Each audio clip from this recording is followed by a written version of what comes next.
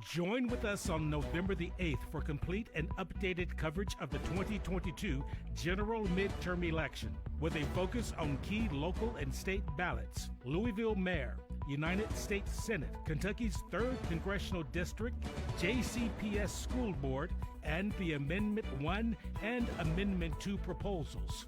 This election coverage is presented in partnership with Kentucky's Voice, Real America's Voice, and Victory News. 800-800-4600 is more than just a phone number. If you've been injured, it's the key to being treated fairly. Don't let the insurance company decide your future. If you want maximum compensation, call Hughes & Coleman. 800-800-4600. You're watching Supreme Justice with Judge Karen.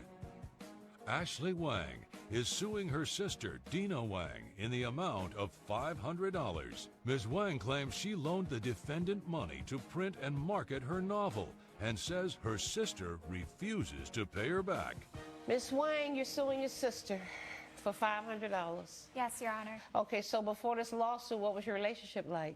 I've always looked out for my younger sister. Mm-hmm. Is that true? She's always looked after you? I mean, she has been supportive of me. Right. Yeah. So what are you doing with your life? What do you do for a living? I'm a writer. I actually just published my book. Oh, okay. This is my book, Building Windmills. Oh, okay. Yeah. That's nice. Yeah, I'm very proud of it. Okay, and what were you doing before the book? I was writing it. Okay. So I was writing full time. So how are you paying your bills? Mostly using savings from before. Okay. Yeah. Is that right?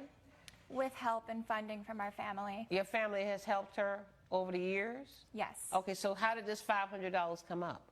Well, Dina had came to me, and I was very proud of her, that she'd written this book, and she had been wanting to enter into a all-female book expo. I was incredibly proud of her and happy for her. Are you self-published? Yeah. Okay. So you didn't get any advance money or anything. All you did was pay.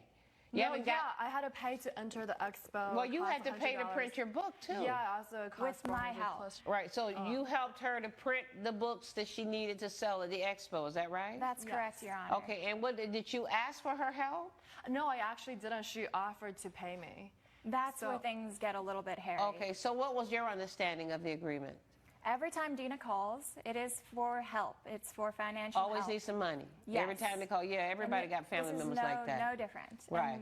You're right. We do love Dina. We support her. Right. And it seemed like she was committing to something for one first time in a very long time. Oh, she had written a book. She'd written a book. She's entering it in the expo, and I just wanted to help her out with this one thing. Coming up. You didn't have $100? No, see, that's the thing. I was only responding, honestly to her question. I didn't But what's the ask her great to news give if me. you don't have the money? Did you have the money for that great news? Closed captioning provided by. Do you like chocolate bars?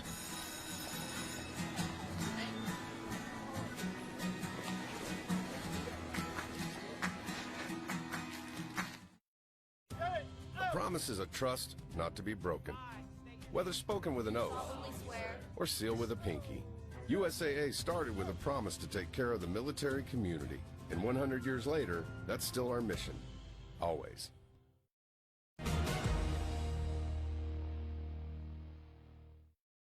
More truck owners are switching to Ram, which means more people behind the grill are switching to Ram. Gonna flip that? And more people behind the grill.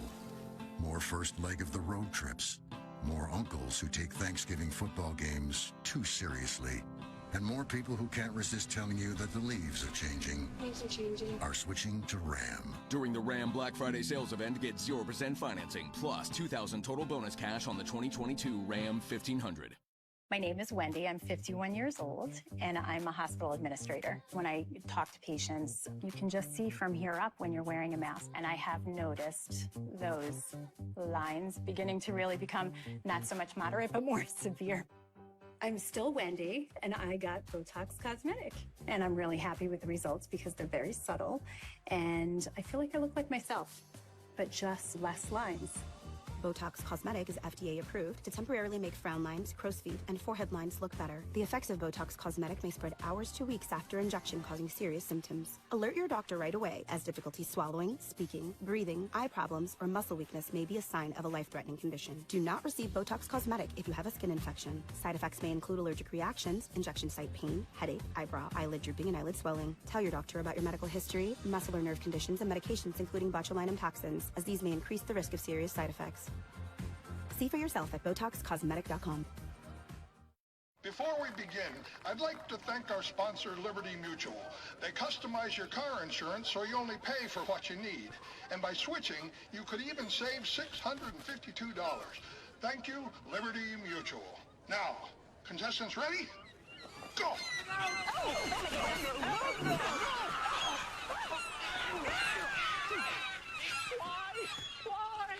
Only pay for what you need. Liberty, liberty, liberty, liberty. This new Rally's $5 meal deal is for all the workers, the heavy lifters, the get-it-doners, and the taking the double shifters. So who's earned this Rally's $5 meal deal? You have. Fill up on a fully dressed Rally burger, 8-piece white meat chicken bites, Rally's oh-so-famous seasoned fries, and a 16-ounce drink? Woo! That's a lot for just $5. You work way too hard for us to slack on the flavor. The Rally's $5 meal deal. You've earned it. You're watching Supreme Justice with Judge Karen. Supreme Justice is back with the case of Ashley Wang, who is suing her sister Dina Wang for an unpaid loan. You just offer her money? When Dina calls me, she's asking for financial help. Okay, so let me hear the first text. So it says, great news, I'm invited to showcase my book at the Citywide Women's Expo. I say, that's great. Is it free? No, there's an entry fee of $100. When is the expo? It's next week, but I only have until midnight to register, so there's already midnight this same night that I'm writing you? That's correct. Oh, great news. You didn't have $100? No, see, that's the thing. I was only responding, honestly to her question. I didn't call her asking for financial support. Total of $500. And I didn't But what's the ask her great to news give if you me- don't have the money? Did you have the money for that great news? I only had about $100. You had $100. So I thought it was only $100. I ended up loaning her a total of $500. Why $500? Well, the case goes on. No, there's an entry fee of $100. When is the expo? Next week, but I only have until midnight to register. I don't get paid until next week, so I have to take a cash advance. I have to order the books, too. Will $400 cover it? Probably. That's you saying, will $400 cover it? Correct, Okay, Your tell me Honor. when you're talking now. Will $400 cover it? Probably need a little more for shipping. Okay, we'll transfer the funds to your account in 1 hour. Thanks, sis. I'll order the books today. Sign me some copies. Okay, well, I didn't hear anything about loaning, when you're going to pay me back, or anything like that from you in those text messages. Well, I did end up taking a cash advance for this loan to my sister. And things happened. Some things happened with the kids, and with your I kid. needed that money. Yeah, but you did not have an understanding with her that it was a loan in the beginning. I reached out to Dina several times, again in text message and in person and phone calls, and she never responded. Judge Karen's verdict when Supreme Justice returns. Promotional consideration provided by Mucinex Night Shift fights your worst nighttime symptoms so you can get to sleep and wake up ready to go. How could you? So rise above the misery. Wake up to a new you. How dare you? Today you're back and ready to go. This will not stay. Oh. Huh? Oh, nuts. With Mucinex Night Shift, it's not cold and flu season. It's always comeback season. These are the faces of Listerine. The face of millions of germs zapped in seconds. The face of clean. The face of woe. Some are of intensity. Others, joy. All are of Listerine. Feel the woe. Do you like chocolate bars?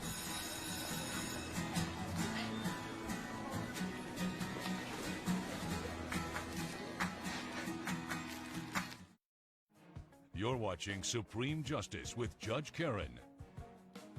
It's unfortunate that you're standing in a court of law in front of a judge asking for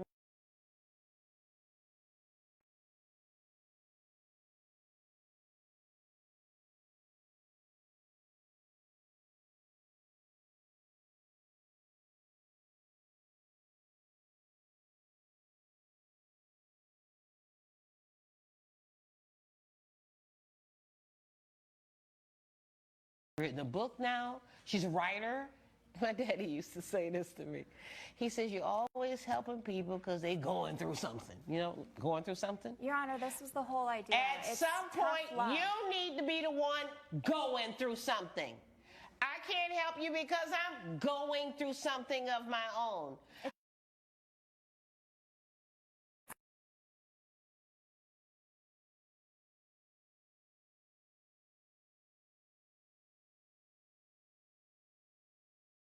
With a sad sob story, you still be issuing out money to your own detriment. But you're going to lose this case. Judgment for the defendant. Good luck to you. Judge Karen has ruled in favor of the defendant. The plaintiff's claim has been dismissed. Gina, it's time you grew up. I'm not loaning you another dime. You'll always be my big sister, and I appreciate you supporting me.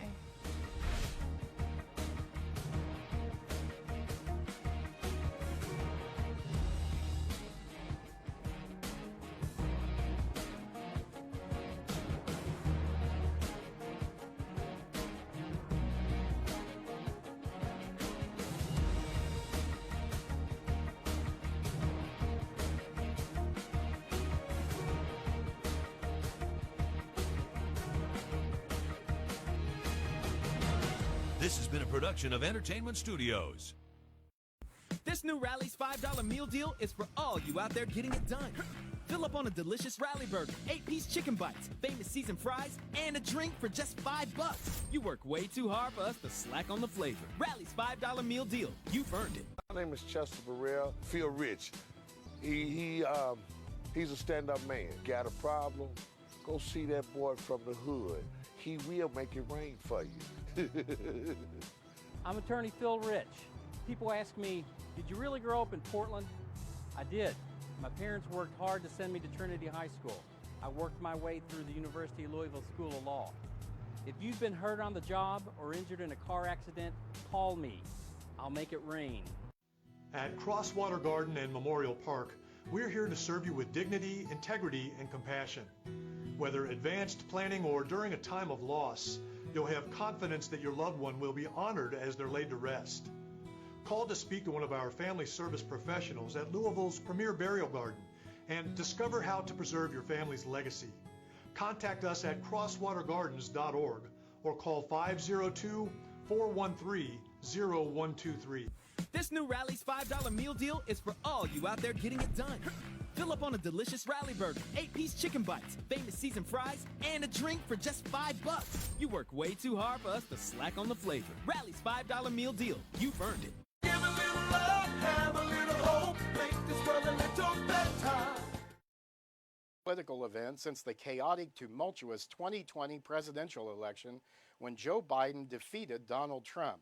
Many consider this midterm election a referendum on the Biden presidency. But there are many other important questions to be answered tonight and other important issues on the ballot, including for our state and our city and our local governments. Welcome to what is probably the most important night for this district, our Commonwealth, and certainly this nation. Good evening. My name is Jim Waters, and I'll be your host tonight for the next several hours. And along with a team of panelists, we'll break down in real time what's happening minute by minute in Campaign 22. Right now, votes are still being counted and cast, and many of you, this has been your first voting experience, and for all of us, it's the first time in recent years that we've been voting without pandemic protocols. Many important things are on the ballot in this midterm election. Across the country, people just like you are voting for the right to choose a better life for themselves and their families. They want schools that will prepare students for a changing future that lies ahead. Some states like ours will go to the ballot box and choose new leaders in their city and state. And in what can only be explained as the biggest issue of our time or any time, the right to human life is on the ballot in Kentucky and many other states. I want to start in the back tonight and show you just some of the dedicated individuals bringing you this coverage, from producers to directors and more. We are covering election results in this state and others. Along with our partners at Real America's Voice and Victory News, we plan on presenting you the conservative choice you've always wanted in local news. Welcome to Kentucky's Voice Election Night Coverage Live.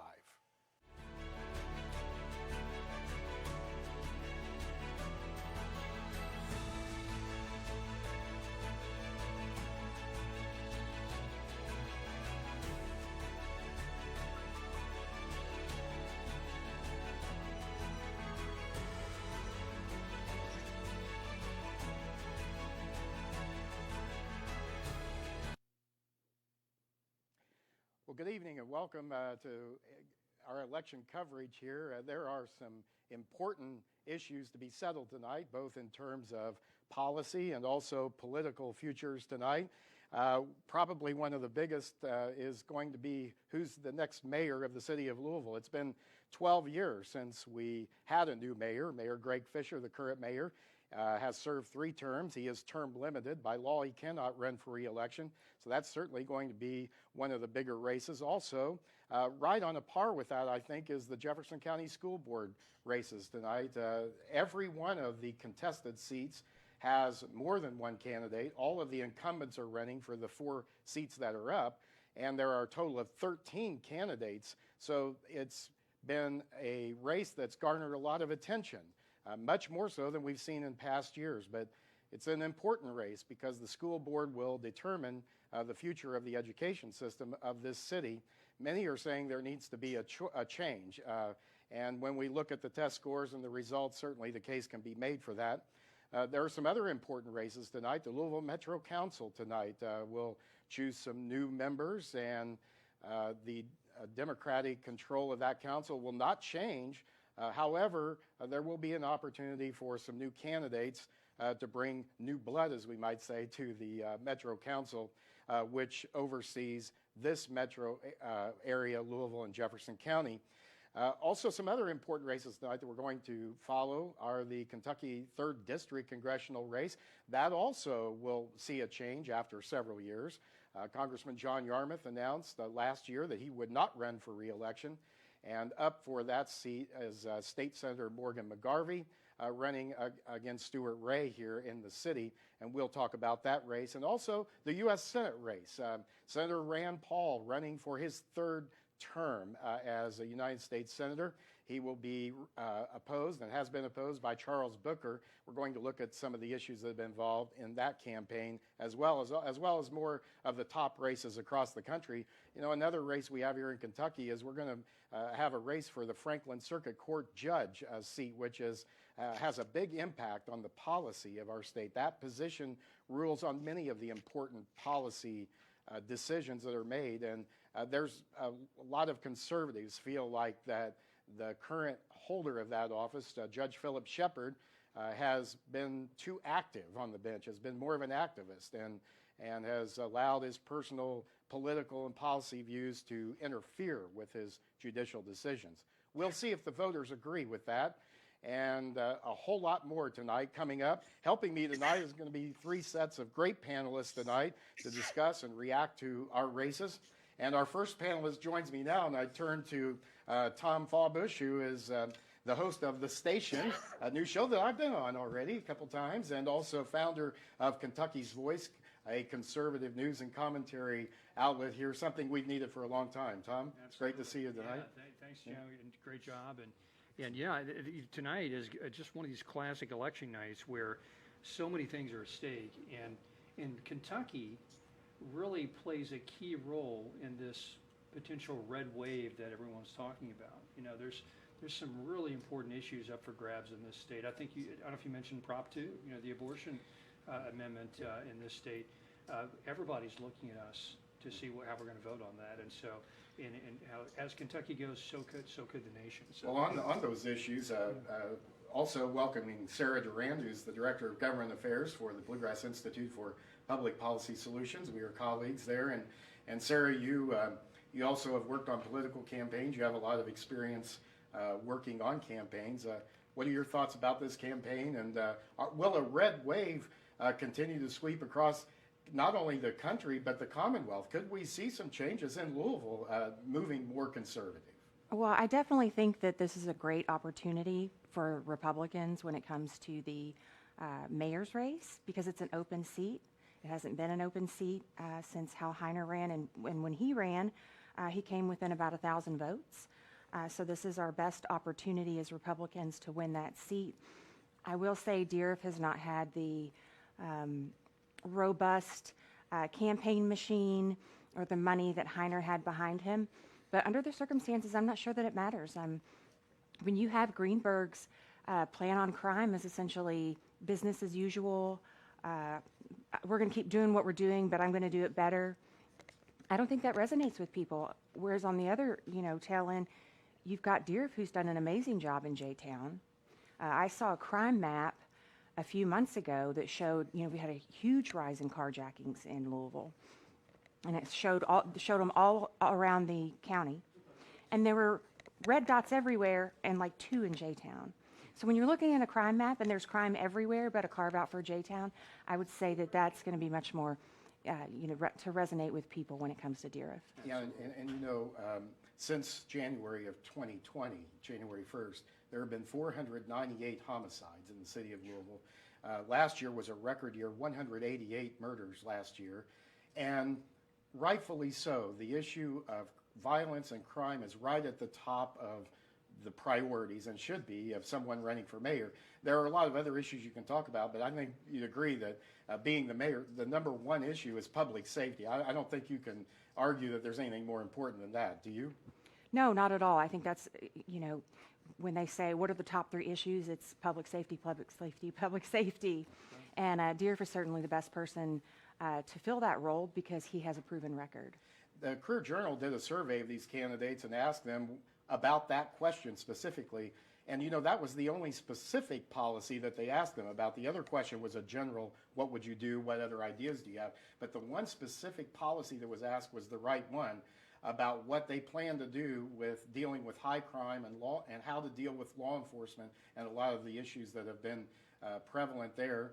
Something I don't personally think the current mayor did a very good job of handling. But, Mr. Deeriff, he caused quite a splash when he said he planned to bring Rick Sanders, who was his police chief in J-Town, to Louisville. But why not? If you have somebody who's doing a great job and it's already proven, why wouldn't you go ahead and try to bring that and help the larger community? He also talked about he would employ community-oriented policing. He wanted to build trust. And I like his approach of that the approach is on the criminals, catching hardened criminals, violent criminals, not this petty anti-picky stuff. He said we need an intelligence-led policing approach to catch hardened criminals. Greenberg's answer was more about gun control. He wanted to increase efforts to reduce domestic violence, even though he couldn't provide any he didn't seem to have any real information about, how much of a problem that was. And, and talked about enhancing youth programs. So I guess voters will decide. But if you're concerned about safety, I think the choice is going to be pretty clear here tonight. My name is Jim Waters. I'm the president and CEO of the Bluegrass Institute for Public Policy Solutions, your host for this program tonight. And I look forward to this evening seeing what happens here. We'll be back live on WBNA 21 and the Big Four and on all our social platforms streaming live in just 2 minutes. This new Rally's $5 meal deal is for all you out there getting it done. Fill up on a delicious Rally Burger, 8-piece chicken bites, famous seasoned fries, and a drink for just $5. You work way too hard for us to slack on the flavor. Rally's $5 meal deal. You've earned it. Thousands of families in Kentuckiana don't have enough to eat weekly. People who struggle are forced to make choices between everyday needs and food. Choices like feeding the family or paying rent, buying groceries, or filling this week's prescriptions, a hot meal, or gas in the tank. As the issue grows, Dare to Care continues to fight. Take hunger off the table for someone you know today. I'm Sam Aguiar. What does it mean when we say we've got your back? It means taking on bullies and making sure people don't get pushed around. It means treating all people with compassion and respect. It means standing up for what's right and never giving up until justice is served. And it means fighting for the results you deserve, standing up for the community, fighting for what's right. Call Sam Aguiar Injury Lawyers. We've got your back. 888-8888. Hello, I'm Billy Hayes, owner of Grand Finale Cleaning. Grand Finale Cleaning is growing and looking for team members in your area. Residential, new construction, and window cleaners are needed. We're also interviewing for office and clerical positions. Pay is based on experience with paid training. I love working here because the hours are so flexible and the team really feels like family. Visit us online at gfcleaning.com and apply today. This This new Rally's $5 meal deal is for all you out there getting it done. Fill up on a delicious Rally Burger, 8-piece chicken bites, famous seasoned fries, and a drink for just $5. You work way too hard for us to slack on the flavor. Rally's $5 meal deal. You've earned it.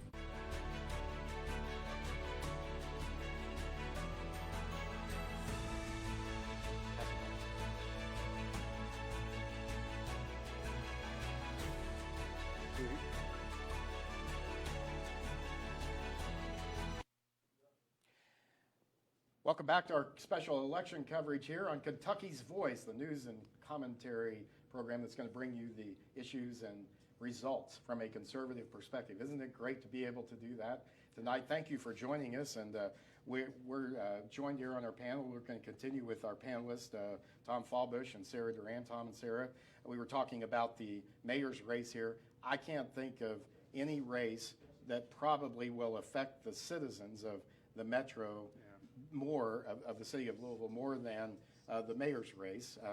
It's been 57 years since a Republican won that seat. And Sarah, as you mentioned, Hal Heiner came the closest that anybody's come. But that's truly amazing that the last Republican mayor that Louisville had was Kenneth Schmid. He was elected in 1965, and he only served one term. He got beat for re-election by a Democrat. Now, since the Metro formed, there have been only two mayors, two long-serving mayors, two long-serving Democrats, Jerry Abramson and Mayor Greg Fisher, who took office in January 2011. He's completing his three-year term. He cannot run, as we said, for re-election. He is term limited. The questions that we talked about, of course, and the issues are about crime and about what to do about policing. And Tom, I mean, we could talk about a lot of issues, and there are a lot of issues. There's the budget, there's utilities, there's services, there's roads. But if you're not safe, if you don't have a community that's safe, if citizens don't feel that safety and security, it's really hard to move past that, isn't it? That's got to be solved. It truly is. And that issue is front and center in Louisville, and also in all the other cities around the country that are like Louisville. Louisville is like you said, it's a one-party town. It's been run by a Democratic mayor and councilman and previous administrations for 50-some years. And so cities like Louisville, Baltimore, other cities, Detroit, Chicago, they're facing an upsurge in crime. And why is that? Well, something just occurred in this past 2 years. We went through this pandemic, right? We went through a pandemic, then we had the Breonna Taylor issue here in Louisville and the BLM movement in the U.S. And we can argue the merits of those movements and the arguments there, but the result was a real strong emphasis on police reform, and maybe the police are the problem here, and some cities wanted to cancel the police or get rid of defund the police, and so there's if you're on the left, if you're a big city Democrat politician, you generally lined up with that ideology and that approach. And what did that do? That demoralized our police. It told our police to back off. Let's not no more of this aggressive policing. And we had a lot of retirements. We now have a hard time retaining our police officers in the city. We have a hard time recruiting police officers. And so what's the end result is the criminals feel emboldened and the police are demoralized. And you can really point that back to policies and decisions that were made by big city Democrat mayors like Greg Fisher. And so that is front and center in this campaign, unlike this issue ever has been, because of what Louisville just went through. And so this is a fascinating moment. Yeah, and Sarah, when you're talking about being competitive, as a city, as a state, if you have record high murder rates and crime rates, we're not talking silos here. We're not talking about crime separated from the city being able to grow, separated from development. I mean, these things work together, and a lot of people, when they're deciding where to move to, that safety in schools are two of the top issues. Absolutely. Well, and safety in the schools is a big problem as well. But I will say, where Greg Fisher really failed us was when we had all the riots, and essentially told the police that they weren't allowed to act. They weren't allowed to do anything to stop those riots. My husband is one of the folks that bought into let's revitalize downtown, let's bring it back, and had a business down there. And here we just gone through COVID, and so nobody was out, and the business is losing money, and then all of a sudden, we have all these rights because of the Breonna Taylor situation, and the government is doing nothing. Exactly right. Yeah, and it's sound policies, like you mentioned, you know, determining what those are. We need healthy debate and discussion. I'm not saying we don't need that. I think we do need that. But, you know, making government more transparent, making dealings that the administration has with police, you know, making that open. I think there's been some things that have happened that can help us with that, with body cam and using the technology and everything. But at the end of the day, if our officers don't feel like they're supported by the policy makers and citizens, you know, it goes to the issue of retaining, and we're having some real issues here, not only retaining teachers in the schools, but officers on the police force. Absolutely. And yeah, it's fascinating that, you know, for decades, people have ignored local elections, local politics, and you know, to our detriment. Obviously, you know, you need to pay attention to all your political office holders, but these past 2 years have done really a service to the American people in the sense that it's refocused our attention back to the power of your local politicians, of your governors, of your mayors, of your metro council people, of your school board. All right, these school boards, they have a lot of say over your life and of your family and your children. So I'm just excited about tonight because this is a moment where America is starting to look at their political system from top to bottom, from mayors to senators to school board down to your local councilman, the dog catcher. You know, it affects every aspect of your life, and safety is one of those key issues that it affects everybody everywhere they go. And to your point about downtown Louisville, exactly. I know so many businesses that are starting to pull out, and they're really looking at this race. They want to know who's going to win this race, and they're going to make some decisions about who's going to win this race, about what they're going to do, whether or not they're going to stay in the city and back it. And so we have a lot at stake, Louisville, tonight in this mayor's race. Let's hope we get a good result. Well, and I appreciate that Dearth is a person who said he's going to work on safety in the schools. You know, Mayor Fisher all these years has been, oh, well, that's the school board, that's not me. There's nothing we can do. And JCPS averaged 122 fights or something like that per day. And then they also complain that we have a teacher shortage. We need to pay them more. We need to beef up their pensions, but the private schools don't have a teacher shortage. Hold that thought right there. We're going to go to video with our mayor candidates right now and hear some of their comments.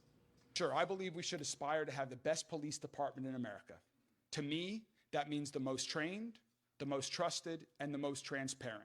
We need one focused on community policing that does have a full staff of 300 more officers that are working with neighborhood leaders, members of the clergy, medical professionals, formerly incarcerated individuals, neighborhood leaders. Anyone who wants to be a part of the public safety solution should be working with our police department to prevent crime from happening on their block, in their neighborhood, in our city. What we will have already happening is when J-Town had 2 openings, the money wasn't different because LMPD already raised their salaries. In fact, actually at that point they were above us.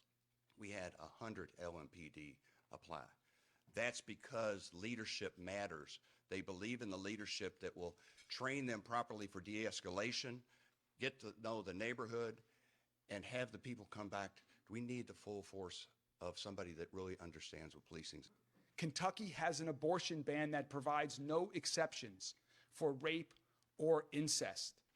So regardless of what Bill says, the choices are, do we fight that extreme abortion ban and fight for the rights of women so that they can control their own health care, or do we let it stand? The establishment that's in power right now telling your police to stand down, that's scary. That means he's going to tell one person to arrest this guy but not arrest this person.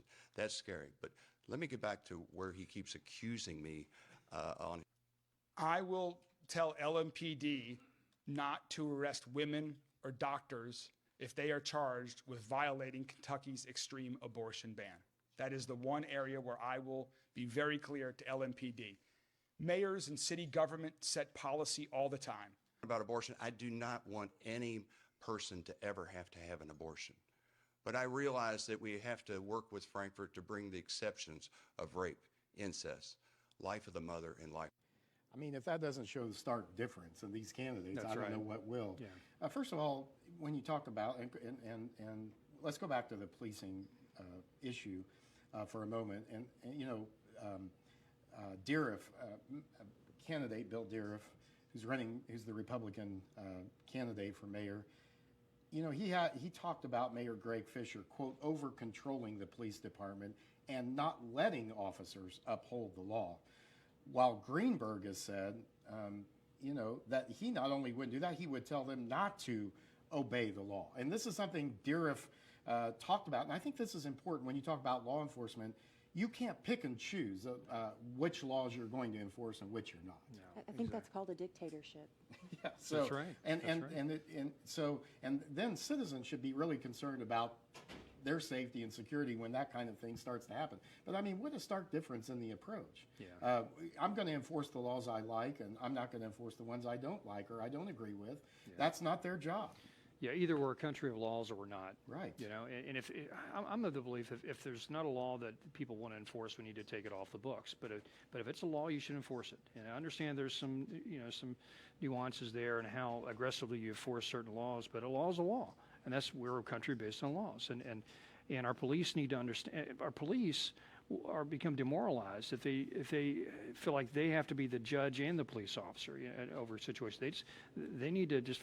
They want to focus on just forcing the laws as written, and then have the backing of their superiors to let them do that. And we just don't. Yeah. We're not doing that right now. Hence, crime is blowing up. So. And you know, around the country, we're seeing some red wave in some cities. The city of Miami, for example, Florida, has elected a Republican mayor and a conservative school board. Those two things seem to go together. And Sarah, you brought that up earlier about safety in schools, but as well as the community. And this is something, I mean, these, again, we're not talking about silos here. These things affect one another, these issues. Right, and we have terrible education outcomes, but number one, when I send my child to school, I want to know that he or she's going to be safe. Yeah. That comes first. And I'm glad to see that many of these candidates that are running, that are challenging, many of the reform-minded candidates that we've had the pleasure of associating with, have made that a top issue. Charlie Bell, when she was in on the interview on the station here this week, when we asked her, and Tom, you asked her, what is her top issue? And she said safety. That was the top issue. That's right. That she's talked about, safety and security in our schools. And she's been a principal, she's been an administrator, so she understands that. And it's just common sense too, right? That's right. If your child can't learn in school, then those academic performances aren't going to improve. They're going to continue to get worse, and we've seen that in JCPS. Well, let's unpack that a little bit. What does safety mean when it comes to education? Obviously, you want to protect your kids from assault. You know, we've had a lot of schools attacked throughout the past decade or so, and those are high-profile, rare but high-profile events that are very tragic. So there's that aspect of it. Do we have officers in school? Do we have resource officers that are armed? You know, what's our policies there? There's stark differences between the left and right on those sort of issues, but also just safety in the classroom. How are we managing classrooms? You know, are we holding parents accountable if their children act up? And a lot of teachers are complaining that they can no longer control the classroom because the administration won't back them on behavior enforcement. So safety is a broad issue, it's a broad topic when it comes to education. You've got a lot of things to look at. So. Well, and as you mentioned, these things aren't siloed. One of the things that Deariff has mentioned throughout the campaign, as far as public safety is concerned, is bringing back some form of juvenile justice. We have no juvenile justice system anymore in this city, and so there are no consequences. So you've got these kids, you know, our murder rate is high, and it's mostly kids who are committing these crimes. And then they're also going to school, and they're behaving in the same manner, and they're interacting with other kids who aren't committing crimes. And so all of it works together. Yeah, it really does, and you can't separate those things when you're living in a community. Citizens care about all those top issues as priorities. We saw some differing comments about abortion there. You know, I have to say, I mean, the mayor's race, certainly this is an issue that is in Kentucky with the Amendment 2, Tom, with Amendment 2 on the ballot about about the Constitution not ensuring the right to an abortion. But to me, Greenberg focusing so much on that, it seems to indicate that he doesn't have a whole lot else in his basket to talk about. Right. He's trying to maybe gin up the enthusiasm, if you will, of Democratic voters. That seems to be his strategy. Yeah, that's exactly it. It's a national strategy in this campaign for Democratic candidates to use abortion as an issue to motivate their voters. And what's interesting, I was reading an article the other day that that the key constituency that they're hoping to motivate to come out are basically middle class, white, college educated women. That's your key pro-choice voter demographic.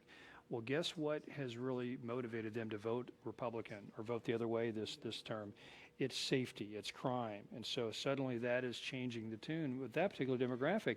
And so even that core issue that the Democrats want to hang their hat on is being swamped by the issue they don't want to talk about, which is crime and public safety. Well, So it's I think this is why we're seeing the shift that we're seeing nationally, is because as a white suburban woman, that might be an issue for some, but we're the ones that go to the grocery store and see inflation and the prices raising. We're the ones who had to quit our jobs to stay home with our kids when Democrats and the teachers unions kept the school closed. Abortion might be an issue for a lot of women, but it's not the one that's right in front of their face every day. That's right. And I think from what we're hearing from the polls, there's some enthusiasm about the inflation issue, about economic issues. I think people are really concerned. 2018, the midterms here in Kentucky were the highest turnout nationally since 1914. However, we pretty much remain the same here in Kentucky. But nationwide, the turnouts in the midterms have increased significantly, and concern about voter security, about election security, ballot security, has also been part of the discussion. And let's go to the video we have now with the Arizona Sheriff. Maricopa County Sheriff Paul Penzone pleading with the community to be, quote, be better people amid reports of new investigations into alleged voter intimidation. Thanks for joining us for 12 News at 6. I'm Kariba Devine. I'm Mark Curtis with November 8th just around the corner. Those reports of voter intimidation are causing the Department of Justice to get involved. Team 12's Bram Bresnick joins us now in studio. He was at Sheriff Penzone's news conference late today and has the very latest details. Yeah, just a few minutes ago, Secretary of State Katie Hobbs announced her office has now made 6 referrals of alleged voter intimidation to the U.S. Department of Justice. These cases involve voters at 2 outdoor Maricopa County ballot drop boxes in Mesa and downtown Phoenix. Each one has been monitored by so-called election watchers. Sheriff Paul Penzone says he understands the First Amendment right to watch voters cast ballots, but says it's pulling deputies away from their job of protecting the community. We're going to fight and we're going to work and we're going to do everything necessary to keep people safe. Maricopa County Sheriff Paul Penzone says these 2 men brandishing weapons near a ballot drop box in Mesa could face criminal charges. Criminal reports have been turned over to the Maricopa County Attorney's Office. The more folks there are that are creating problems, the more deputies that you're going to see on the streets focused on this versus burglaries and crimes against children and robberies and all the stuff we should be doing.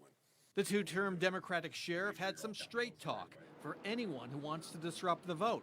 They're also a drain, he says, on his deputies' time protecting the community. Penzone's bottom line? But we'll come in, we'll babysit polling sites because people have to misbehave if that's what we have to do to protect democracy. Well, talking about election security and voter turnout, this has been an issue that has been part of the U.S. Senate race with Senator Rand Paul, who is being challenged by Charles Booker of Louisville, who really got his he really got political attention through the Breonna Taylor, through the whole racial justice movement, and what happened in downtown Louisville. He's really kind of played off of that. I think he's tried to build a campaign off that. I don't think it's.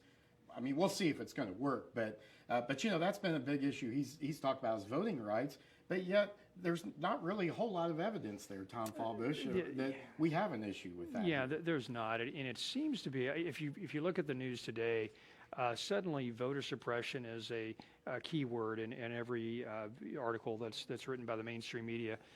It looks like I think the Democrats are teeing up that issue as an excuse of why they lost, and they're going to use that as a wedge issue for the next campaign. Look at these mean old Republicans. They did voter suppression, and that's why they won this election. Hold that thought. Let's go to the video.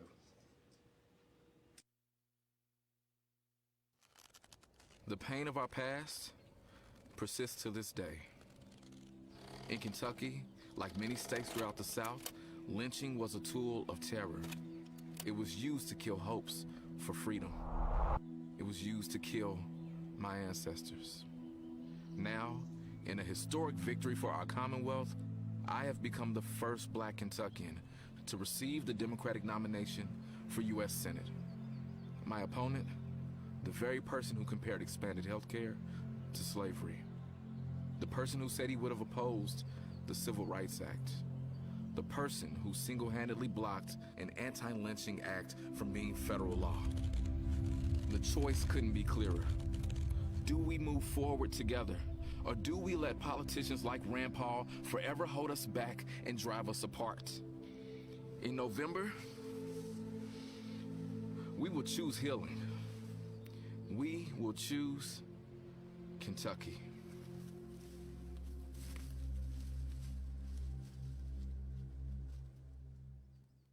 So I think that was the first campaign ad that Charles Booker came out with. And Sarah Duran, you've worked on political campaigns.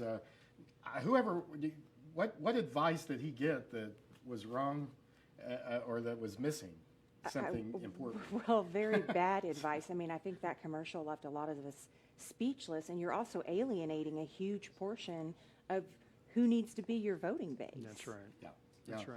Well, speaking of this every U.S. Senate election today is huge because the balance of the Senate rides on these races, and so we have this race. Democrats right now really have an effective majority because the chamber split 50-50, and you have Vice President Kamala Harris who has the tie-breaking vote, and then 35 of these seats are up for election. 35 of the 100 U.S. Senate seats.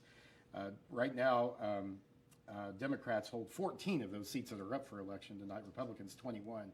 Just some thoughts about that and how important this race is. Every one of these races to the U.S. Senate being conservative, Republican. Well, I think it's safe to say I think Rand Paul is going to win this race tonight. I'm just going to project it right now.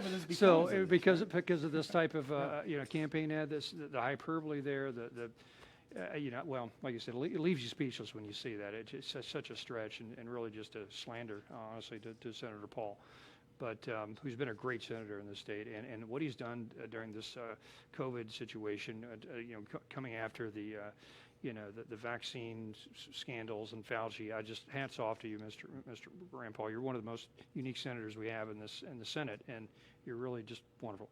So, sorry, fanboy here. I'm sorry, but yeah, this is a real important moment, obviously, because I think the Republicans can actually take the Senate, and the question is, what sort of majority will it be? A 4-seat majority, 2-seat majority, whatever. But I think there's a real chance to do this tonight, and look for that tonight. Yeah, and there's so many other important issues in that race. Mm-hmm.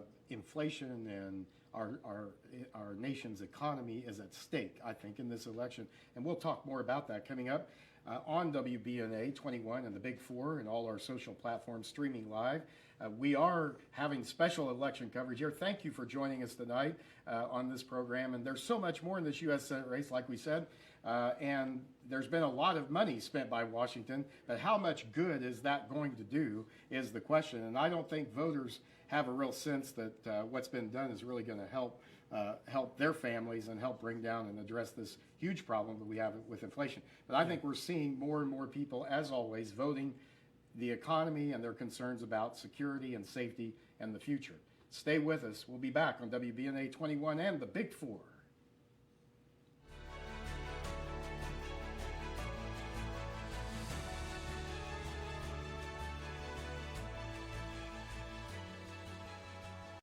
There's This new Rally's $5 meal deal is for all you out there getting it done. Fill up on a delicious Rally Burger, 8-piece chicken bites, famous seasoned fries, and a drink for just $5. You work way too hard for us to slack on the flavor. Rally's $5 meal deal. You've earned it. Llámanos. Hace tiempo. Si tienes un accidente, llámanos. 502 777 1111 777 1111 777 1111. Si tienes un accidente, llámanos. Llámanos. Si tienes un accidente, llámanos. Te ayudamos. Damage that they were doing, so they responded hyper-aggressively, metaphorically carpet bombing our culture, anyone that dared to be successful, calling them a racist, misogynist, homophobe. We're trying to destroy their character. The final phase is a paranoid, neurotic, unfortunately very powerful group of people that know they're no longer going to be powerful, that are going to be grabbing on anything and anyone. And that's exactly why they went after Peter Navarro right before the show trial. Welcome to Kentuckiana Today. Patty, could you tell us the piece of advice that you have for our viewers when they're looking for memory care or assisted living? Yes, don't do it alone. It's overwhelming and complicated.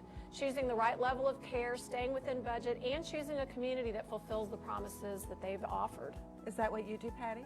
Yes, it's actually a free service. We help you find the right community, negotiate rates, help with VA benefits, the move, and more, all at no cost. Call Senior Home Transitions and ask for Patty today. But here's who's most important to be the cutting edge of the fight, you, the audience. They're absolutely power mad and they're lawless. Get caught up on the most important news from around the world. Watch live on Discover 21 tonight at 10 p.m. Welcome to the War Room with Steve Bannon, your home for true news.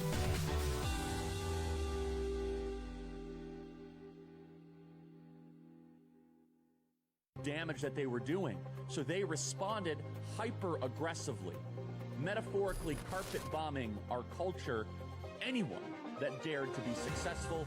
Are you a victim or a victor? We are either known as the oppressor or the oppressed. Again, the founders envisioned that the House of Representatives would be the most powerful, most important part of the branch of the government.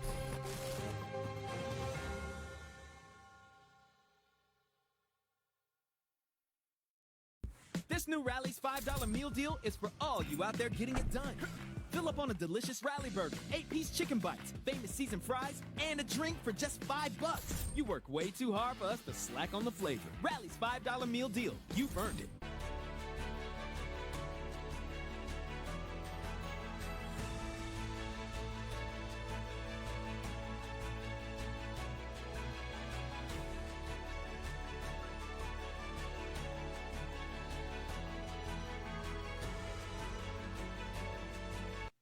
Jim Waters here, your host on this special election coverage. I am the president and CEO of the Bluegrass Institute for Public Policy Solutions, and our vision is to change Kentucky from dependency to prosperity, and to do that through educating, engaging, empowering, and inspiring Kentuckians to make ours the fastest growing, most innovative state in America.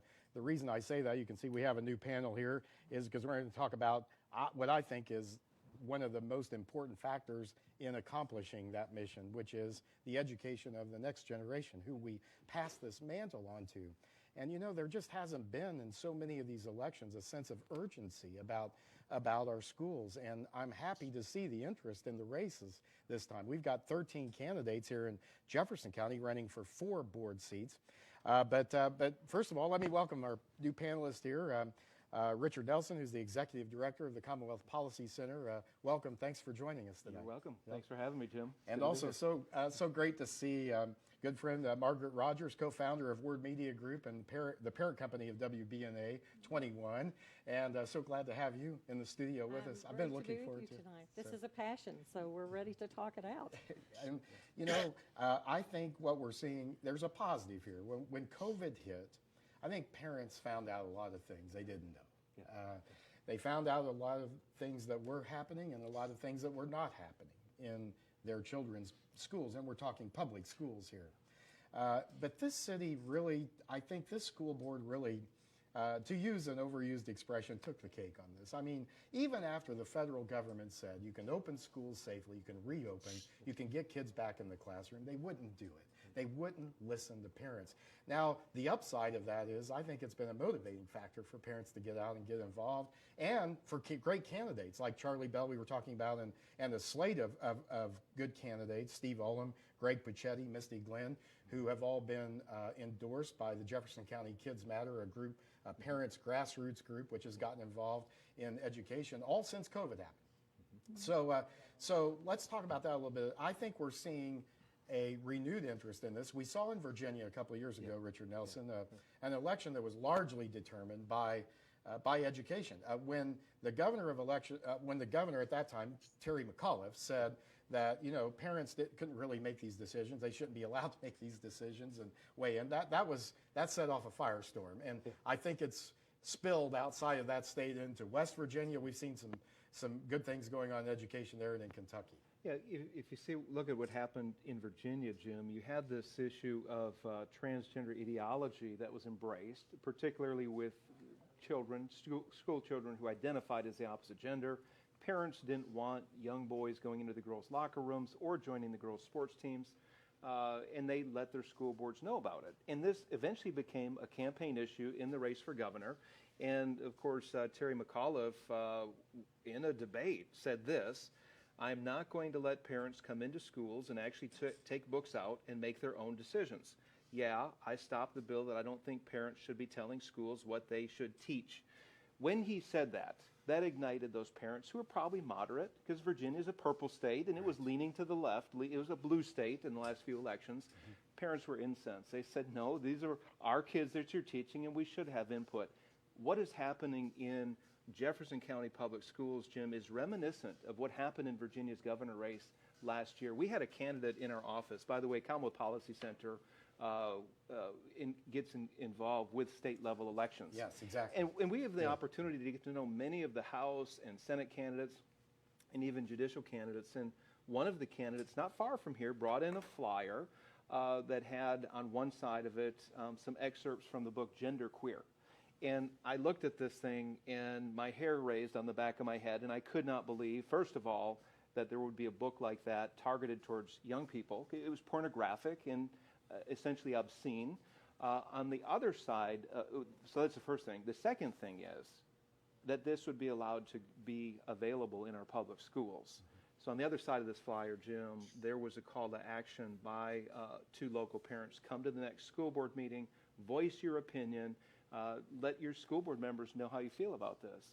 Well, they did very clearly, but unfortunately the school board in September, so this happened back in the summer, in September, they voted to keep that book in the schools. And this is the kind of thing that will cause parents to say, hey, we need a choice. We're not being listened to. We don't think what's being offered to our kids is good and healthy, and really what schools should be about. We have a academic decline in our schools if you look at some of the latest numbers, which I think you talked about in the previous segment. We'll talk more about that. Let's go to the video we have of this issue that will speak to this issue. JCPS parents are pushing the school board now to immediately remove a book from school libraries. The book is called Gender Queer. It's a memoir of the author's journey of self-identity, especially with the sexuality and gender, claiming it's pornographic. Connor Steffen takes a closer look at the controversy. Explicit pornography. Graphic illustrations. Full nudity. Or a tool for self-discovery. The right of every individual to both seek and receive information from all points of view. Two drastically different yet equally impassioned views on this book, titled Gender Queer, at the center of discussions during a JCPS decision-making board meeting Thursday. I am here to defend access. They're going to let this filthy pornography go on in our schools? That's why we are here. Supporters on both sides passionately debating whether to remove the book from JCPS library shelves. The matter brought to the board's attention after parent Miranda Stovall asked two schools to get rid of the book, then appealing to Superintendent Marty Polio. Both requests were ultimately rejected. A majority of grievances with the 240-page memoir are contained to a handful of pages that describe and depict various sexual activities. And looking through the the entirety of the book. It's clear it fits under the definition of obscene matters or material. There are certainly instances where material would have some bona fide educational use. Though Stovall's attorney argues not in JCPS libraries, a stance the district's chief librarian, Dr. Lynn Reynolds, disagrees with. A book has literary value when readers gain something of value from it, such as deeper knowledge or new ideas. In addition, the book impacts the reader and society as a whole. In her remarks, Reynolds, citing the high suicide rate within the LGBTQ+ community, said for students struggling with sexuality or identity, the book's impact could be immeasurable. LGBT experiences from literature creates a sense of otherness for queer and trans people, especially queer and trans youth. She added that a dangerous precedent could be set with the banning of this one book, one that could lead to countless other pieces of useful literature being taken from students. Well, Margaret Rogers, we have a school system here where a majority of our kids can't read proficiently. They're not being prepared in math and key academic areas for the future. And yet we have this kind of nonsense going on, and we have the board not listening to parents. We have the board holding meetings at times and making it difficult for parents to come. The last time I checked, our tax dollars for education were for the educating of our children, not the indoctrinating of our children. And Your I do thoughts? think that that needs to be articulated. I think parents don't, there's too many parents that don't know what a school board is really there for. And the school board is not there to teach your children things that are certainly obscene or put material out there that's going to corrupt or twist their minds. And that's what's happening. But when you look back further into the whole gamut of how things have happened so quickly within our government, within the school systems, within the fact that when COVID came along, everybody was silenced. So many people, we were having to wear masks. You couldn't talk. Children were made to be quiet in the classroom. They were not able to express themselves. All these things played into someone taking control, someone else taking control of what that person is going to think and feel. And in turn, they thought they could push that right into the house and take over a child. If I could jump in and say this is an opportunity for voters today, and we're going to find out just how far back the parents are going to push against a non-responsive school board I agree. and policies that are very controversial. We saw in that segment just a moment ago of some parents who are very angry that this kind of material was introduced in the public schools. But as long as there's not a political price to pay, a lot of times, as long as there's no consequences for that, I think these incumbents have been the worst I've ever seen of incumbents in any office. In this school board, we've got school board members who are openly socialist on their Twitter and Facebook sites, defending ideas about socialism. In fact, not only should they not be teaching our children, they should be holding accountable those who are not educating our children in the system. Both of those things are not happening or happening as they should or should not happen.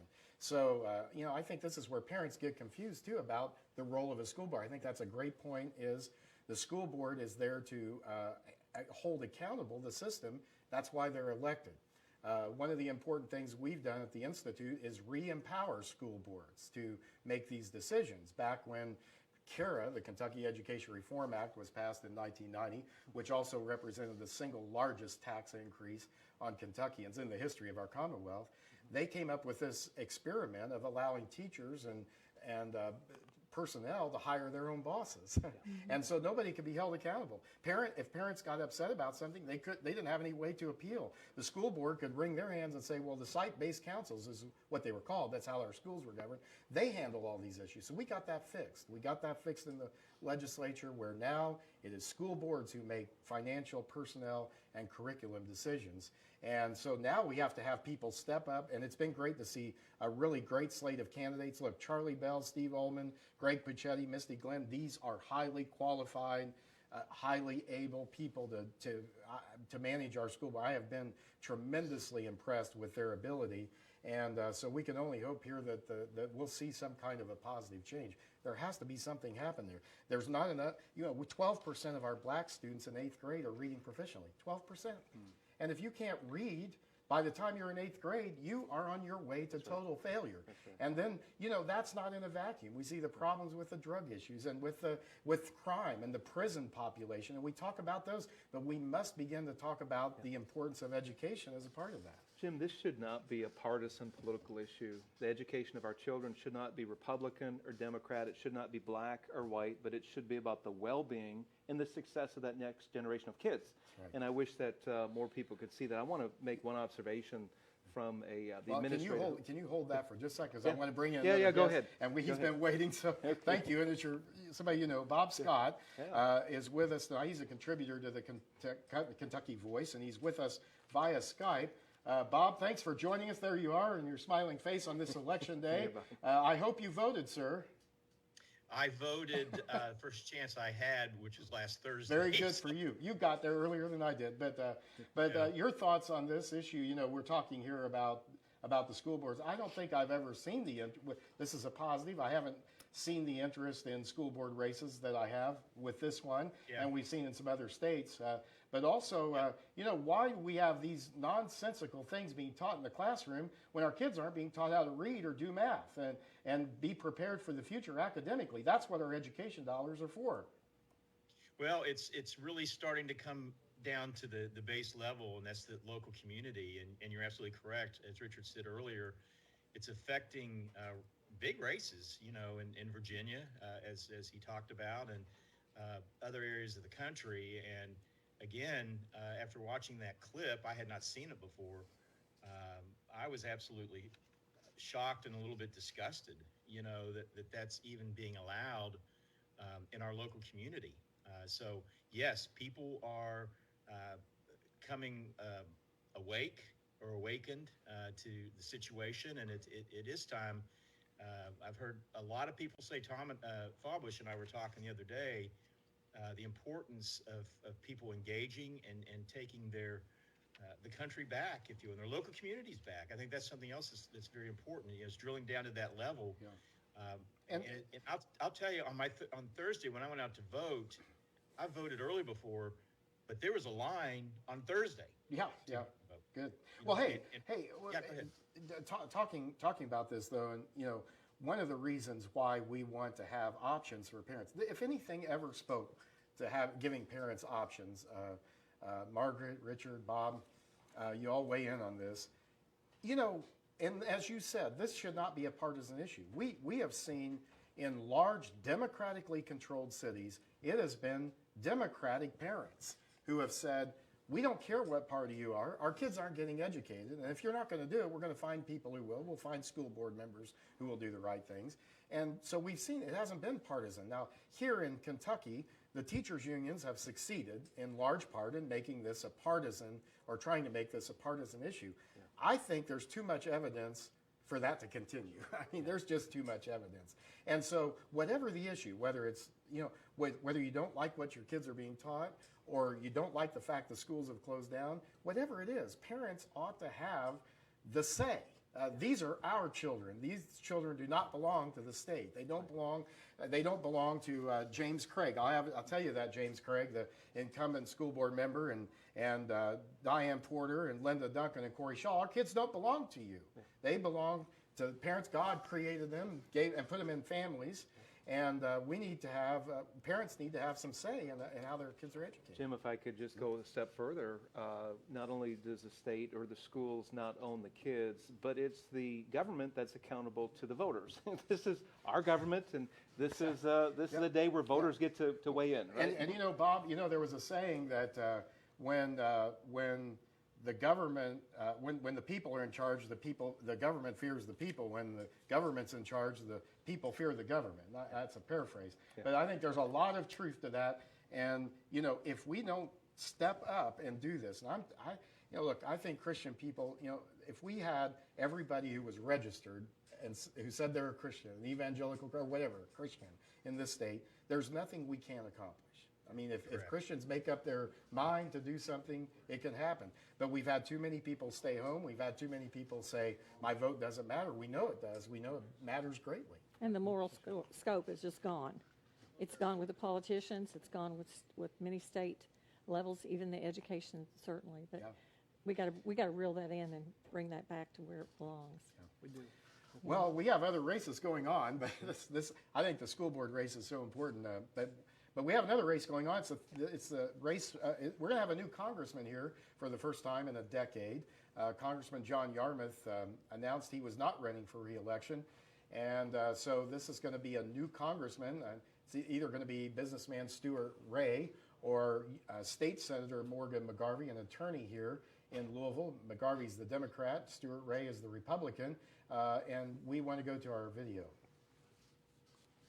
Question for you, Mr. Ray, from the audience. You mentioned inflation. What specifically, in detail, is the Republican Party's plan to reduce inflation? Oh, I mean, the biggest problem with inflation is this out of control, unsustainable spending. And therein lies the problem. $3 trillion worth of spending. It's sad but true. The Fed does have to raise the interest rate. That is one of the ways to curb inflation.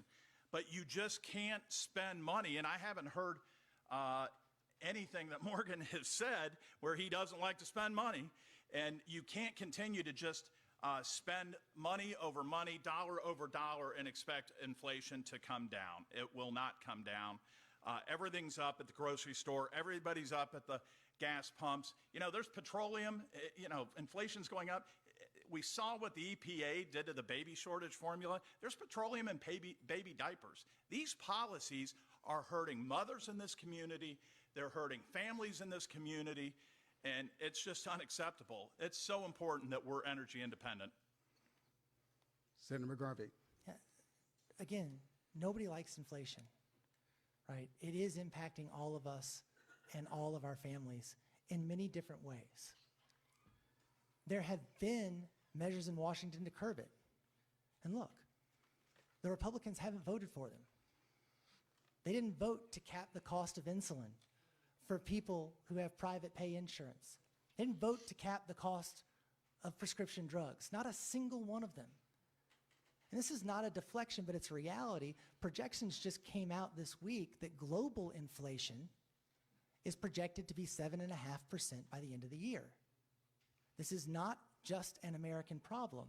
What you see is the American Congress trying to lead on it and being stopped by a party who would rather use it as an election.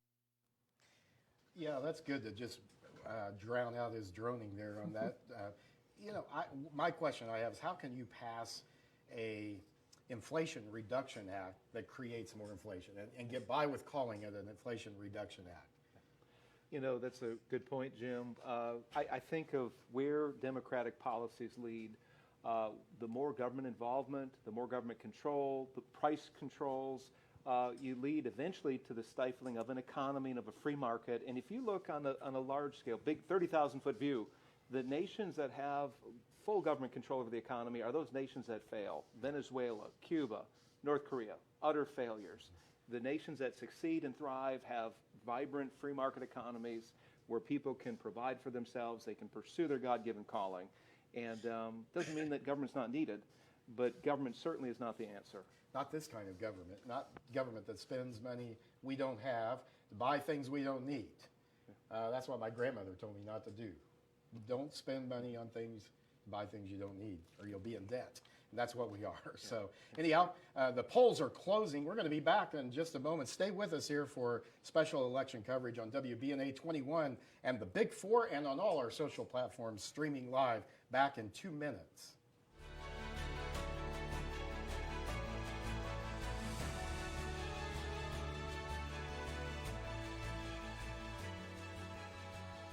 This new Rally's $5 meal deal is for all you out there getting it done.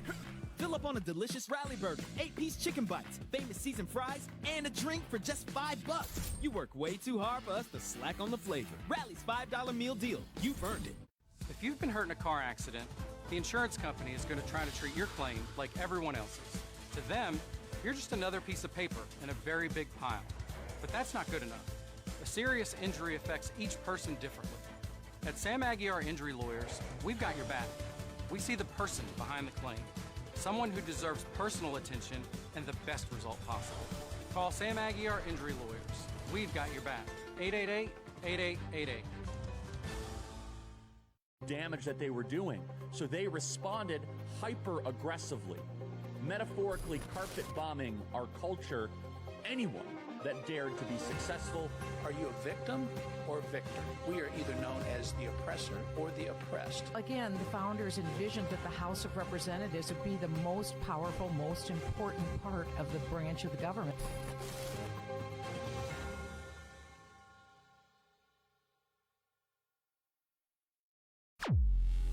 In the rugged mountains of the Pacific Northwest, there's a highway like no other. The Coca-Cola is an engineering marvel. But when the weather turns bad... Look out! It's like the Bermuda Triangle of truck accidents. Keeping the coke open takes an army.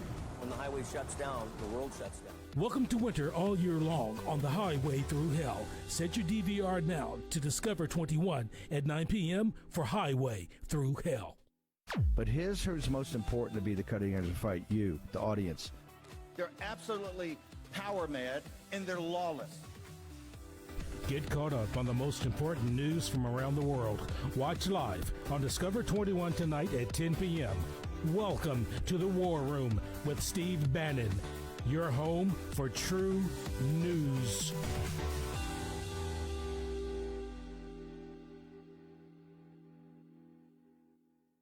Damage that they were doing, so they responded hyper-aggressively, metaphorically carpet bombing our culture, anyone that dared to be successful, calling them a racist, misogynist, homophobe.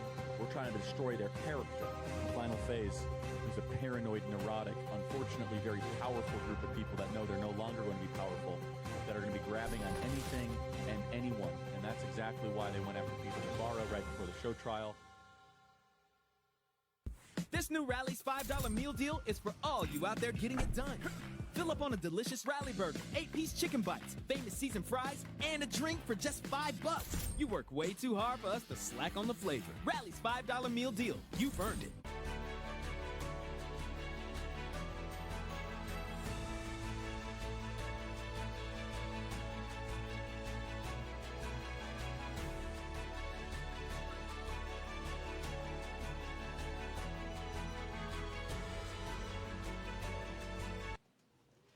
Special election coverage here on WBNA and the Big Four. Hope you're enjoying our coverage tonight. And the polls now have closed. We'll begin to have results coming in. It's going to take a little while for that, as we know from past experience. And there may be some races tonight that we don't know that aren't settled tonight. But there are certainly lots of races on the ballot. When I went to vote today, it took me the longest it ever has because we did the paper ballots and all the issues. And there are a couple of ballot amendment, proposed amendment changes, or proposed amendments that would change the Constitution, the Kentucky Constitution on there. And one of those is Amendment 2, which is a pro-life measure, a measure about abortion policy. And so we have a video on that. Let's start on that, and then we'll get our panelists' reaction to those comments. My husband and I have 2 wonderful children and 1 amazing granddaughter.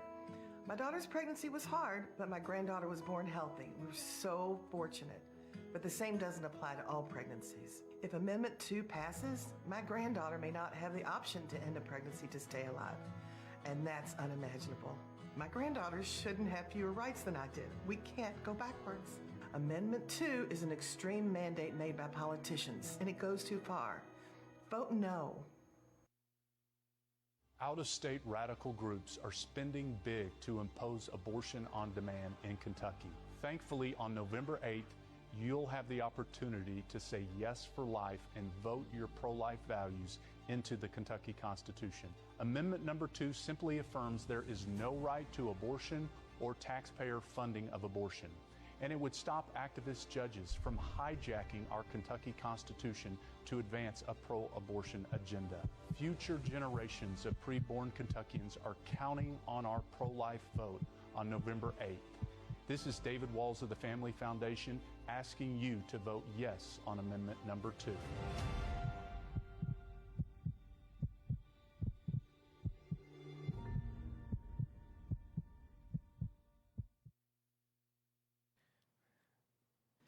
Well, it's amazing how there has been so much talk about one of these amendment issues and not hardly any about Amendment 1, but this is about Amendment 2. And we're rejoined here by our panelists, Tom Fallbush and Sarah Duran, talking about Amendment 2. That video package certainly showed the difference in the rhetoric. Well, there's a lot of rhetoric on both sides, but it certainly showed that there's some clear dividing lines here. Tom There really is. And that first commercial was very misleading. You know, at the end of the day, this amendment does not outlaw abortion. It does not prevent it from occurring in the city, in the state, if we vote that we want to do it. It just basically says that there's no inherent right built into the state constitution. And so so much of the pro-abortion rhetoric has been built around, hey, they're going to, this amendment is going to ban abortion and that's it, it's all over. No, it's not that. And I think there's some reasonable folks, even on the pro-life side, that will allow for exceptions that this lady talked about in that video of her, case of, health of the mother, yes, but what is that, like 0.1% of abortions in this country is something like that. So anyway, so that is a misleading ad, but so the rhetoric is full force on the pro-choice side. So yeah, Sarah Duran. I think that the amendment doesn't do anything at all, and it's a waste of time and money and resources. If it passes, nothing changes. If it fails, nothing changes. And abortion is something that's dealt through statute, like a billion other things. Do we need to add all those into the Constitution? Do we need to say, you don't have a right to drive as fast as you want on the road? No, because that's dealt with in statute. Do we need to say, in the Constitution, you don't have a right to smoke marijuana? Well, no, because that's dealt with through statute. I just think that we could be using this time, money, and resources on some more meaningful issues. Well, and I think you're talking to a point about constitutional amendments. They usually fail. Now, I think this Amendment 2 compared to Amendment 1, this Amendment 2 is one sentence, and but many of the amendments we see are complex and complicated. People don't really understand. They're not really in favor. And I think our founders were right, Tom, in making it difficult to change the Constitution. Is there a real need, like Sarah mentioned, what's the right path to take here? If we as a state, and I think the overturning of Roe v. Wade certainly was an important decision in allowing states to make this decision, right? And that was the right decision.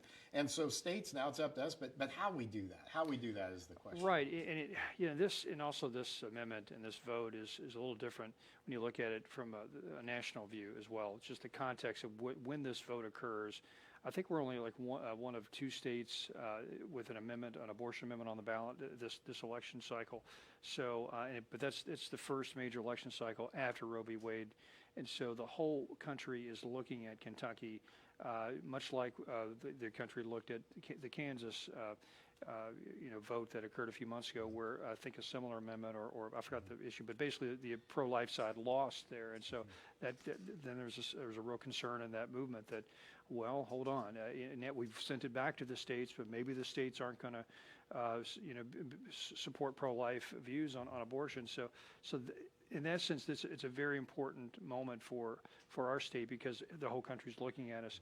But to your point, whether it passes or not, we can still have abortion legal in the state, or you can have it illegal, and so all this does really is just prevent activist judges from using the state constitution to ram it down. So I guess it has some utility in that sense, but from a statute standpoint, you're right. Either way, it can be voted up or down. But well, to your point, shouldn't this be a decision made by the policymakers of the state? I mean, that's really what you're talking about. Yes, absolutely. Yeah. And to me, the constitutional question about it is, okay, so if I get a speeding ticket, can I take that and say I have a constitutional right to speed? Because the Constitution doesn't implicitly say that I have to follow a speed limit. Well, no, it's done by statute. To me, it's like exactly the same thing. It's unnecessary. Yeah, and I think people, I think you can be pro-life and be for a different process of getting some of this accomplished. I think that's a fair point. And I do worry about how this is going to affect some of our races. I think in the rural areas it'll probably affect Republicans in a positive way, but it does make me worry that we're going to bring out a lot more of the very far left liberal progressives because of this, because they're really fired up about this. And the other side has made sure they're really fired up about this, and they think that, you know, the world's going to collapse if they don't come out and vote. And I worry about how that's going to affect Bill Deeriff and Stuart Ray's campaign. Yeah, because even though that campaign isn't, the issue isn't abortion, but the turnout does affect that, right? Well, so what do you think the Greenberg made that issue part of the campaign, whether Well, whether we wanted to or but not. I mean, at the end of the Every day, one of his commercials were yeah. like, "Hey, remember abortion's out there, and you need to vote because." And I'm kind of for that. Right. So it was. It is on the ballot, but yeah. Yeah. Plus, you know, Richard Nelson, our previous guest in a previous panel, mentioned something to me about a week ago that there is a case right now that's undecided about whether or not to continue running our abortion clinics in Louisville. And I forget the whole context. And there's some decision. Some judges have put that decision on hold. And he was surmising that they might be looking at this vote and trying to weigh out how this vote will go. And that might have some impact on their decision of whether or not that law, that they rule that law as being constitutional. Are you familiar? You're probably more familiar with that case than I am, but can you add some context to that? Is that right? Or yeah, they're looking at this. The yeah. Judiciary is looking at this, and but you know what happened in Kansas? It went down. It got defeated in a fairly conservative state. You know, and yeah. I wonder if it doesn't go to the point of how this is being done. Does it need to be done? Does it need to be done by constitutional amendment? And if it's not done by constitutional amendment, if it's done by statute, you know, judges can still be, you know, their decisions can be appealed if they don't honor what the legislature does. That's why we have appeals courts and Supreme Courts to make these decisions. Well, and we do definitely have an issue with judicial activism.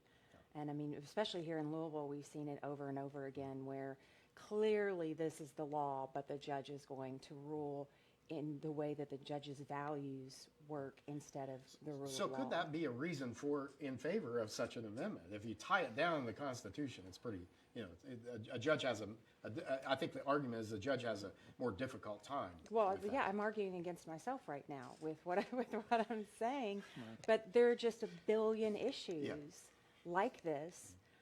You know, we just saw here in Jefferson County, activist judge ruled that the petition to get on the ballot the property tax raise. The law is clear.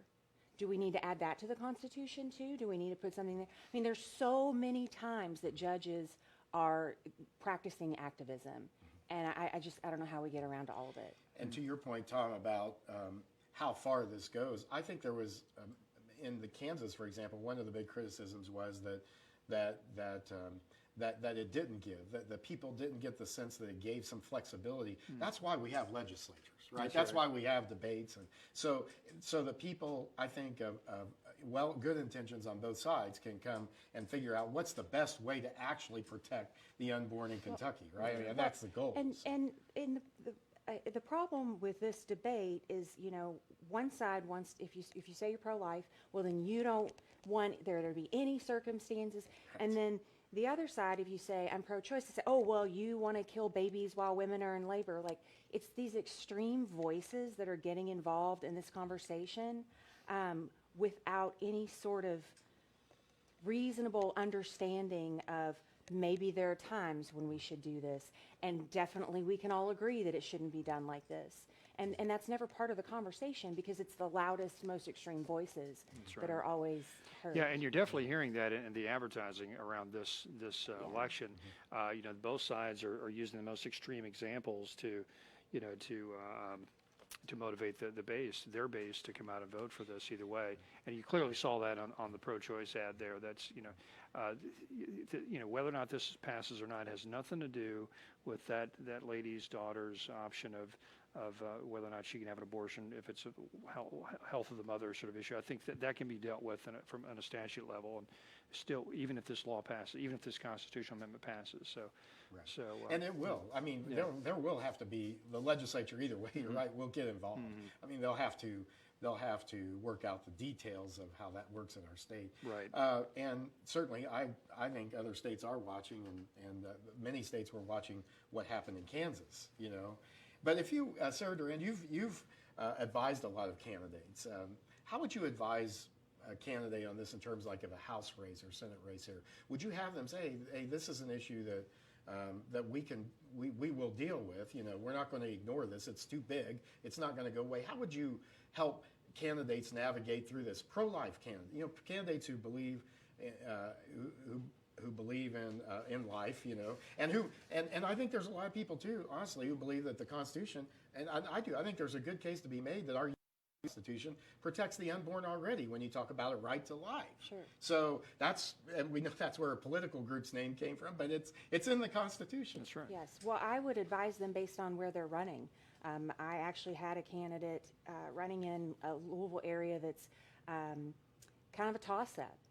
And he said, I'm thinking about sending this out and saying, you know, there are certain instances where we should allow it, but we shouldn't just allow it, you know, under all circumstances. And my advice to him was I wouldn't touch it with a 10-foot pole. Because anybody who reads that's going to be mad. Anyway. The pro-life people are going to be like, wait a minute, what? You're for it sometimes? And the other side is going to be like, wait a minute, what? You're against it? But you're going to just make everybody angry. So that was my advice for that particular race. Yeah, I think you can be pro-life but still be tactical in how you approach your district, and so that was good advice. And I do think also that Dearf has answered that question very, very well. I mean, it has absolutely nothing to do with the race that he's running That's for. right, exactly right. And of course, the mayor's office is a bully pulpit, if you will. You know, so the way he handled that, I thought was very good as well. And you know, look at the makeup. We could have 82 Republican legislators by the time this night's over. I mean, we've already got a super majority, and you know, there are other issues where Republicans aren't united, but I would say on the pro-life issue, they're united.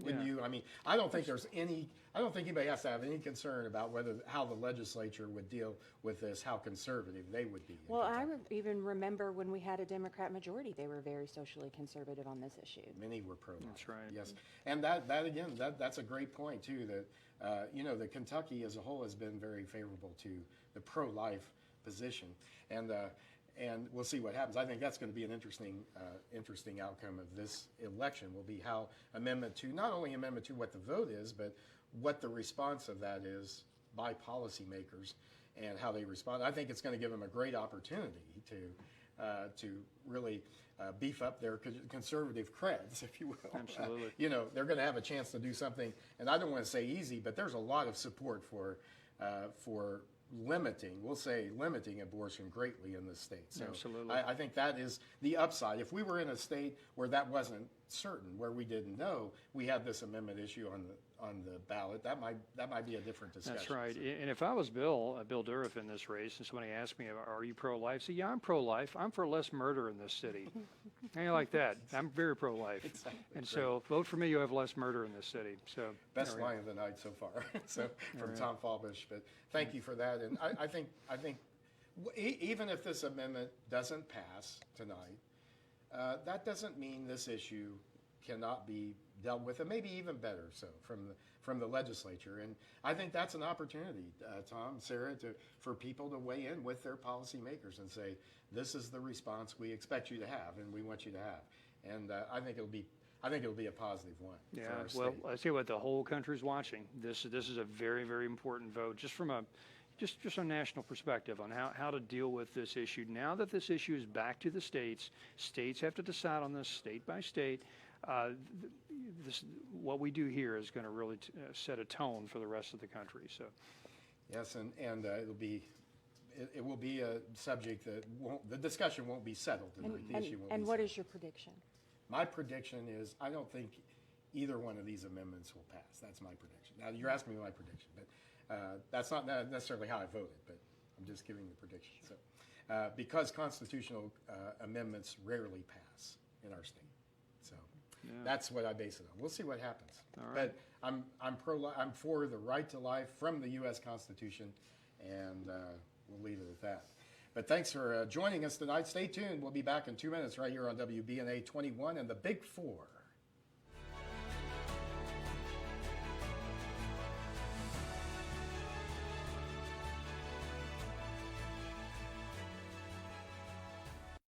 This new Rally's $5 meal deal is for all you out there getting it done. Fill up on a delicious Rally Burger, 8-piece chicken bites, famous seasoned fries, and a drink for just $5. You work way too hard for us to slack on the flavor. Rally's $5 meal deal. You've earned it. Llámanos hace tiempo. Si tienes un accidente, llámanos. 502-777-1111. 777-1111. 777-1111. Si tienes un accidente, llámanos. Llámanos. Si tienes un accidente, llámanos. Te ayudamos. Hi, I'm Dr. Ackerman. Do you suffer with loose dentures? Are you embarrassed to smile because you're missing teeth? Well, I have the solution that will free you from these uncomfortable feelings. Mini dental implants are your affordable solution, and I've been placing them with amazing results. Call Freedom Mini Dental Implants today for a free consultation. Mini dental implants are less invasive, need less healing time, and are less costly than traditional implants. Call Dr. Ackerman today and let her create that winning smile. Hello, I'm Billy Hayes, owner of Grand Finale Cleaning. Grand Finale Cleaning is growing and looking for team members in your area. Residential, new construction, and window cleaners are needed. We're also interviewing for office and clerical positions. Pay is based on experience with paid training. I love working here because the hours are so flexible and the team really feels like family. Visit us online at gfcleaning.com and apply today. In the rugged mountains of the Pacific Northwest, there's a highway like no other. The Coca-Cola is an engineering marvel. But when the weather turns bad...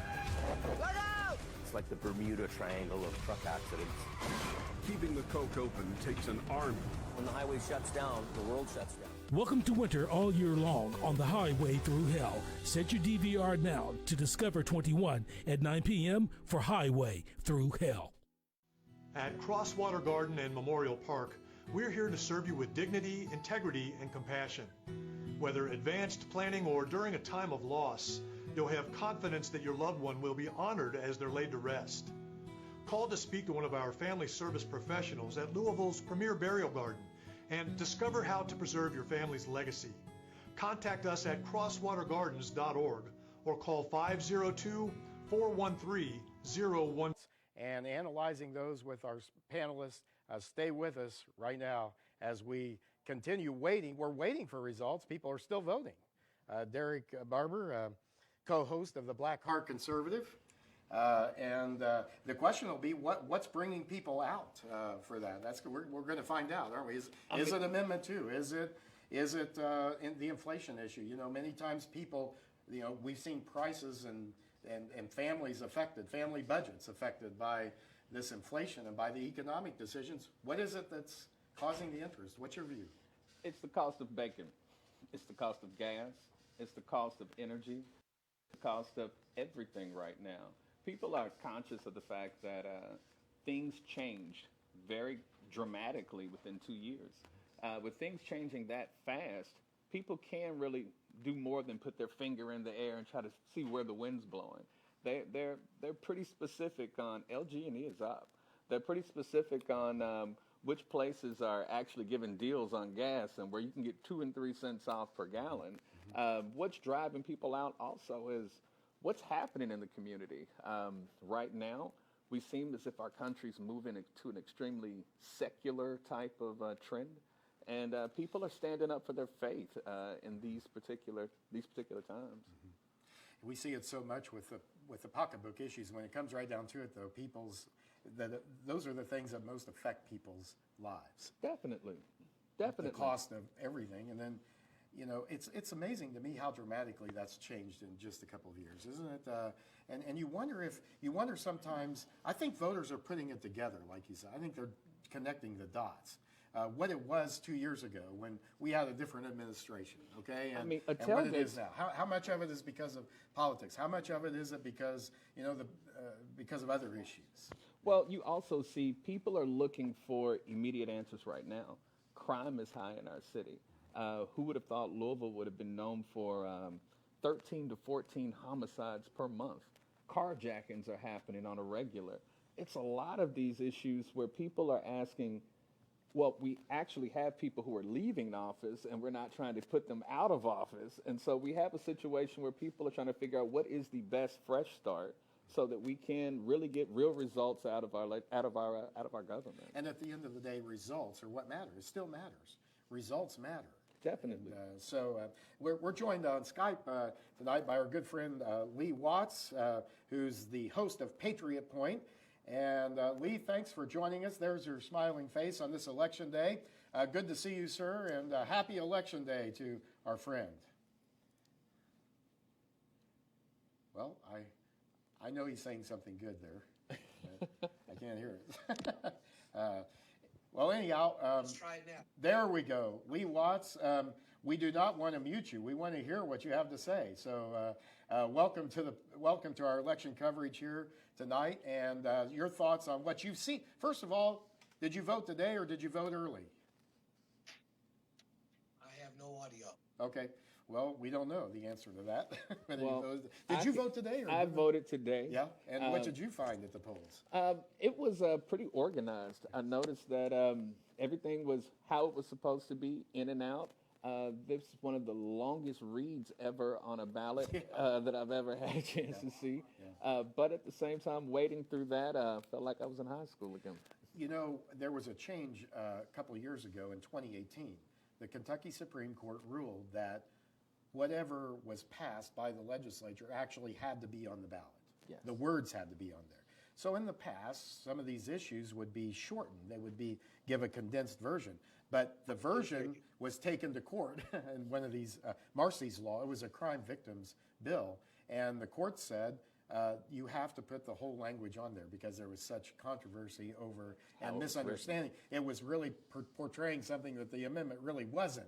And so the court called him on that. Now we have these long ballot amendments. I think it's just going to mean the fewer chances of a constitutional amendment getting passed. So you didn't read the whole thing? I read it all before, only because I did. I'll just put it that way.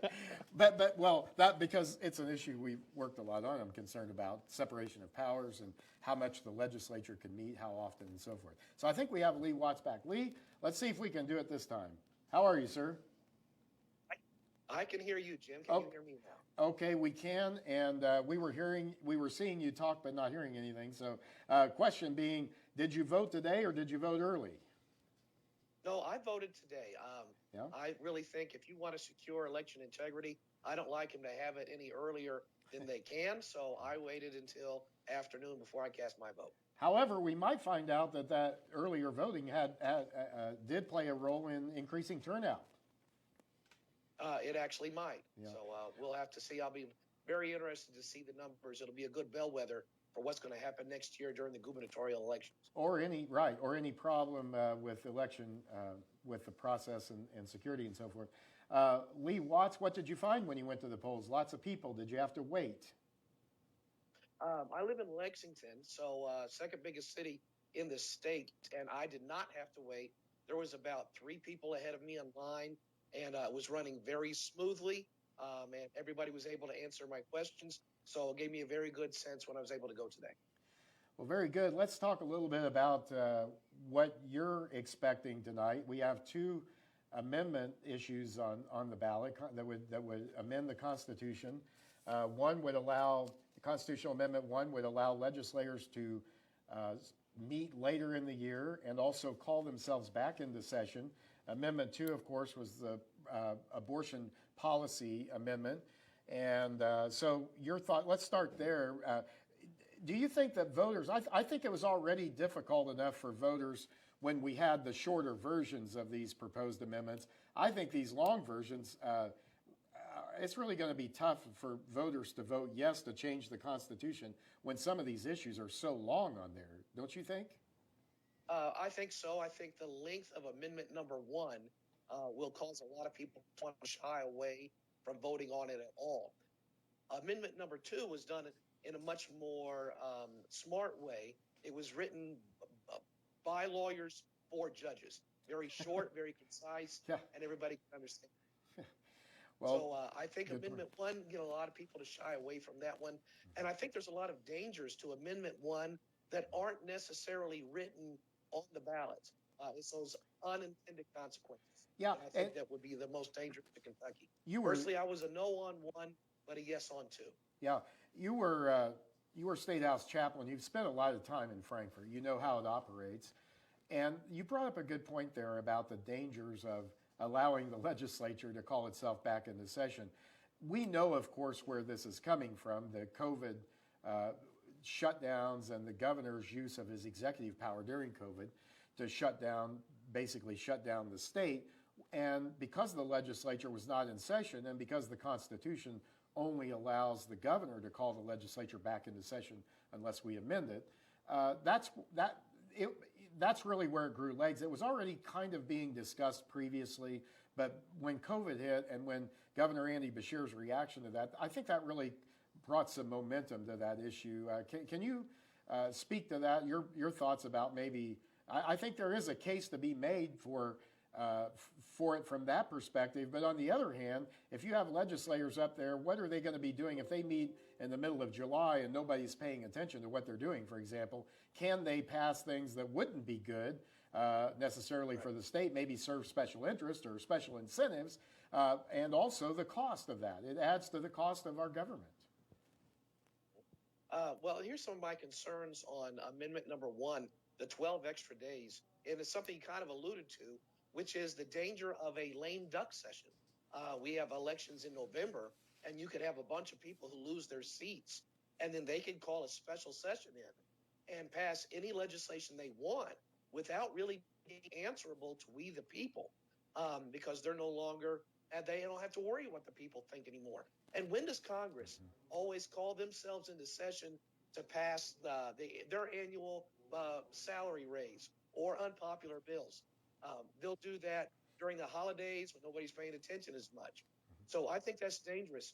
The main reason for this, you had mentioned, is because when Governor Andy Beshear just declared himself king and started making up laws as if he was the legislative branch, the legislature was in a bind. They couldn't do anything about it. So the following year, 2021, they already passed a law that says if a governor declares any kind of these executive orders, that he is required now under the law to automatically have to call the legislature into session. And if he doesn't, then everything he has decreed becomes void. Andy Beshear, not wanting to have any restraints on absolute power, challenged this in the courts. And the Kentucky Supreme Court upheld the law of the General Assembly, saying that that law is legal. That fight is already over. So the main reason for this law, we already have the safety precaution with having to give the legislature more money to come in, more time, and more power. So those are some of the reasons I think it would be dangerous to have that extended 12-day session. Yeah, and I think it keeps in place the governor setting the agenda, so he would be accountable. It doesn't allow the agenda to be expanded, and I think that's a big concern, Derek Barber, that some people have, that the legislature could just do whatever they want. Yeah. Go ahead, Lee. What'd you say? Sure. I said them being able to decide the agenda or the governor is one of the concerns. It's also one of the dangers, though. Constitutionally in Kentucky, if you want to pass a bill, it's going to take you legally 5 days to do it. Now, during the regular session, if the people are against a bill, by the end of the session, we know if it's not passed, we've defeated that bill. But if they're able to set the agenda themselves, they can do everything except that last day. Call themselves into session on Black Friday, roll call in, take the vote, and go home in less than an hour. And that's one of the dangers of them being able to set the agenda, is that no bad bill would ever be defeated. There'd always be the chance of it coming up at the very last minute. Yeah, and on Amendment 2, we're going to get to some other issues here, but on Amendment 2, we've had a discussion about that here. And at the end of the day, the legislature is going to have to decide what the abortion policy is in Kentucky, even with the constitutional amendment. Is that necessary? Can't the legislature just handle this without a constitutional amendment? Or if it doesn't pass, that doesn't mean that we're not going to have some state policy on abortion, because that's really what Roe v. Wade did, right? Was hand it back to the states and tell the states to make their decisions. Yeah, that's correct. And while the legislature could simply make a new KRS, that's the laws of Kentucky, regarding different areas of abortion legislation, the danger of doing that is that we'll have judges that will try to override the entire state legislature. That's actually one of the races to watch tonight, is that Judge Philip Shepard there in Franklin County, the circuit court position. Even though he only represents one county, a part of it, he's decided to override the entire state legislature. And those pushing the leftist agenda will shop these bills around different courts until they find a judge that's going to rule in their favor. But by putting it in the Constitution, it will bind the hands of judges that would want to legislate from the bench. So a constitutional amendment is a much safer way to do this legally, and it's much safer for the babies of Kentucky. Well, we're going to find out tonight how much of the enthusiasm and the turnout has been, in your view, has been about that, or is it the overspending, the inflation, the Biden administration's doubling down on failed economic and environmental policies? Is it a mixture? Is it all the above? Is it, You talk about high voter turnout. I think overall the high voter turnout, it's that old saying, it's the economy, stupid. Yeah. With the price of gas, the price of beans, and when we just saw here just this past week, President Biden got up and he gave a speech, and then his entire speech, not one time did he mention inflation, did he mention crime, did he mention border? He spent his time saying how Republicans are a threat to democracy, completely out of touch with what the mainstream common American is concerned about, which is how much it costs to heat their home in the winter, to how much it costs to drive to the store, and I think his side has lost touch of that. So I think that's priority one overall. Yeah. Now, of course, those on the conservative end of the right, the abortion issue has been massive. We've been working for this for decades, and I've been pushing that one hard and heavy. People can feel the way they want on one or two. I can see different arguments for that. But if there's anything tonight that I think conservatives in Kentucky would want the most, it would be to put an end to abortion in Kentucky. And maybe the other, well, I think the economy, like you said, is top priority. And also there's some other important issues, including crime. Derek Barber, who is with us tonight here in the studio, Lee Watts as well, you can weigh in on this. But let's go to our video. This is a big issue in the Louisville mayor's race, and I wanted to talk with Derek about, especially, and Lee as well, about this race and how crime has become really this main issue in this race. We must reduce the amount of violent crime in this community. We must reduce the amount of senseless gun violence.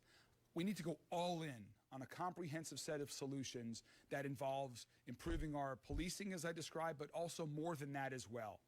I recently announced the plan right now under Kentucky state law. When guns are confiscated off of the streets, they're recirculated through the state government, and many of them end up back on the street to commit crimes. That is absurd and dangerous. As mayor, on day one of my administration, we will ensure that the policy complies with Kentucky law by returning these confiscated guns to Frankfort, but only after rendering them inoperative. Any gun that is used to commit a crime should not end up back on our streets. At the same time, we must start implementing programs like group violence intervention, programs that have been proven successful in cities like Boston and other cities across the country that have reduced the amount of violent crime in those cities very significantly. Here you again work with members of the clergy, neighborhood leaders, federal, state, and local gun and local law enforcement to identify individuals who are most at risk of committing crime and help them on a new path in life so that they can have the resources and services they need to lead a productive life that does not involve crime. I'm open to all solutions, any solution, large or small, that will reduce the amount of senseless gun violence. That is my #1 priority as your next mayor of Louisville. Mr. Dearth. So when we start talking about violent crime, The key thing we have to do, as I mentioned, Rick Sanders will come with me. He has handled this in Chicago many years ago. And what you do is you get rid of the cartel and the gang leaders on day one. You put a list of them on the wall, and you start bringing in all the different agencies to make sure they're working together, to make sure that the people that are doing the violent crimes at the top are given the chance to go to jail. And it's time we put the hardened criminals in jail and help those that are in jail that shouldn't be there, the ones that are addicted. Let's give them, as in J-Town, we have the Angel program. Let's let them have the solution before they have the crime. So as we look to the future on violent crime, the one thing that we talk about is the youth. The youth has gone, I mean, we had this weekend, the youth were doing shootings on the Waterson Expressway, shooting each other. That should not happen. So the Youth Detention Center has to come back. I am working with Kevin Bratcher in Frankfurt right now. As a sitting mayor, I am not waiting till January 1. We have to do things now in order to stop the crime in the future. But to bring the Youth Detention Center back, it will be different than it was in the past. Those have to have consequences that have done serious crimes, but we also have to help those youth when we eliminate the cartel leaders, make sure they have a chance that the future is beyond the drugs or everything else. We have to show them a future is bright. Such a difference, Derek Barber, in what we hear about crime and how to deal with it. Bill Deere, straightforward. You know, let's go after the people really causing this. You know, I think, and not let's not tiptoe through the bushes and all that. You know, let's make sure that we're doing, you know, that we're actually doing something about the violence in our city. I mean, we've had 498 homicides in this city since January of 2020. And the numbers last year were record highs. So you can't keep doing the same thing you've been doing, right? And expect a different result. And crime, the crime issue really is within the hearts of men. They can put up whatever policy they want. The question is, the conflict resolution that's right there in between that man and man, or that woman, or whatever the circumstance. In reality, we still have to also enforce the laws on the books to make certain that there is a repercussion that people are aware of. Otherwise, if there's no deterrent to it, that's why people would go in the directions they go. They don't seem to see that there is a huge impact on society, but when you're averaging 13 to 14 homicides a month, that's a lot of funerals that are unexpected. That's a huge shift in the community. A lot of holes to be patched, from family all the way to even employment in some cases. Yeah. And we can talk about some of these other issues too in relation to that. I mean, if a student doesn't get educated and prepared to be successful, you know, the chances that they're going to end up, you know, in a life of failure or crime are increased. Well, I mean, we know that from lots of research. Well, crime has taken its position where a lot of people aren't even going to school because crime, of course, is lucrative. I don't think there's just sheer enjoyment in crime. There has to be something in it for the individual. With it being lucrative, you have young people who would rather take that money-motivated route versus attempting to mature in education, understand the society they live in, and try to work within the system that we have. Crime doesn't pay taxes either. And so we have to make certain that we have young people knowing that they must contribute to the society that they're benefiting from as well. You know, a few years ago, there was a contractor that came here, a fairly large company, that wanted to hire low-income minorities to give them a better opportunity, better jobs. But they couldn't find enough of a workforce that could read the safety manual. You know, so if you can't do that, if you know, there's a problem there, and you can't separate the failures of our education system from some of these other issues. There are going to be consequences at some point in a person's life if they don't have, and like you said, crime will pay. That certainly will. Maybe doesn't require the education, right? Charlie Bell was talking about that earlier today. She was explaining if these kids aren't educated, chances are they're going to be incarcerated. And that's not the pathway to success or opportunity that we want. Yes, they can find other opportunities once in incarceration, but there's other things available for them right now. That still goes back to changing the hearts of men. I know that, for instance, Greenberg, he's very much so interested in taking every gun that's used in a crime and destroying it or getting rid of it. That's the same thing as saying every stolen car has to be taken off the street. It's about who's driving the car and who's being responsible with the car, just like who's being responsible with the weapon. And in this case, yes, we do have to focus on more in our community, helping people to where they don't result to crime. But I hate that with the inflation and with holidays coming, there's going to be a lot of people who are vulnerable to making some bad decisions, which could lead to a bigger escalation in crime. Lee Watts we've got just a couple of minutes left here in this segment, but can't this also get back to the way resources are expended, the way policymakers make decisions about how dollars and tax dollars are going to be spent? And, you know, sometimes I've felt like we've spent a lot of money to lock up nonviolent, small-time offenders when really we need those resources available for, as Bill Deeriff talked about, gang leaders and drug dealers and those who are bringing harm to our community. What do you think? Well, it's exactly. I think you're hitting the nail on the head there, Mr. Waters. And it's what we saw in the clip between the two candidates running for mayor.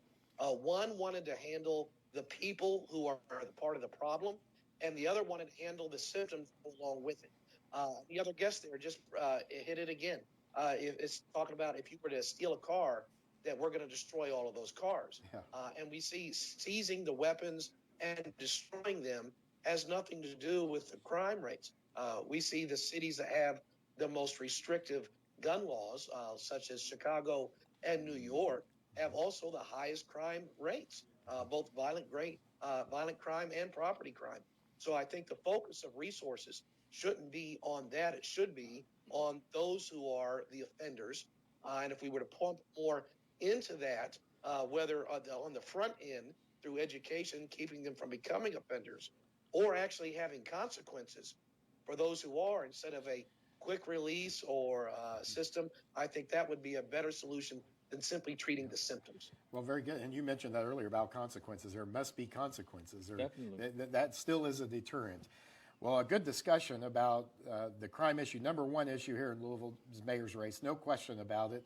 And we heard two very different views on that from the two candidates, Greg Greenberg and Bill Deeriff. And so a good discussion. Thank you, Derek, for your input as well on that. And so stay with us. More to come right here on Election Special on WBNA TV 21, the Big Four on Kentucky's Voice.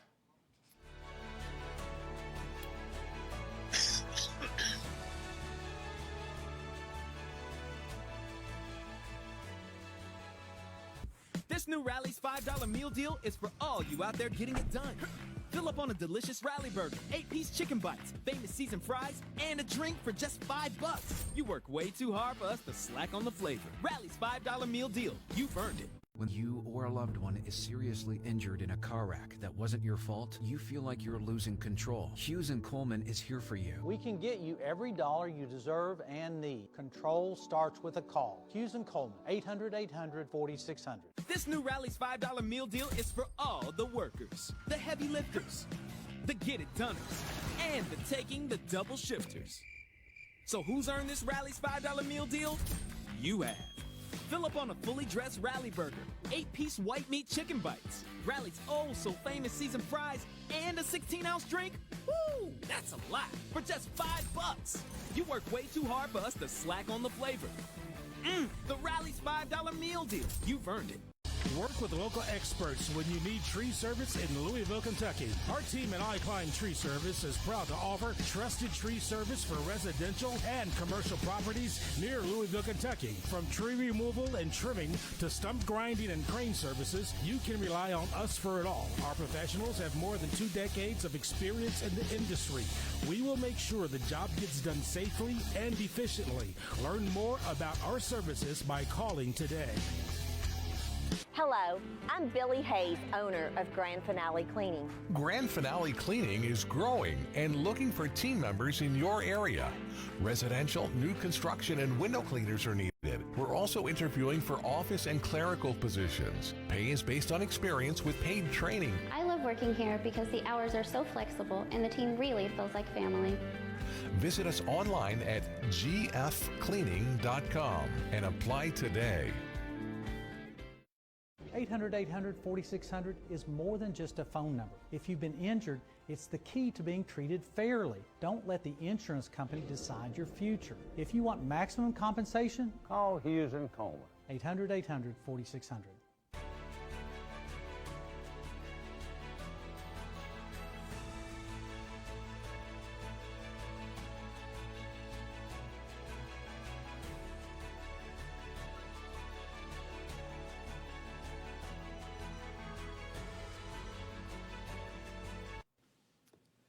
Welcome back. Special election coverage, and we are going to see some of the results start to come in. Some of the early results have Charles Booker ahead right now. Of course, those results are coming from his strongest area in the city of Louisville, where he's from, and those are some of the early results and very early returns here in the race for the United States Senate. And of course, that's the race that's up this term. Rand Paul has served 2 terms, looking for his 3rd term. Rand Paul came into office riding the wave of the Tea Party back in 2010 and really took advantage of the momentum that created, Sarah Duran, for a big win. And he's been a voice in the Senate that has been willing to be in the minority nonetheless, but I think he's had a big impact on some other senators as well. Oh, absolutely. He's definitely transformed a lot of this state and helped us to become more conservative. And I'll tell you, with this race, I figured, he's going to win by a landslide, but they really didn't take anything for granted. He's really done a lot of work to run for re-election, despite the fact that we all know he's going to win. Yeah. And also, every other candidate wants him to headline fundraisers while he's in the middle of his race, and so he's just been working really hard for everybody. Yeah. And talk about that for a second, because we have seen incumbents before sort of take it for granted, and voters don't respond well to that. Yes. It's very, very rare for an incumbent to lose. Over 90% of them win, but it usually happens because they just think they've got it in the bag. We saw that in the Northern Kentucky area with the 3 House races, where there were 3 chairmen in the House, high-ranking folks, and they were taken out by newcomers in their primaries because they took their races for granted, and because they didn't listen to the people in their area while they were legislators. Yeah, let's go hear from Rand Paul right now on video as we talk about this race. Dr. Fauci, the idea that a government official like yourself would claim unilaterally to represent science, that any criticism of you would be considered a criticism of science itself, is quite dangerous. Central planning, whether it be of the economy or of science, is risky because of the fallibility of the planner. It would not be so catastrophic if the planner were simply one physician in Peoria. Then the mistakes would only affect that physician's patients, the people who chose that physician. But when the planner is a government official like yourself who rules by mandate, the errors are compounded and become much more harmful. A planner who believes he is the science leads to an arrogance that justifies, in his mind, using government resources to smear and to destroy the reputations of other scientists who disagree with him. In an email exchange with Dr. Collins, you conspire, and I quote here directly from the email, to create a quick and devastating published takedown of 3 prominent epidemiologists from Harvard, Oxford, and Stanford. Apparently there's a lot of fringe epidemiologists at Harvard, Oxford, and Stanford. And you quote in the email that they, or from Dr. Collins, and you agree that they are fringe. And immediately there's this takedown effort. A published takedown, though, doesn't exactly conjure up the image of a dispassionate scientist. Instead of engaging them on the merits, you and Dr. Collins sought to smear them as fringe and take them down. And not in journals, in lay press. This is not only antithetical to the scientific method, it's the epitome of cheap politics, and it's reprehensible, Dr. Fauci. Do you really think it's appropriate to use your $420,000 salary to attack scientists that disagree with you? The email you're referring to was an email of Dr. Collins to me. If you look at the email that you responded to and hurried up and said, I can do it. We got something in Wired magazine. No. I think in usual fashion, Senator, you are distorting everything about. Senator Rand Paul there, of course, has been a leader in the Senate on holding this bureaucrat, Anthony Fauci, accountable. That's right. And this is what we should have, Tom Fallbush, from our elected officials. This is what we need. Exactly. We need someone who will represent the interests of people. And even if he was doing the right thing, you can't hide. You have to be, our government is about open government, being accountable for decisions, and being held accountable. I think it's so important. Moments like this with his interview or grilling of Dr. Fauci is really what has made Rand Paul a hero in a lot of people's minds, because he is not afraid to do this. And there's only so many senators that have, a brand awareness nationwide. Maybe a handful of them.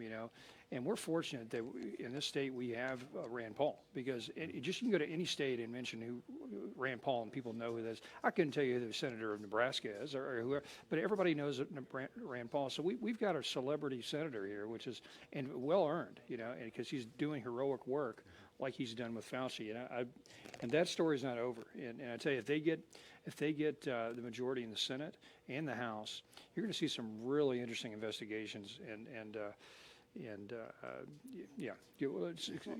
we'll see. And as a doctor, he's certainly the best person to come out and, talk about science and that the science isn't right and this and that, and to, really question another doctor's integrity based on, we know now a lot more about Dr. Fauci since Rand Paul started asking questions. That's right. It gave him credibility, right, to ask these questions. And the American people deserve to know. Kentuckians deserve to know more about this pandemic. We don't know enough about it, I don't think. What do you think?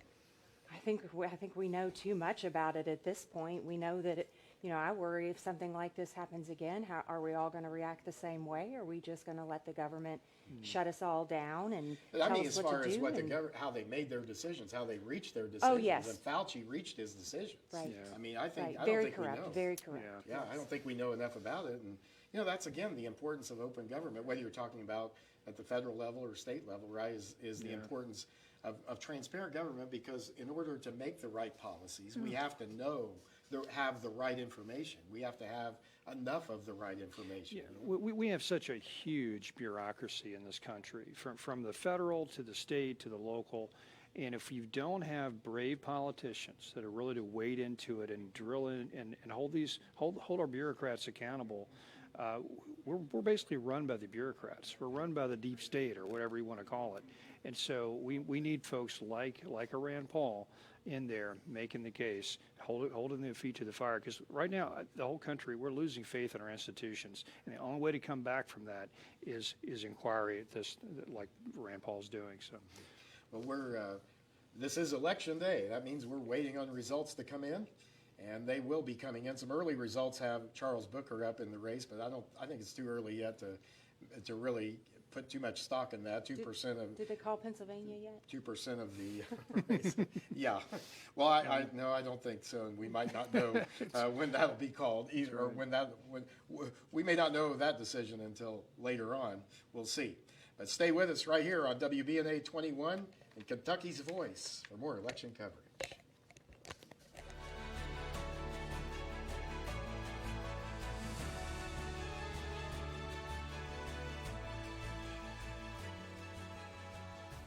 This new Rally's $5 meal deal is for all you out there getting it done. Fill up on a delicious Rally Burger, 8-piece chicken bites, famous seasoned fries, and a drink for just $5. You work way too hard for us to slack on the flavor. Rally's $5 meal deal. You've earned it. Thousands of people die each year in accidents involving big trucks. Thousands more are seriously injured. Trucking companies often push their drivers to drive too many hours and pressure them to keep unrealistic schedules. Driver fatigue can lead to devastating accidents. If you've been injured by a big truck, call the lawyers at Sam Aguiar Injury Lawyers. For years, we have successfully represented victims of big truck accidents. We've got your back. Call 502-888-8888 right now. This new Rally's $5 meal deal is for all you out there getting it done. Fill up on a delicious Rally Burger, 8-piece chicken bites, famous seasoned fries, and a drink for just $5. You work way too hard for us to slack on the flavor. Rally's $5 meal deal. You've earned it.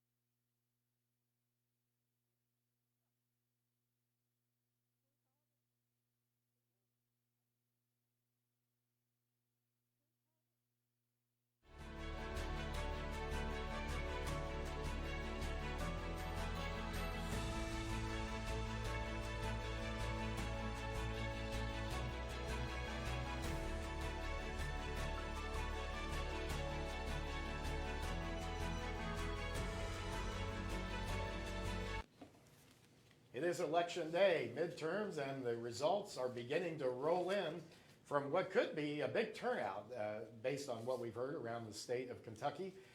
Good to have you with us. Stay with us as we'll begin to give you the results as they come in. And some of the early results here have had Charles Booker up on Senator Rand Paul. Very early results, 2 or 3% of the vote in right now. Well, now we have Booker up by about 13, 14 points. I think that's not going to hold this night. Don't expect that to hold. That certainly has been a race of totally different candidates. Charles Booker trying to, I think, tap into the social justice, racial justice crowd, the Black Lives Matter and some of those more radical groups.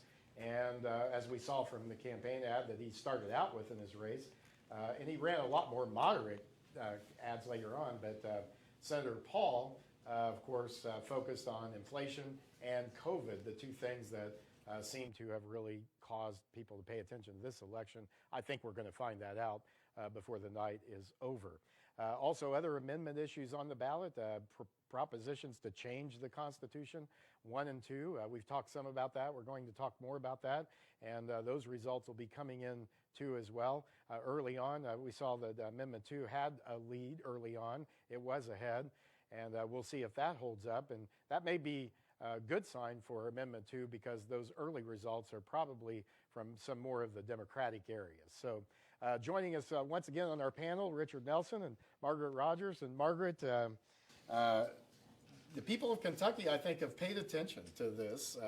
I have to give the voters more credit. Sometimes we're concerned that they don't really cast an informed vote, but this time I think we're seeing some difference. I think there's a lot of excitement there in our base. But I also want to say that on the national level, this Amendment 2 is really important. Yeah. And we can't take that lightly. I want people to understand this is really important. And as a woman who talks to many, I have a ministry and talk with many women who have had abortions, who have considered abortion, who have looked at opportunities, but also many that work in helping girls to make those decisions, whether they're going to do it or not. But I want to say that there is so much support now to see us go forward and make a decision here in Kentucky that I think can affect other states. Yes, it may do something that pushes women to go to another place, but it's making a statement. I think it's time for us to make a statement. Yeah. I've been involved for many years in the right to life. At one time, I was the only non-Catholic on the board of Right to Life. Yeah. And in being in television and being involved in many of the bills that were brought forth, I was able to interview Norma Corvey many times, who is the reason that we have Roe versus Wade. And I don't know if people know her story, but I want to say that after many years of being a part of that, she turned her life to the Lord, and she regretted ever being the pawn. Yeah. She was a pawn who was put in a place to change and bring up. Unfortunately, that story didn't get out in the mainstream media like it should have, So I'm really glad you brought that up. Because it really does, we talked earlier about crime, and the issues. It's really, government could do lots of things, but really a lot of these issues, the church and the community have to help people make the right decisions and have to help them when they're in those situations.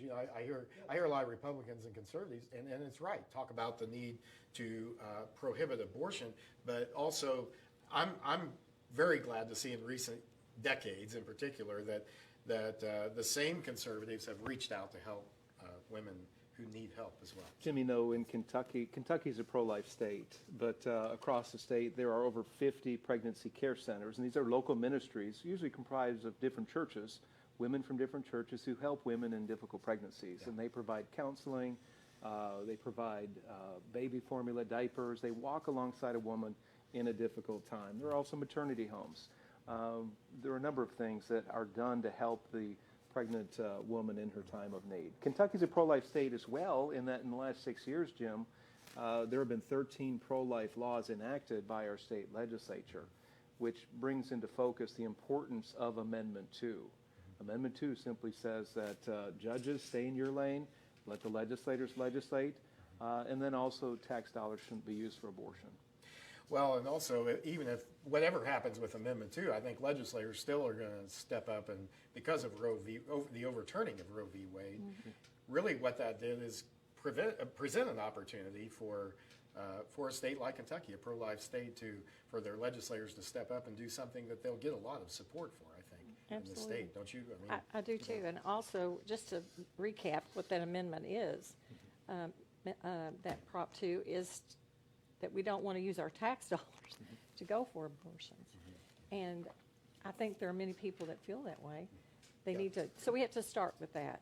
And go forward. Can I go ahead and read it? Just Sure. Remind the it's one sentence, so Yeah. it's not long. It's not a long one. It is 25 simple words, and important to know Amendment it. 2 says this: to protect human life, nothing in this Constitution shall be construed to secure or protect a right to abortion or require the funding of abortion.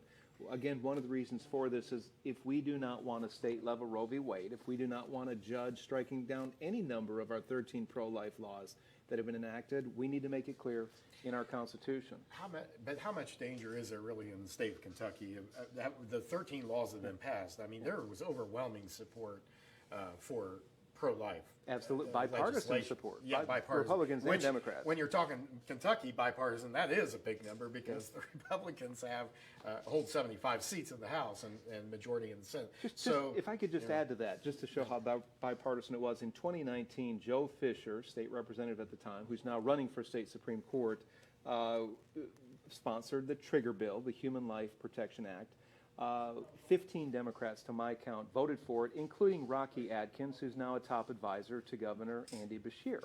It had widespread support, but what we didn't realize was that the U.S. Supreme Court was going to hand down the Dobbs decision this year, just 3 years after, 2 years after the Human Life Protection Act, and now here it is on the ballot.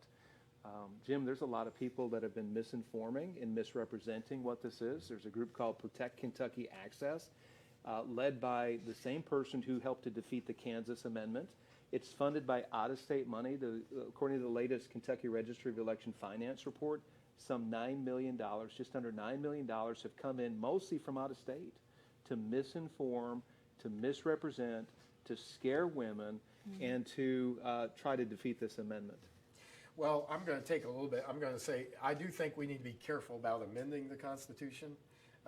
And I will say, no matter what happens to this tonight, that the legislature still is going to, I think, well, they're going to have to step up in light of the Dobbs decision, right?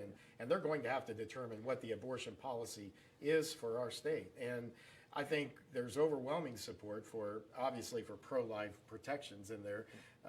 And there has been a lot of misinformation on this. There's been a lot of rhetoric on both sides about this. But I am glad, and I'll just say this, not opposed to the amendment, but I am glad that the founders of our Commonwealth made it difficult to amend the Constitution, because even if you just look at it from the perspective of we need to have a healthy debate about what this is actually going to do. I think that's important. But practically, again, and it's come to this point because we have activist judges. We have judges who, instead of applying the facts of a situation that come before them and applying the law to those set of facts, they're making policy decisions for us. And the problem with that, Jim, is that the judges are really insulated from the people, right? They are on the ballot once every 6 years or so. They're less responsive to public opinion, less responsive to the needs of the people and the thoughts of the people, whereas the legislature is not. The state House of Representatives is up every 2 years, state Senate up every 4 years. I guess that's my question, is how big of a problem has the judicial activism been in our state? Well, so right here in Louisville, where we're doing this program, Judge Mitchell Perry, who's a circuit court judge, struck down blocked two duly enacted pro-life laws, the six-week heartbeat bill and then also the trigger law. And the question is this, should a circuit court judge have that kind of power? Where, again, it's a grueling process to get a bill through the legislature. You know that all too well. Right. And when it does that, there's a lot of input. There's public input. There are professional organizations. There's testimony. There's debate, dialogue. All of that goes on. But when a judge simply rules according to his own opinion, it cuts that important dialogue, that important public element out of it. And we know at the federal level, the U.S. Supreme Court gave us Roe v. Wade out of thin air, and we endured the abortion debate for 49 years. And what the Commonwealth Policy Center has said as we've engaged this issue is that if we do not want a state-level Roe v. Wade, where this issue will come up election after election, then vote yes on Amendment 2. And so far, according to the numbers, it looks like voters are voting in favor of Amendment 2. On the Mitchell period, just quickly, where does that stand? Is that still tied up in court? Where is that? What's the latest? That ruling has been appealed by the state's Attorney General's office. Daniel Cameron has appealed that all the way to the state Supreme Court. They're scheduled to hear oral arguments 1 week from today. So this is instructive. How voters in Kentucky vote on number 2 is going to be instructive to the state Supreme Court. I agree with. I know they're watching this, and we know they are.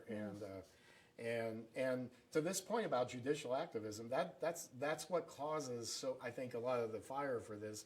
Whereas if we had judges staying in their lanes, we could be more trusting of the legislature, is what you're saying, to take care of these issues and not have them overturned by an activist judge. Jim, if I could just add to this for a moment, we get some of our most radical social policies from activist judges. I think of the Obergefell decision in 2015. The U.S. Supreme Court found a right to abortion or to same-sex marriage, I should say, found that right in the Constitution.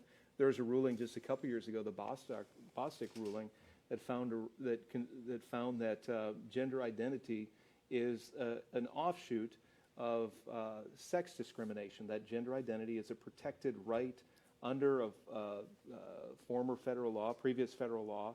And this is not what we expect our courts to do. They're to apply a law, not to create new policies for us. That's why we have legislation. Let's talk Kentucky. What's your thought about what needs to happen here and what's happening here judicially? Is this an opportunity to say, hey, we don't want that happening? Yeah. So okay, let's bring it down to Kentucky. There's a very important judicial race on the ballot in Franklin County, where I live. Judge Philip Shepard has a very credible challenger, Joe Bilby. That challenge came about because Philip Shepard is a judicial activist. He has blocked things such as school choice, which you and your organization have worked for. He has blocked pro-life laws that the legislature has enacted. He has sided, he's more or less, if you look at his rulings and where he sides, he is a partisan judge. And this is the kind of thing where voters, they expect a judge to judge a case, not to invent new policies. Yeah. Margaret, you're hearing this discussion. I know, and I can see it from a whole different perspective, because I think politicizing the whole thing about abortion is wrong. It should never have been politicized. Yeah. Because it's something that goes much deeper, and the stigma and the pain that comes from that's left with a woman or family continues. And as a woman who has 2 adopted children, they're grown now, twins. My husband and I started a home for unwed mothers years ago, an adoption agency, so we've seen many beautiful babies placed into homes that have grown. I would love to see more said about adoption and the very wonderful life that can come, because Bill of Rights said that, or the Declaration of Independence, life, liberty, we have a right to life, liberty, and the pursuit of happiness. And that means even that little unborn baby has a right to life. I think that's the strongest point, is what the Declaration says about that right. Yeah. But in the situation where the reality is this has gotten into the so we gotta political realm. We've got to get people in here that will take a look at it and be more outspoken about it. And get judges who are conservative, who are actually go by the Constitution. That's right. And so that's what I'm saying is all these things don't happen in a vacuum. They happen with our education system. They happen in the way we raise our children, encouraging them to go into these areas as Christians that need to be addressed. So I think that's a great opportunity to say that right there. And I think there's a lot of individual Kentuckians who are saying, yeah, when you say this shouldn't be politicized, I agree. I think a lot of people are saying, yeah. Unfortunately, our opponents have politicized this and really forced us to get into the arena on this. Well, Jim, not only have they politicized, but they've misrepresented. Again, one of the things that they were saying was that if Amendment 2 is passed, that this would prevent a woman from getting the life-saving care that she needs, help from an ectopic pregnancy, if she was having a miscarriage, it would stop in vitro fertilization. All of that stuff is baloney. As it is, under Kentucky law right now, there is protection for a woman who has an ectopic pregnancy. If she needed the medical help in a crisis pregnancy, she can get it. So does that apply to all those situations, though, or how, I mean, is that clear? The way the language is written is there's a broad exception there saying if there's a life-threatening pregnancy and where medical intervention is necessary, that woman shall get the help that she needs, something to that effect. So for the Protect Kentucky Access group to say that it will ban all abortions regardless of the situation, that is patently false, because women can, under current law now, and even after Amendment 2, if it passes, it will not ban abortions to help a woman, to save a woman's life. Yeah. I think that's a hugely important point, because that has been misinformed. There's been a lot of misinformation about what it would and wouldn't do, you know? Absolutely. And so I think, and that's where having clear policy and really having truth and information matter so much on these issues, so that voters can make the right decision. We're constantly talking about the need for the right information, truth. We do. That's what we're talking you about. know, this debate came down to the fight over abortion, when essentially it was a fight in the way it was intended. And when you look at the wording, it was a fight over keeping judges in their lane, letting legislators legislate, and then making sure that taxpayer funding would never take place in the Commonwealth. We have hold that, your next thought there, we have a video to go to. Let's go to that right now. When the Supreme Court struck down Roe v. Wade in June, it triggered abortion bans across the country. Pro-choice groups launched a host of legal challenges to restore access to abortion. But as of this fall, 13 states have effectively banned abortion completely, and many others have added restrictions. As a person who has experienced reproductive coercion, I didn't feel like I had a say-so with my decisions, and I feel like a lot of people are put in that position right now. Most Americans think abortion should be legal in most or all cases, according to a Pew poll from this summer. My body, my choice! My body, my choice! You will never stop us! You will never stop us! Now, many pro-choice advocates are focused on establishing abortion as a right in their state constitutions. In this year's midterm, voters in 3 states may add a right to abortion in their state constitutions. In Kentucky, where abortion is already banned, voters will decide whether to affirm there is no constitutional right to abortion.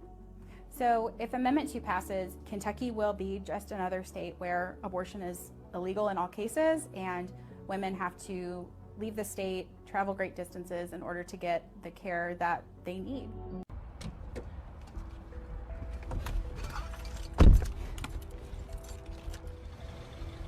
The longest drive I personally have done was to Asheville, North Carolina, which is about a 6-hour drive from Louisville each way. So I woke up around 2:30 a.m. that day, and then I got home at around 7 o'clock that evening. It's satisfying in the sense that, like, I'm helping someone in a very practical, visible way, but also frustration that this type of help is necessary. Anastasia is one of about 20 abortion transport volunteers with the Kentucky Health Justice Network. Patients are often referred to them by out-of-state abortion clinics, which often have few appointments and long wait times. Even when Kentuckians can get an appointment, they often have no way of getting there or affording it. Many women got involved in the program after their own experiences with abortion or pregnancy. Even before the procedure was banned, abortion was not widely available in Kentucky. There were only 2 abortion clinics in the state. In 2021, those clinics performed about 4,400 abortions, most within the first several weeks after fertilization. Since Roe was overturned, 66 clinics in 15 states have stopped offering abortions. Some Americans are now an 800-mile drive from their nearest abortion clinic. In fact, 538 reported that clinics across the U.S. provided 10,000 fewer abortions in the first 2 months after Roe was overturned. If Kentuckians vote in favor of this year's ballot measure, Amendment 2, it would help preserve the current status quo, where Kentuckians are traveling more than 200 miles on average to get abortion care out of state. All right, we're back here on special election coverage, and hope you're enjoying tonight's coverage. This is Kentucky's Voice, you know, a new conservative news and commentary site. I'm Jim Waters, the president of the Bluegrass Institute. Glad to be with you all, and really it's a privilege and honor to be here tonight on the set. And this is the midterm 2022. There's a lot of things going on.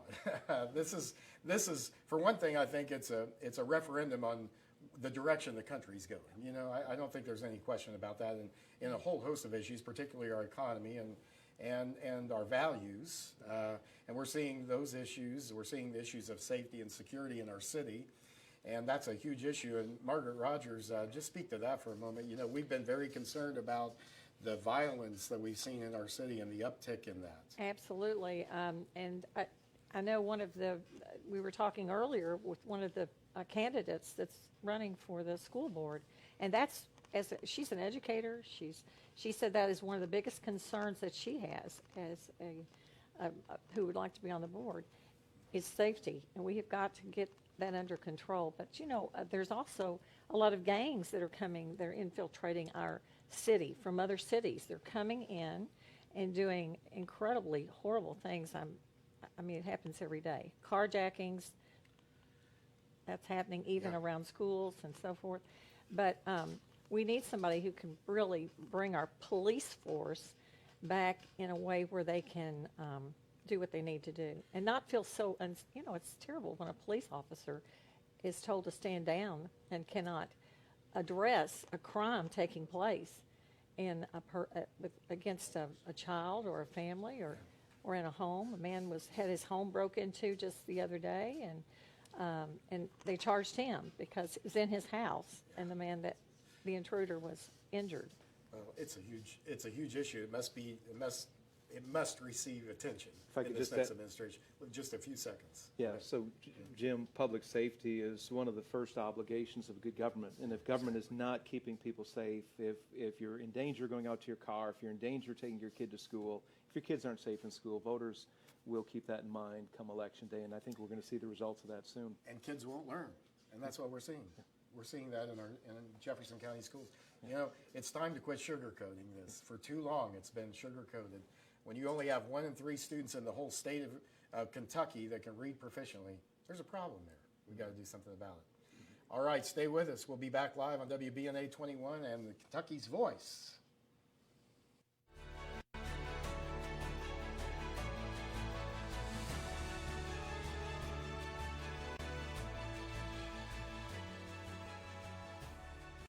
This new Rally's $5 meal deal is for all you out there getting it done. Fill up on a delicious Rally Burger, 8-piece chicken bites, famous seasoned fries, and a drink for just $5. You work way too hard for us to slack on the flavor. Rally's $5 meal deal. You've earned it. Hi, I'm Dr. Ackerman. Do you suffer with loose dentures? Are you embarrassed to smile because you're missing teeth? Well, I have the solution that will free you from these uncomfortable feelings. Mini dental implants are your affordable solution, and I've been placing them with amazing results. Call Freedom Mini Dental Implants today for a free consultation. Mini dental implants are less invasive, need less healing time, and are less costly than traditional implants. Call Dr. Ackerman today and let her create that winning smile. I like to think I'm pretty smart. I read things before I sign them. But after my car crashed, the insurance adjuster made an offer and then shoved a bunch of fine print in my face. And I thought, I don't want to cause any trouble, and I'm not the suing type, but this just didn't feel right.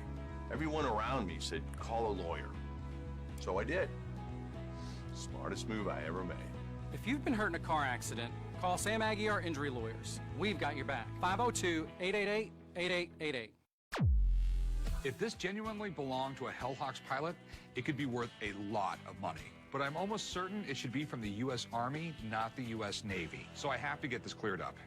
On this ballast right here, the money just keeps rolling in. 40, 20, 40. They say there's a pot of gold at the end of the rainbow. But there's also a lot of gold in a locker full of pots. When it comes to making a deal, the house always wins. Catch Pawn Stars and Storage Wars on Discover 21. This new Rally's $5 meal deal is for all you out there getting it done. Fill up on a delicious rally burger, 8-piece chicken bites, famous seasoned fries, and a drink for just $5. You work way too hard for us to slack on the flavor. Rally's $5 meal deal. You've earned it.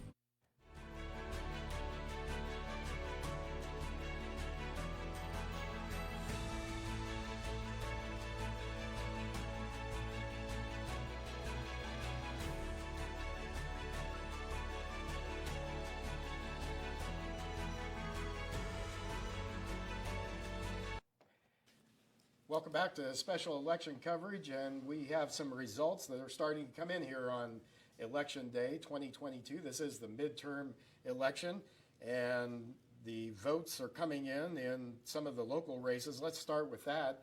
The Louisville Metro Council race, Donna Purvis, who is the incumbent, is winning big there. In fact, her opponent was Quintez Brown, who was the gentleman who's in jail for trying to shoot the Democratic candidate for mayor. So that's obviously he was still on the ballot. I don't know why they had that listed first of all things, but they did.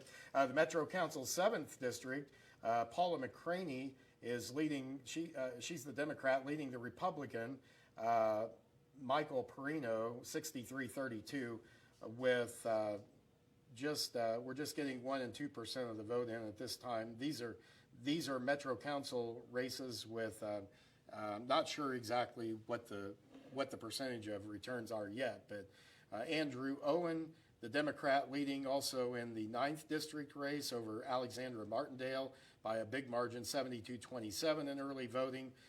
Dan Syme, who is Dan Syme Jr. is leading in his race, a Republican, for the Metro Council's 13th district over Mark Fox, who's the Democrat. He's leading 51-48.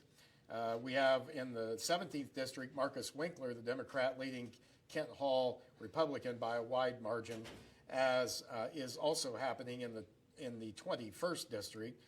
And the 21st district, Betsy Rue is leading Stephen DeTillo, 67-28, huge margin. Amy Holton Stewart in the 25th district race, leading Charlie Botchin. That's a very close race. Charlie, the Republican, 50-49, really tight there.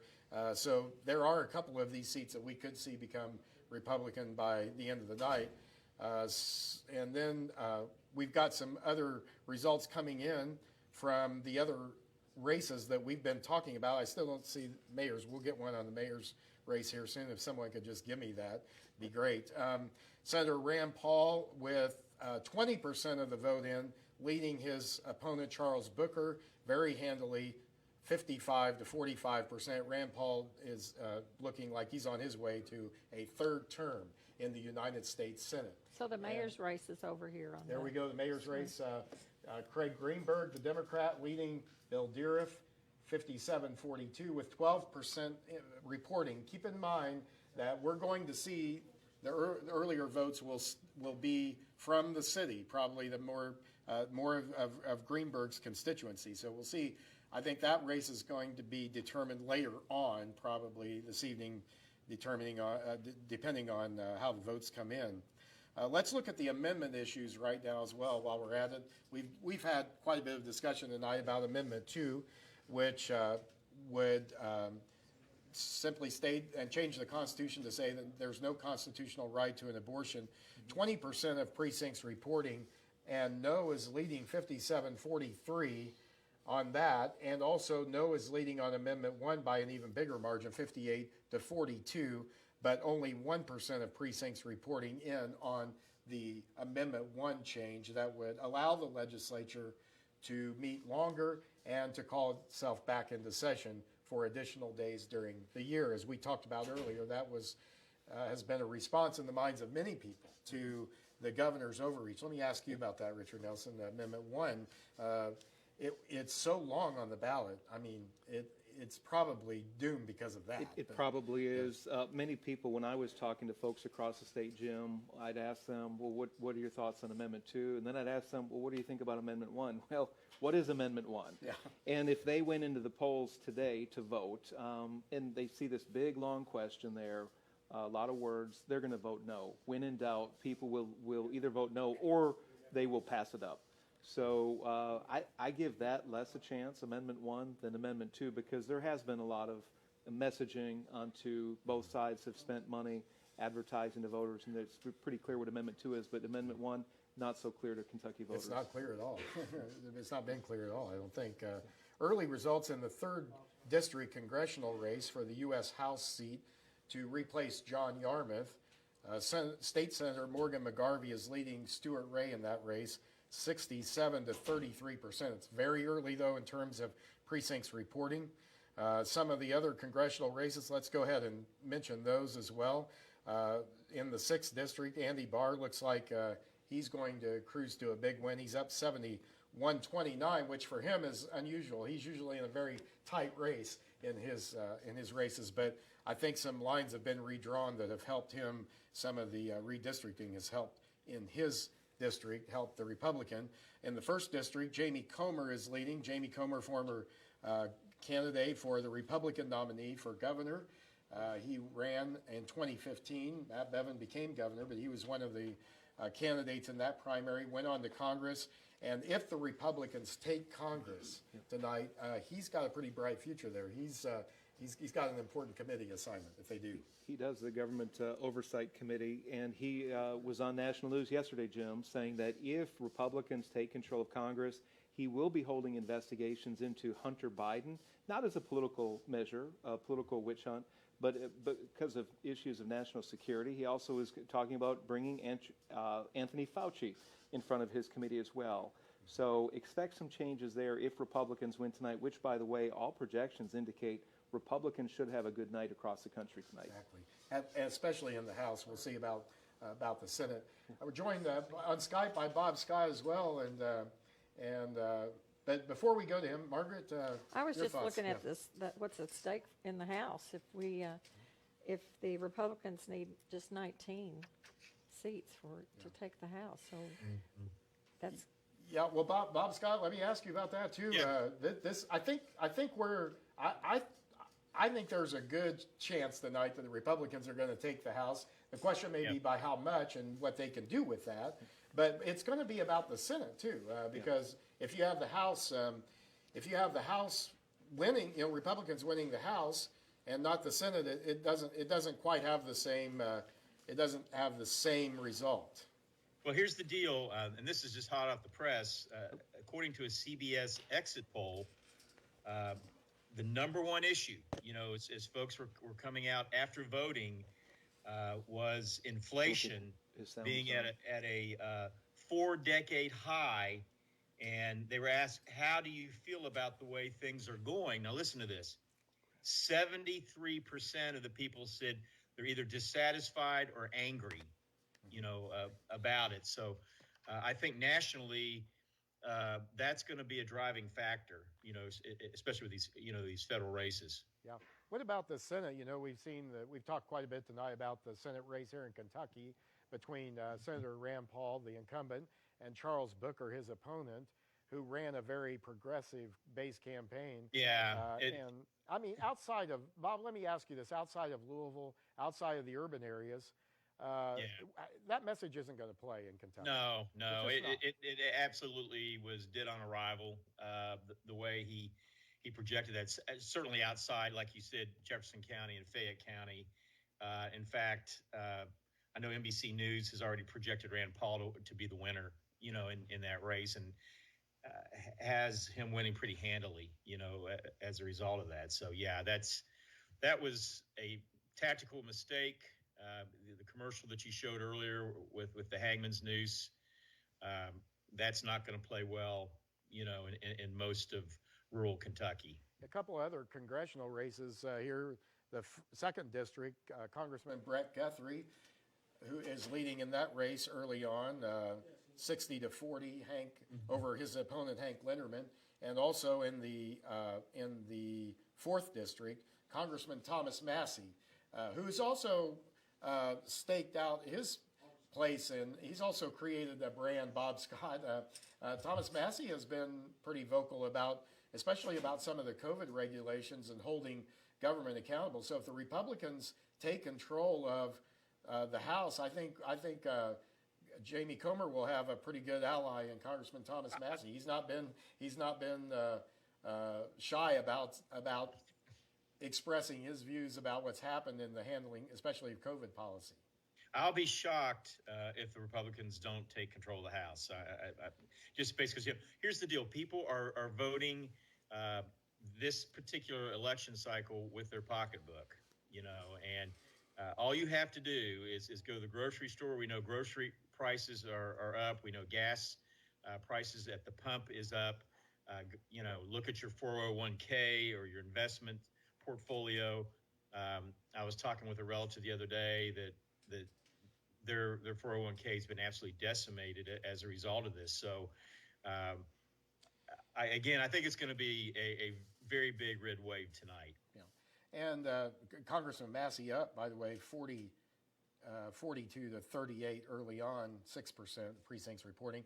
Congressman Hal Rogers, I've lost track of how many terms he's been in Congress. I didn't have that, but he's won tonight. He's defeated his opponent, Connor Halblieb, by 79 to 21. Right now, that's going to just increase, I imagine. So it's been a huge win for him and Congressman Hal Rogers from the eastern part of the state. So it looks like the Republicans are going to maintain their seats tonight. At least we're well on the way to that. The big question will be what happens here in the 3rd district, and I think it's an uphill climb for Stuart Ray as a Republican, just simply because of the registration. You have 2-1 Democrats in this district still, even though we've seen some change, and we've seen a lot of change in the state. Richard Nelson has become more Republican in terms of registration. Yeah. I think eventually, don't you, that has to creep into Louisville, and we're starting to see that in some areas. The South End, Dan Syme Jr. Being ahead, I think that's an indication of some red wave coming here, don't you? Yeah, I think so, Jim. One thing we need to take into consideration with elections is they're not as simple as just party affiliation. You've got to take into consideration the political history of an area, who are the movers and shakers. In Louisville, so with the Kentucky State House, for example, Democrats were in control for almost 100 years. Republicans would put up good candidates, they'd run good races, but they'd lose year after year. One of the reasons why was because Democrats, for a long time, held the values of the people, and that began to change as national Democrats began to shift, especially on social policies. You'd see people leaving the Democratic Party, registering as Republican, which is pretty close to 50-50. Did they just surpass? They did. They just surpassed recently. Statewide. Yeah. Statewide. But now Louisville still is 2-1 Democratic, and like a lot of urban areas are. Yeah. But you know what? We have seen across the country some changes in cities that were run by progressives. Miami, Florida. Their mayor's Republican. They elected a conservative school board there. Yeah. I think those issues have to be talked about in the same paragraph, right? Same sentence. Yeah, absolutely. And don't you, Margaret Rogers? Don't you? Also the Hispanic. Exactly. That vote is going Republican. I just heard tonight that Guam had elections as well. Did you hear this? And they have elected a Republican. First time in 35 years. And they called that election because it was so overwhelming. So Republicans are really becoming now a part of we need Republicans to act like Republicans, right? Yeah. So it's not everybody like you said. That's why your group is where it is, right? Yeah, that's right. Yeah, because we want, but I do think that the fact, if you run as a Republican in Louisville, you know that you've got an uphill climb. Yeah. I mean, and I have a great amount of respect for the campaign Bill Dearf has run. He's really not, he hasn't had the resources that some past Republicans have had. But he's been out there talking to people, campaigning, and this is what wins campaigns, right, Bob Scott? I mean, it's getting out and communicating your message to voters and to prospective voters, and that's how this is going to change. That's how we'll see a change, I think, in Louisville and other cities. And I think this is what happened. And sometimes it takes a while because like you said, Richard, it's been families have voted a certain way, generations have voted a certain way, and it's hard to.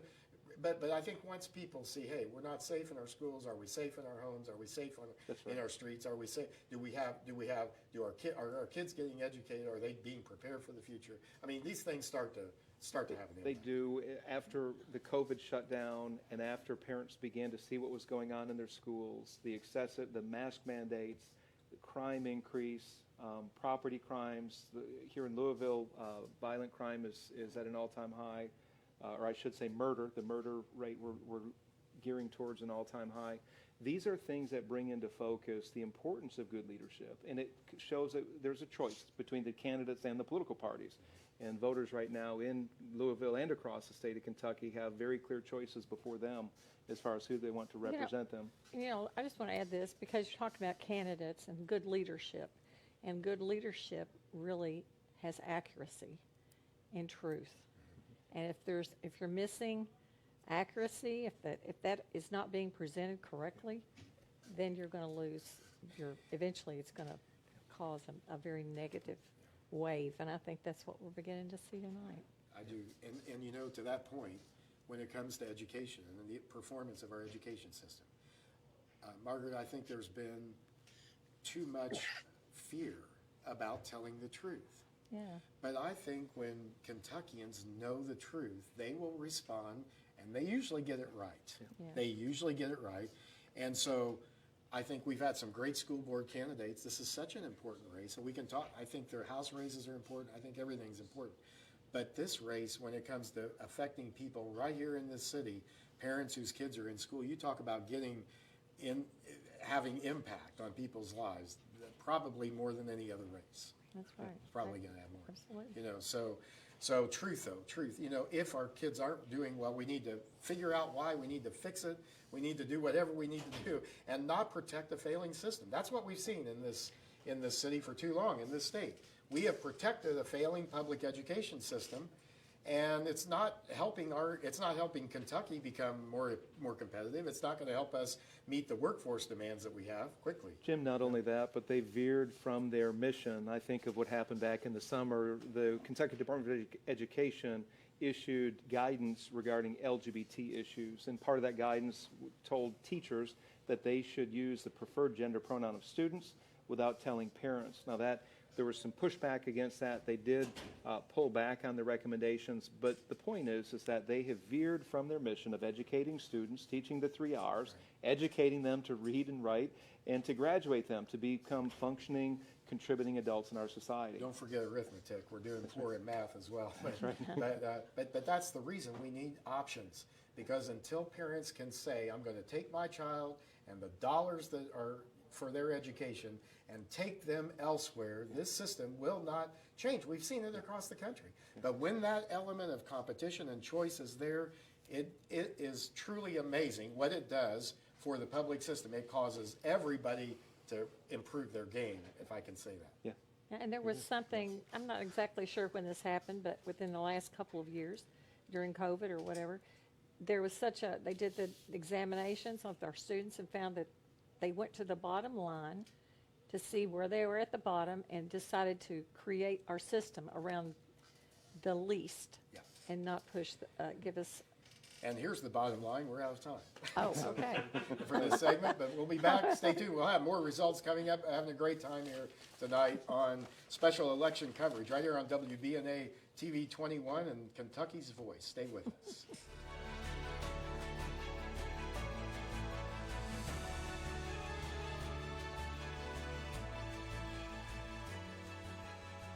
Llámanos. Paul. Si tienes un accidente, llámanos. 502. Si tienes un accidente, llámanos. Te ayudamos. This new Rally's $5 meal deal is for all the workers, the heavy lifters, the get-it-doners, and the taking the double shifters. So who's earned this Rally's $5 meal deal? You have.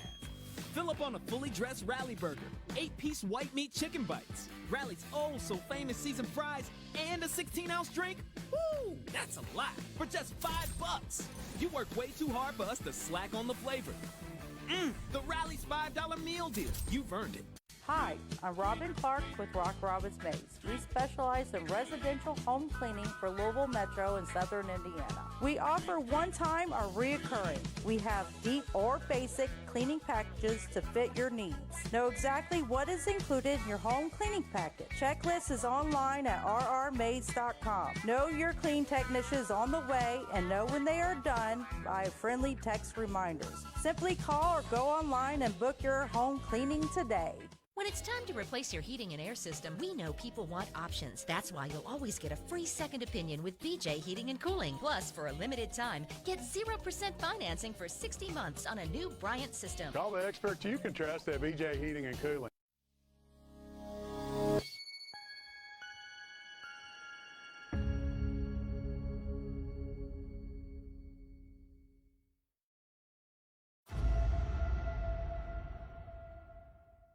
Llámanos. Hace tiempo.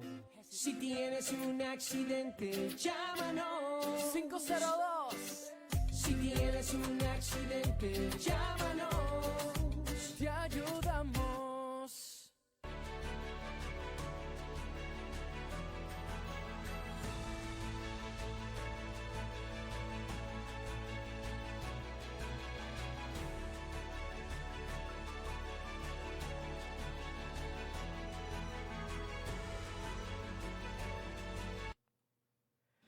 Special election coverage, welcome back. Results are coming in. We have the re-election, I think we can safely say, of U.S. Senator Rand Paul, who will be going back for another 6-year term. He defeated Charles Booker in the race tonight. The numbers, of course, are not final, but the margin is wide, to say the least, and that's an understatement. And we have some tight races locally, and I wanted to just go through what we have right now. Louisville Metro Council races. Democrats are winning those seats. In the 5th District, Donna Purvis, Paula McCraney in the 7th District, Andrew Owen in the 9th District. 13th District, though, looks like Republican Dan Syme Jr. is picking up support and is growing his lead. He is now 59 to 40%. So it looks like Dan Syme Jr., who is the son of the former Senator Dan Syme, who we worked with for many years in Frankfort, he will, it looks like he is on his way tonight to a victory, at least at this point in time. And he would, if so, he will defeat the incumbent Mark Fox in that race. Although we're not calling that yet, it's just he has got a solid lead there, 59 to 40. Also, Marcus Winkler in the 17th District, the Democrat, beating Kent Hall 58-38. In the 21st District, Betsy Rue is winning that 67-28, pretty wide lead there, even with some of the early results. In the 25th District, Charlie Batchen also is, he has actually pulled ahead in that race, and he's now leading Amy Holton Stewart, the Democrat, for the 25th District of Louisville, 55 to 44%. And also our friend Barbara Hoekslaw, who was in here, who came in for interviews when we had the primaries. She has also built a 54-45 lead over Tina Ward Pugh, the Democrat, in that race. Tina Ward Pugh, a former Metro Council member. Now, we need to go on and take a look at some of the school board races that are coming in. And again, this is very early. I don't have the percentage of returns here, but in the 1st District, Diane Porter is leading by a substantial margin, 71 to 15% in District 1 over Charlie Bell. Hamera Brewster is at 7%, Carol Travis Clark 5.6%. So Diane Porter, significant lead there. Diane Porter is the chairperson of the Jefferson County School Board. Also, another incumbent in the 3rd District School Board race, James Craig. His lead is much smaller over Stephen Ullman, 44 to 38%. Gay Adelman is pulling in 10% of that race. So right now she's the spoiler right there, most likely, because the incumbent is leading by about 6% in that race. We'll continue to watch that as the results come in, the returns come in. And then in the 5th District race, Linda Duncan, who is also the incumbent there, is leading by a wide margin over Greg Pachetti, 53 to 29%, about 30%. And Corey Shull in the 6th District, who is also the incumbent, they're leading over Misty Glenn by pretty much 60-40. So right now the incumbents are leading, but it's early. We'll see how the votes come in. And I'm thinking that probably, depending on where in the city the votes have not come in yet, not been counted, that could have a big impact. And that's right. And Derry Barber, speak a little bit about some of these, what you're hearing here from the city and your concerns. I was more so interested in that school board race with Charlie Bell. I was really hoping that she had a stronger showing because she had a strong plan. I thought it was common sense. Her approach is getting back to the real basics before we get to gender identity. Let's identify the things that need to be identified. Let's have safe schools. That was her. Safe schools as well. But what she was saying, if we don't educate these children, we're setting them up to where they won't be employable, and so that makes them unsafe on another level. So I was hoping to see her pull that out. We'll see what happens as the votes. Yeah, we will, and it's early, but you're right. There's a substantial lead there, honestly, with Diane Porter and in those, and the incumbent. Most of the incumbents have pretty solid leads early on. It's tough, Derek, for a challenger in a race like that because the incumbents have a lot of advantages. They have a lot of money to spend. The teachers' unions have lots of money to spend on campaigns, and they have a vested interest in spending it. Definitely. So we've seen a lot, and there will be some post-election information about what got spent on by the teachers' unions and by the supporters of the incumbents. But it's tough for a challenger. It's tough, and it really is. And Charlie Bell, I think, has done a good job, like you said, coming from the West Louisville. We need new voices there, do we not? Well, do we not? What she was proposing was just what we were speaking about in one of the other segments. The money should go with the child. Rand Paul was a big proponent of that as well. Those particular options that you needed. She's a former principal of a charter school. And with the charter school initiative happening right here in Kentucky, she's saying that she has experience on both sides of the ball, being a parent as well as being a principal over a charter school. I wanted to see that in action and see how that worked, where money did come from those other schools and follow that child to the charter school. I've got a theory. I think that the early results are coming in from areas that are Democrat. And the reason, and I think you look back at the Booker, Paul race, it was showing Booker winning, and so at 2% of the vote. So I think there's a section of Louisville maybe that got counted first, and it's probably leans a little bit more Democrat, and it's reflecting in all these local races as well. Just a theory, we'll see. Lee Watt is joining us by Skype. Lee, you've been listening to this conversation, and it looks like the incumbents have a great advantage when it comes to school board races in this city because. They've been propped up for so long by the teachers' unions and by those who are opposed to school choice. And Derek brought up a great point about one of the charter schools in Kentucky that must be started and created according to legislation passed by the General Assembly has to be in Louisville. So this school board will be the authorizer of that. And I'm concerned that if the incumbents who have all expressed pretty strong anti-choice views, or most of them have, that this is they're going to try to sabotage this effort. I hope that doesn't happen. What are your thoughts? I have to totally agree with you. It's setting it up for failure. You're putting, as the old saying goes, the fox in charge of the hen house. So it would not be a good test to do it in a hostile environment. You should really pick an area that's kind of split more 50-50 if you really want to be more fair. I wouldn't choose necessarily a Republican-run county. I get one of those counties where it goes pretty much down the middle. That would give us a better and more fair test. But I have to agree with what Mr. Paul was just saying. I think a lot of the results we're seeing on these statewide issues and races are really because a lot of the precincts in Louisville, maybe even some in Lexington, they were very efficient. They got their numbers turned in really quickly. And I think that the lion's share of the votes for those issues on that side have pretty much all been counted already. There'll doubtless be some more come in. But I think as the night goes on, you're going to see that lead shrink substantially and probably even switch. And that may have some impact on some of these other races too, right? On the amendment issues and what motivated voters to turn out. And I want to say, I think the school board candidates who ran as a slate, Charlie Bell, Steve Olam, and Greg Pachetti, Misty Ling. They all, as you said, Derek, that's a great point. They all had plans. They all had specific ideas. They all had support for parents, listening to parents' concerns. And so even whatever the outcome of this race, I'm hoping that debate and that discussion will continue on. But, there's not really going to be a lot of motivation for incumbents to do that.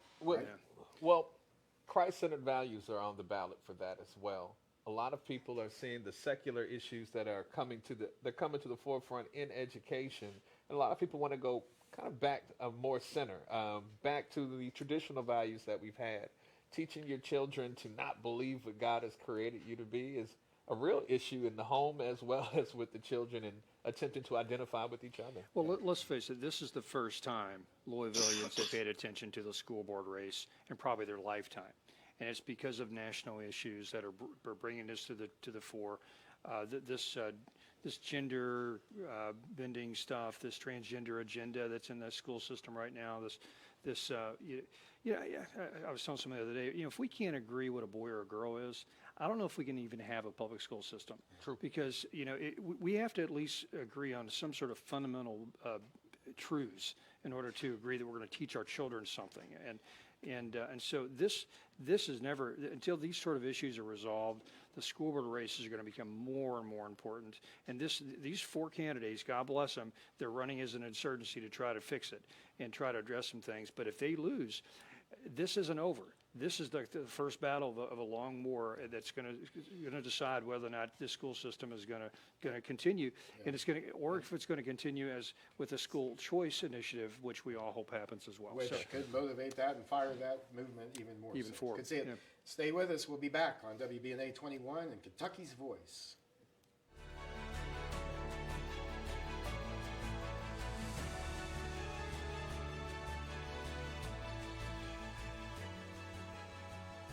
This new Rally's $5 meal deal is for all you out there getting it done. Fill up on a delicious Rally Burger, 8-piece chicken bites, famous seasoned fries, and a drink for just $5. You work way too hard for us to slack on the flavor. Rally's $5 meal deal. You've earned it. Llámanos, ese tiempo. Si tienes un accidente, llámanos. 502 777 1111 777 1111 777 1111. Si tienes un accidente, llámanos. Llámanos. Si tienes un accidente, llámanos. Te ayudamos. Welcome to Kentuckiana Today. Patty, could you tell us the piece of advice that you have for our viewers when they're looking for memory care or assisted living? Yes, don't do it alone. It's overwhelming and complicated. Choosing the right level of care, staying within budget, and choosing a community that fulfills the promises that they've offered. Is that what you do, Patty? Yes, it's actually a free service. We help you find the right community, negotiate rates, help with VA benefits, the move, and more, all at no cost. Call Senior Home Transitions and ask for Patty today. If this genuinely belonged to a Hellhawks pilot, it could be worth a lot of money. But I'm almost certain it should be from the U.S. Army, not the U.S. Navy. So I have to get this cleared up. See, on this ballast right here, the money just keeps rolling in. 40, 20, 40. They say there's a pot of gold at the end of the rainbow. But there's also a lot of gold in a locker full of pots. When it comes to making a deal, the house always wins. Catch Pawn Stars and Storage Wars on Discover 21. This new Rally's $5 meal deal is for all you out there getting it done. Fill up on a delicious Rally Burger, 8-piece chicken bites, famous seasoned fries, and a drink for just $5. You work way too hard for us to slack on the flavor. Rally's $5 meal deal. You've earned it.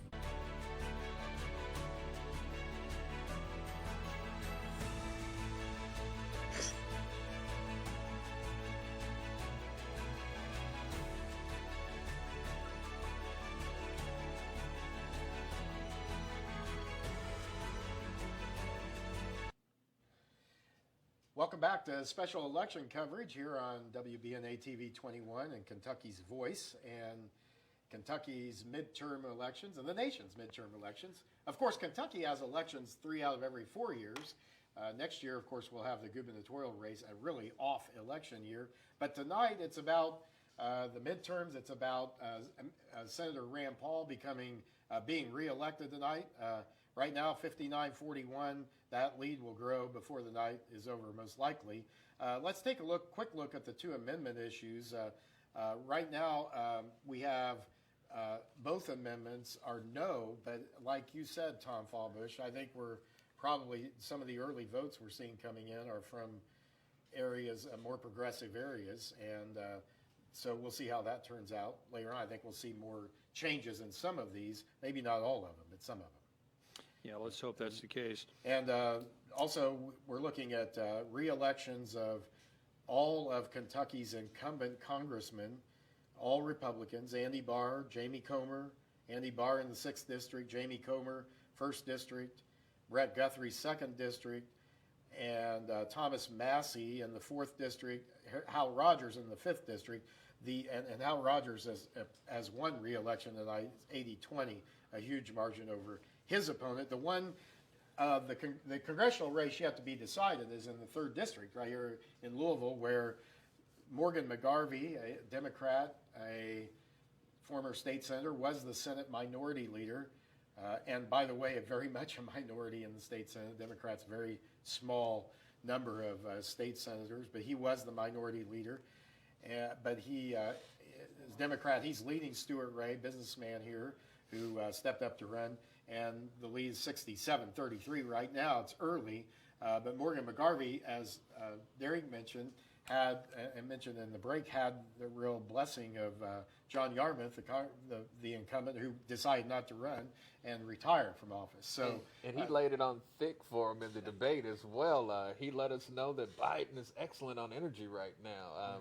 I was a little bit surprised with Morgan McGarvey, or was he just playing the role to get the seat? Well, I think, and this comes back to what we were talking about earlier. Lee Watts also joined us here in this discussion about registration. You know, now across Kentucky, we've seen Republicans gain majority in registration, small majority in political registrations, Republicans. But that hasn't happened in Louisville. Louisville is still very much a Democratic city. It's 2-1, at least in terms of registration. Registration. Can we see that change? And what does it take to change? I think we're starting to see a little bit in some of the south areas of Louisville. And, you know, we see Republican Dan Syme tonight. It seems like Dan Syme Jr., he's having a good night. But what are your thoughts on that? Well, I think the Republican registrations versus the Democratic ones is going to be telling, not so much this year when it comes down to the local issues, but I think we're going to see the impact of that next year during the gubernatorial race. That's why we have such a glut of candidates right now coming from the Republican side, is because since the day that Andy Beshear was inaugurated, the Republican Party of Kentucky has gained more than 150,000 registered voters. And the Democratic Party, since Andy's inauguration, has lost more than 70,000 registered voters. And with Andy Beshear only winning by 5,000 votes last time against a governor who had a lot of bad press, if he's going against somebody who doesn't have that, I think this is incredibly dangerous time. I think the D behind Beshear's name is going to stand for doomed next year. Well said. Yeah, that's going to be an exciting race because immediately after tonight, the focus in Kentucky is going to be on that governor's race. So we're going to have you back, Lee, and talk more about that in the coming weeks.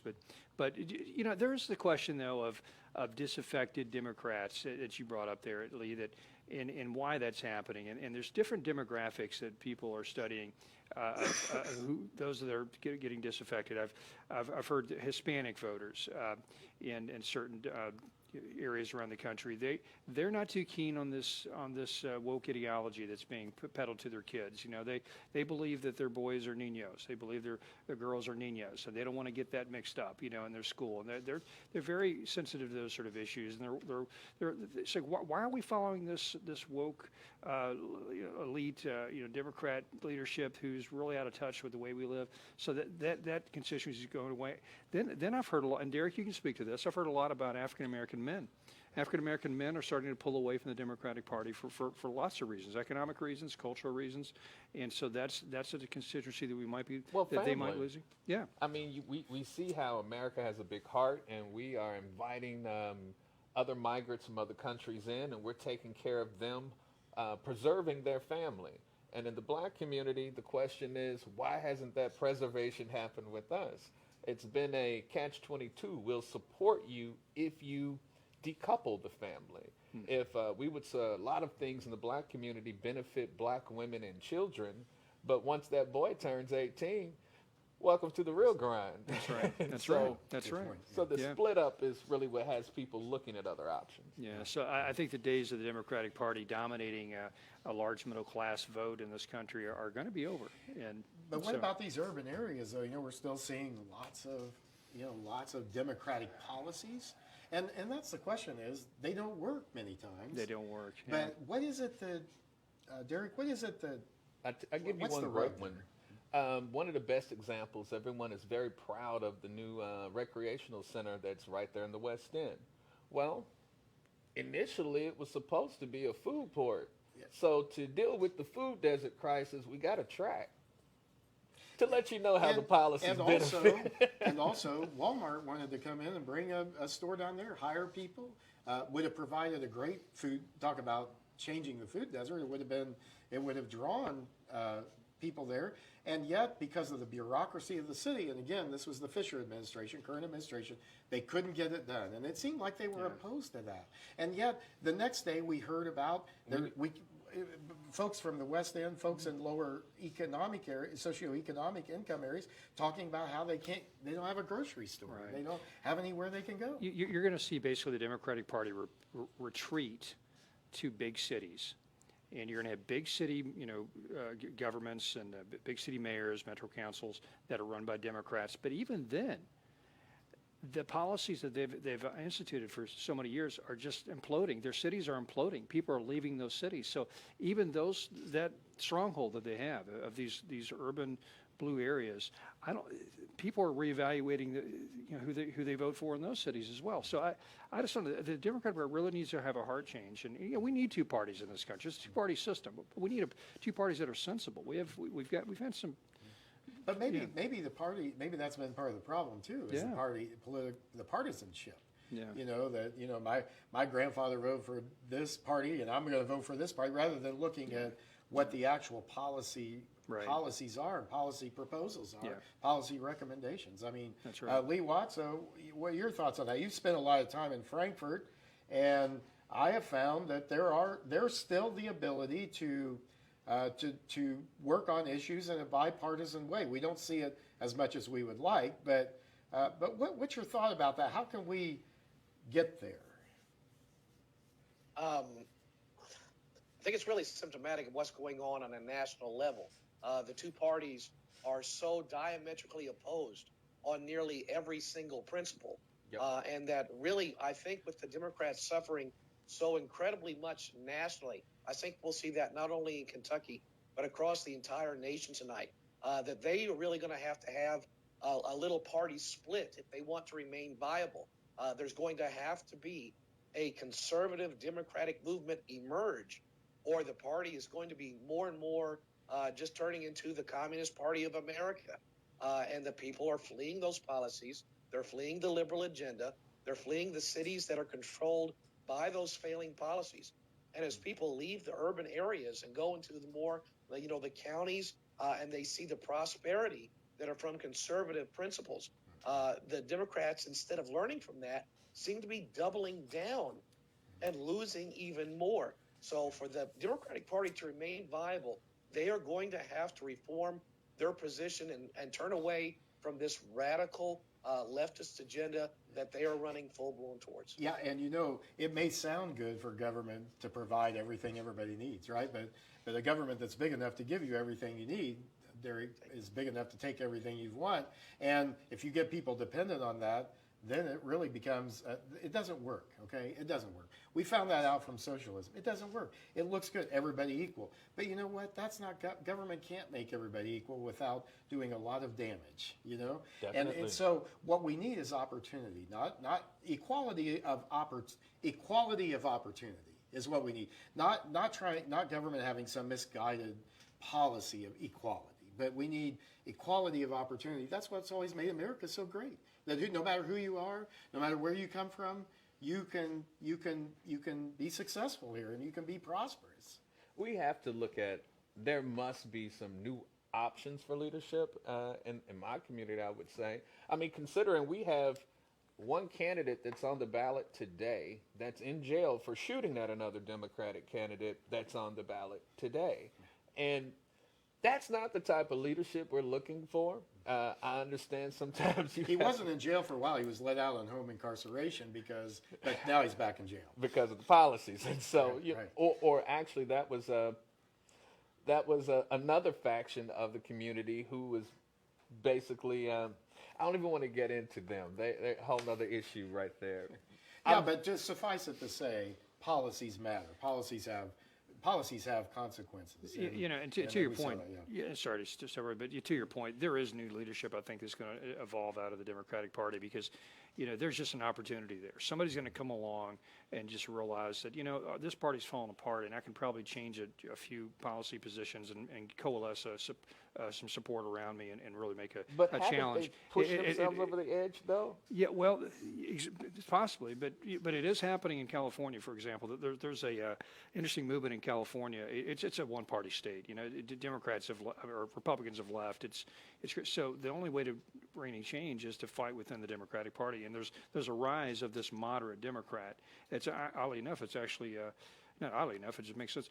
A lot of Hispanic voters are rallying around these more moderate Democrats, and they're trying to do some reform in California. So you may see that play out across other places. But listen, the Democratic Party, I think the key issue is they've really adopted this.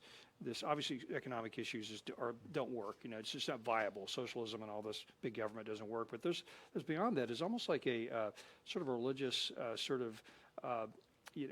Idea. I keep using the term woke, but that's woke kind of covers several different major cultural and quasi-religious issues that you almost have to subscribe to. You have to subscribe to now if you're a Democratic candidate, and those are so polarizing. Whether you believe in those things or not, they're so polarizing to the average voter that they're marginalizing themselves into a small group of voters. And for example, at one time, Hispanics, was just a given. Democrats just left-wing progressives just assumed they were going to get the Hispanic vote. Now we see that changing. That's right. And so I think and we see it in Florida and Texas and different parts of the country that are affected by the wrong policies coming out of Washington. AOC being heckled, Barack Obama being heckled, Joe Biden being heckled. That lets you know that there's a little bit more than frustration going on. People are really getting vocal about their sentiment. Right. Yeah, well, let's update on Amendment 1. The lead has grown for no to that. 15% of precincts reporting 60 to 40. The Amendment 2 issue, the pro-life issue, abortion issue, policy issue, is at 60-40 as well. More precincts reporting on that. 33% now of precincts reporting 60-40 on Amendment 2, and with 15 precincts on Amendment 1, 60 to 40 no. Both those amendments no. Again, we talked about, though, in the earlier discussion, Tom Fallbush and Lee Watts, Derek, about that no matter what happens with that, really, the way that Roe v. Wade was overturned, this is really going to be punted, really was punted to the states to make their decisions. And you made that point earlier about that was the right thing to do, it was the right way to do it. And so at the very least, if there's not a constitutional amendment, there's certainly going to be a lot of interest, I think, on the part of citizens, an increasingly conservative citizenry, for the legislature to act on that and take some steps to make sure that the abortion policy in Kentucky is clear. That's right. Yeah, and our previous guest can probably speak to this better than I can, Richard Nelson. But there's a we already have a law. We had a trigger law that outlawed abortion as soon as Roe v. Wade was overturned, and so that went into effect. And then there's now a legal battle whether or not that's constitutional. And so we'll see how that shakes out after tonight. I think the judges that are ruling on that may use tonight's vote as to kind of weigh out how they might rule. But regardless, the legislature can still come back into session and pass another vote. And so I think there's enough support to do that in the state. And so we'll have some sort of pro-life approach to that issue soon. Yeah. So I just had a quick question on that. Now that this is being brought back to the states, do you think the conversation will be opened up to where men have an opportunity to speak on the matter more so than it just being dominated totally by women? Great question. Yeah, you know what? I think it's an opportunity to do that, don't you? I think it's an opportunity for men in the minority communities, especially, to step up and have their voice heard and call our nation back to the values that we believe in terms of the family and the nucleus of the family. Well, in the minority community, a lot of the times the child begins the separation. You have a poor young girl, a poor young boy, they make a baby. He has to get a job, she's going to get benefits and has an avenue towards education. And a lot of times that dichotomy where you have one going this way and one going the other, for her to gain a lot of benefits, she's going to have to decouple herself from him. And so the split in the community starts right there at some of these issues. Yeah, good. Lee Watts, what do you think about the future of this issue in Kentucky? If this amendment fails, what needs to happen? If the amendment fails, again, it's going to go back to the legislature to have to very carefully craft legislation that cannot have one judge supersede the will of the legislature. However, this also goes to another race that we should be closely watching tonight, and that's up in northern Kentucky, having to do with one of the open seats on the Kentucky State Supreme Court. One of the people running for that is Joe Fisher. He's running against Michelle Keller. And Joe Fisher is a current representative and has been one of the absolute forefront in bringing pro-life legislation to the General Assembly now for years. And if he is able to get that seat tonight on the state legislature, then if we do see some of the lower courts trying to legislate from the bench and the legislature's pro-life laws going before the state Supreme Court, that court could tip tonight to uphold pro-life legislation with people such as Joe Fisher winning their seat. I think that'll be a key position to watch on the entire pro-life issue in Kentucky. That's right, and we also have the Supreme Court race in Bowling Green in Warren County with Kelly Thompson, appeals court judge, up against Sean Marie Alcott, who has positioned herself as conservative on this, as has Representative Joe Fisher. Interesting in that race, Kelly Thompson registers or says he's a Democrat, but he's from an area that is heavily Republican, or he says he's a Republican, but he's from an area that's heavily Republican registration. So we'll see how that turns out. Plus, one of the things that we didn't always have in Kentucky, used to, the different judge positions were partisan. And I was discussing this with some of the judicial candidates this campaign season, and they brought up an excellent point. The idea of having a nonpartisan judge race is supposed to be for neutrality, but in reality, that saying it's nonpartisan doesn't make a judge neutral. All it does is hide their position from the people. So I think we should reverse this back to the way that it was and let the judge positions be partisan. Absolutely. So we can. People will know. Exactly. I want to update we have just a few seconds here before we go to the break, and we'll come back on this. Want to update Representative Jason Nemes is leading in his race, State House District 33, 5644 over Kate Turner. Also in another race that had some controversy, House District 31, Sue Foster, the Democrat, and by the way, Nemes is the Republican in the 33rd district. Sue Foster, the Democrat in the 31st district race, is leading Susan Tyler Witten, 5347. Still pretty early and thin in that. But in that particular race, Susan Tyler Witten was actually disqualified for a time. They had redrawn the House districts, and she was her opponent, who hasn't really done anything other than try to accuse Susan Tyler Witten of not being qualified. She hasn't done a whole lot of campaigning, but anyhow, because of that, it's set her back. Now she finally got a judicial ruling in favor of being on the ballot tonight. So that probably, I wonder how much impact that may have had on her race. We can talk about that. We'll talk about that and a whole lot more coming back on special election coverage right here on WBNA 21 and Kentucky's Voice.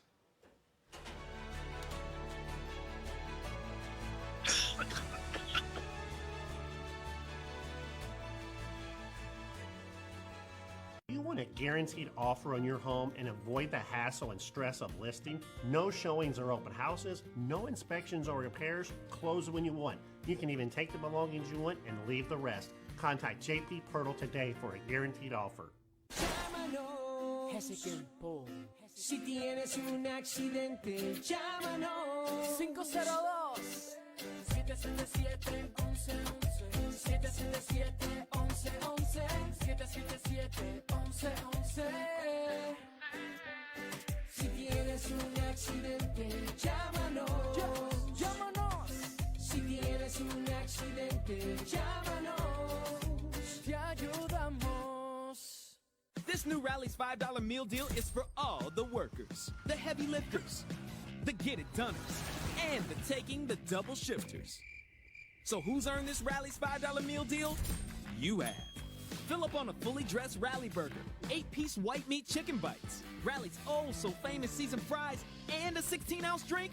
Woo! That's a lot for just $5. You work way too hard for us to slack on the flavor. The Rally's $5 meal deal. You've earned it. I'm Wanda Sykes, and I'm the host of Ring Nation. What is Ring Nation, you ask? It's going to be your favorite daily show. Why is that? Because the stars of the show are you, and you sent us stuff like this. And that. And just when we thought you were done, you shared this. Ring Nation, your daily dose of the coolest clips and viral moments. You want a guaranteed offer on your home and avoid the hassle and stress of listing? No showings or open houses, no inspections or repairs, close when you want. You can even take the belongings you want and leave the rest. Contact JP Pirtle today for a guaranteed offer.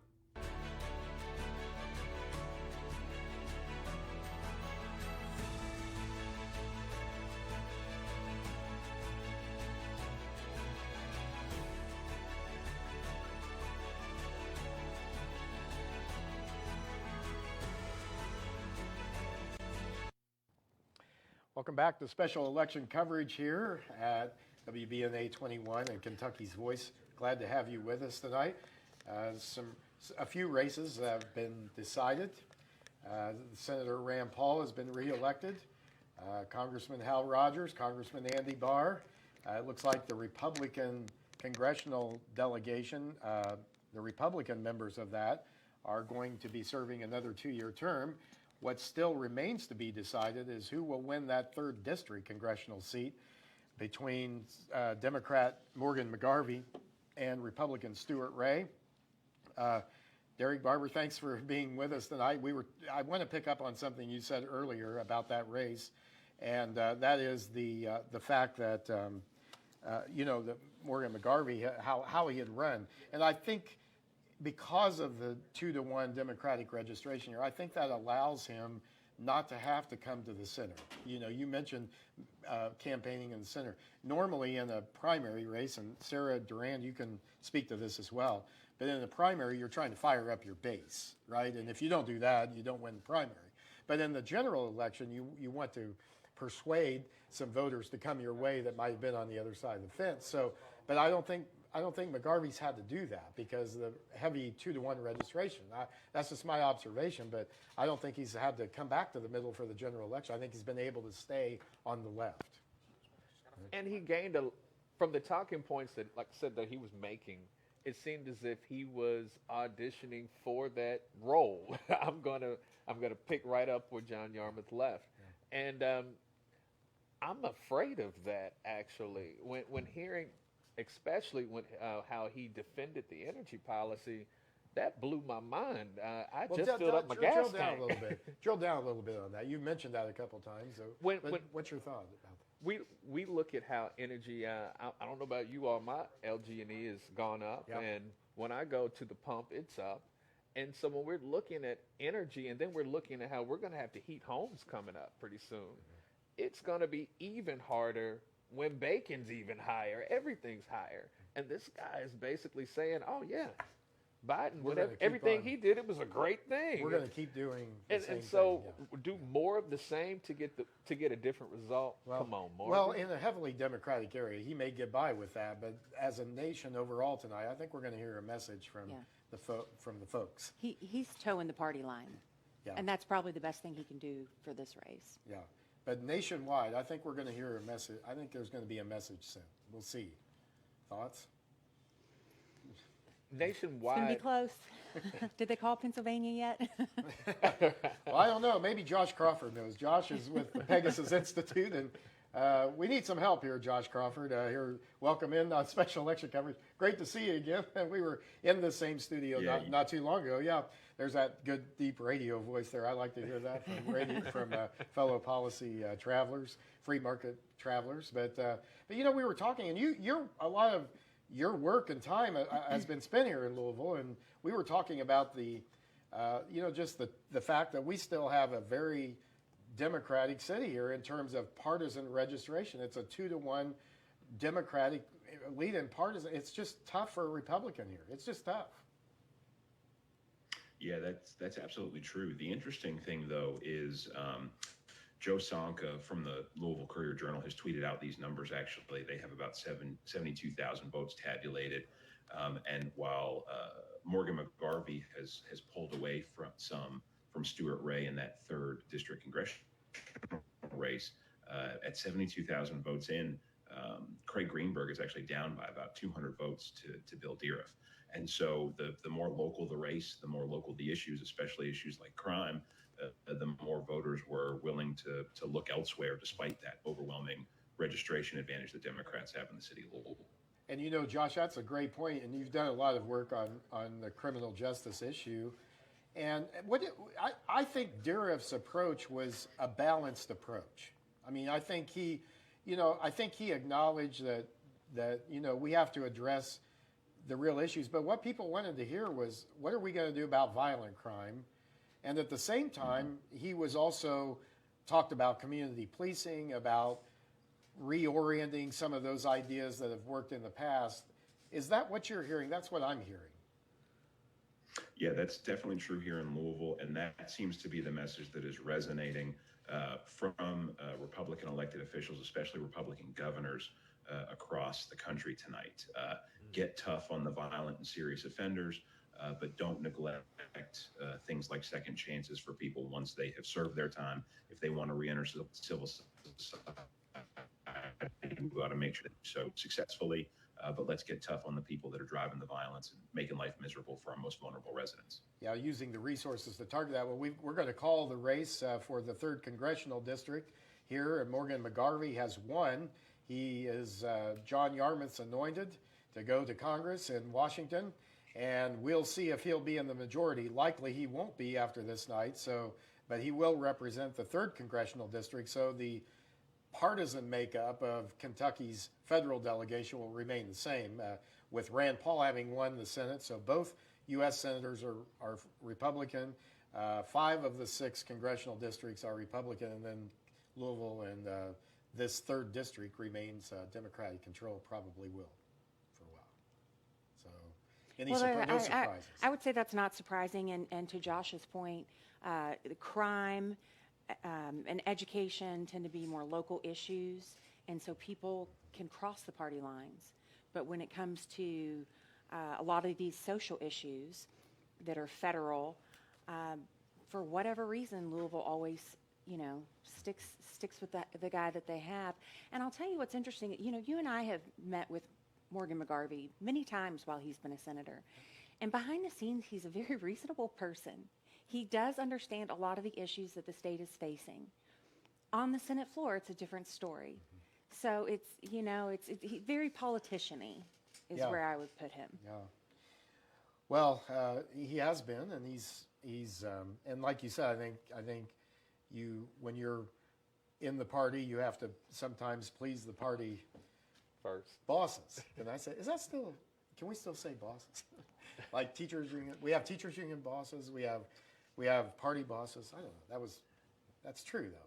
I mean, They shouldn't be bosses. No, they should not. They should represent their districts. The boss ought to be the They're people. servants. They're supposed they're supposed to be servants. And that's troubling when you have someone who does know the issues. There's a scripture verse, to him that knoweth to do good and doeth it not, right? So if you know what the right issues are, but you won't do so publicly because you're trying to please party or a different master, I think that's troubling. I think that's a problem. It is. I have a lot of conversations with legislators where they say, well, the polling in my district, yada, yada, yada. And I say, well, is it the right thing to do? Yeah. Okay. If it's the right thing to do, then do it. Well, Josh Crawford, what are your thoughts about, it looks like Bill Deeriff here, as you said, could be the first Republican mayor in Louisville since 1965. That's a long time for one-party control. How much impact can he have if he has a Metro Council that's pretty Democratic? But I think the mayor's office can do a lot about crime and the police force. They really can. Oh yeah, and structurally, Louisville is a very mayor-strong city. The Metro Council does not have the oversight functions that some other city councils do. We are just sort of structurally, regardless of partisan makeup, a sort of mayor-strong city. And so with regards to the police department, with regards to non-police violence intervention programming, there's a tremendous amount the mayor can do. And again, the more local the race and the more local the issue, the more you're seeing folks flip over some. There are 2 state house seats in Louisville that your viewers should be paying attention to. 2 longtime Democrat incumbents in Charlie Miller and Jeffrey Donahue, who are in real races for the first time in recent memory, largely over the issue of crime, somewhat over the issue of the economy, and some over education, but largely over the issue of crime. They have been hammered in ads from the state Republican Party, from outside groups, for votes that they took against getting tougher on street gangs, against getting tougher on fentanyl traffickers. And those guys are in real races for the first time in South Louisville in a long time. Yeah, and I think we are seeing South Louisville, some more conservative ideas gain hold there. And so maybe that's the way the red wave will come crashing in to the city. And I also think, to what he was saying, it's difficult for them to just go after crime point blank, considering we're seeing crime being committed by teenagers now. And so now the issue is, do we charge them as an adult, or do we charge them, or do we deal with them in juvie, or do we have to bring JCYC back? It's a lot of these different things where it's not as clear cut as get rid of the crime boss and then we get rid of his stooges. Some of these kids are a lot of these kids are high schoolers who are committing grand theft auto. And so that it's not as cut and dry as you think it would be. I think our plan now is wait until they turn 18 and then we can arrest them. That seems to be the current plan. Right. But we'll hide that record of everything they did on the way up. Yeah. Yeah. Well, more results. It looks like, and again, this is just really more of the same tonight in terms of the results. Democratic candidates for the Metro Council winning, except Dan Syme Jr. in the 13th district. It looks like he will defeat the incumbent tonight if this continues. He's at 58 to 42% right now, so pretty good wide margin for him in that race. Mark Fox is the incumbent there. But that's one of the few bright spots in the city as far as Republicans go. Charlie Batchin also winning his race 54-45 over Amy Holden Stewart, the Democratic incumbent. Other than that, and then we do have the Jefferson County Clerk's race, which is somewhat surprising here, but I guess, that's been one of the areas that the Republicans have held for several years in this city. The only area. The only area. And Barbara Hoekstra, the Republican incumbent, longtime incumbent, is in a real race tonight. Tina Ward Pugh ahead of her by about 370 votes here. Very close in that race. That's going to be a very close race. And so the clerk's office may be tied up counting votes for who's going to lead its own office in the next term. Could happen. The school board races.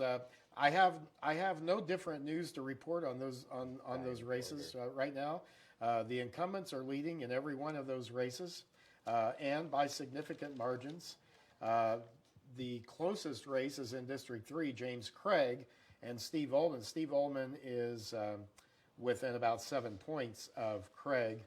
But Gay Adelman there has taken over 10% of the vote. She is a school choice opponent, a rabid opponent of school choice and of reforms that we have been supportive of. But she's nevertheless got into double digits tonight, and so lots of things going on. There are some surprises, I think, in the Metro Council races. There are 13 seats up, but only 6 are contested. The great thing for Republicans, as we've mentioned before, is that none of them are incumbents, so they can't lose any, they can only gain some. But there are a couple of open seats that they would have a chance of winning, except they're traditionally blue. They're not going to win those. And then the seats that are traditionally red, that kind of won in that weird election we had when people in Louisville were angry at Trump and Bevin. We had like a blue wave that year. There are incumbent Democrats in that race, but it looks like they're turning, Amy Stewart and Bastion, that's Southwest Louisville. I would expect that to be red. So for him to take out an incumbent, that's a big deal, as well as Dan Syme Jr., although I think that with Dan Syme Jr., he, of course, has the name recognition of his father, who was in the Senate for 30 years. Yeah. Josh Crawford, your thoughts and input here, having worked on some significant issues that are affecting the city of Louisville, how we're headed tonight. Yeah, I think Sarah is right about that. Mark Fox, the incumbent Democrat in that one seat, is the public safety chairman, very conservative Democrat, one of the few conservative Democrats really left in the state. Dan Syme Jr. Is likely to win that seat.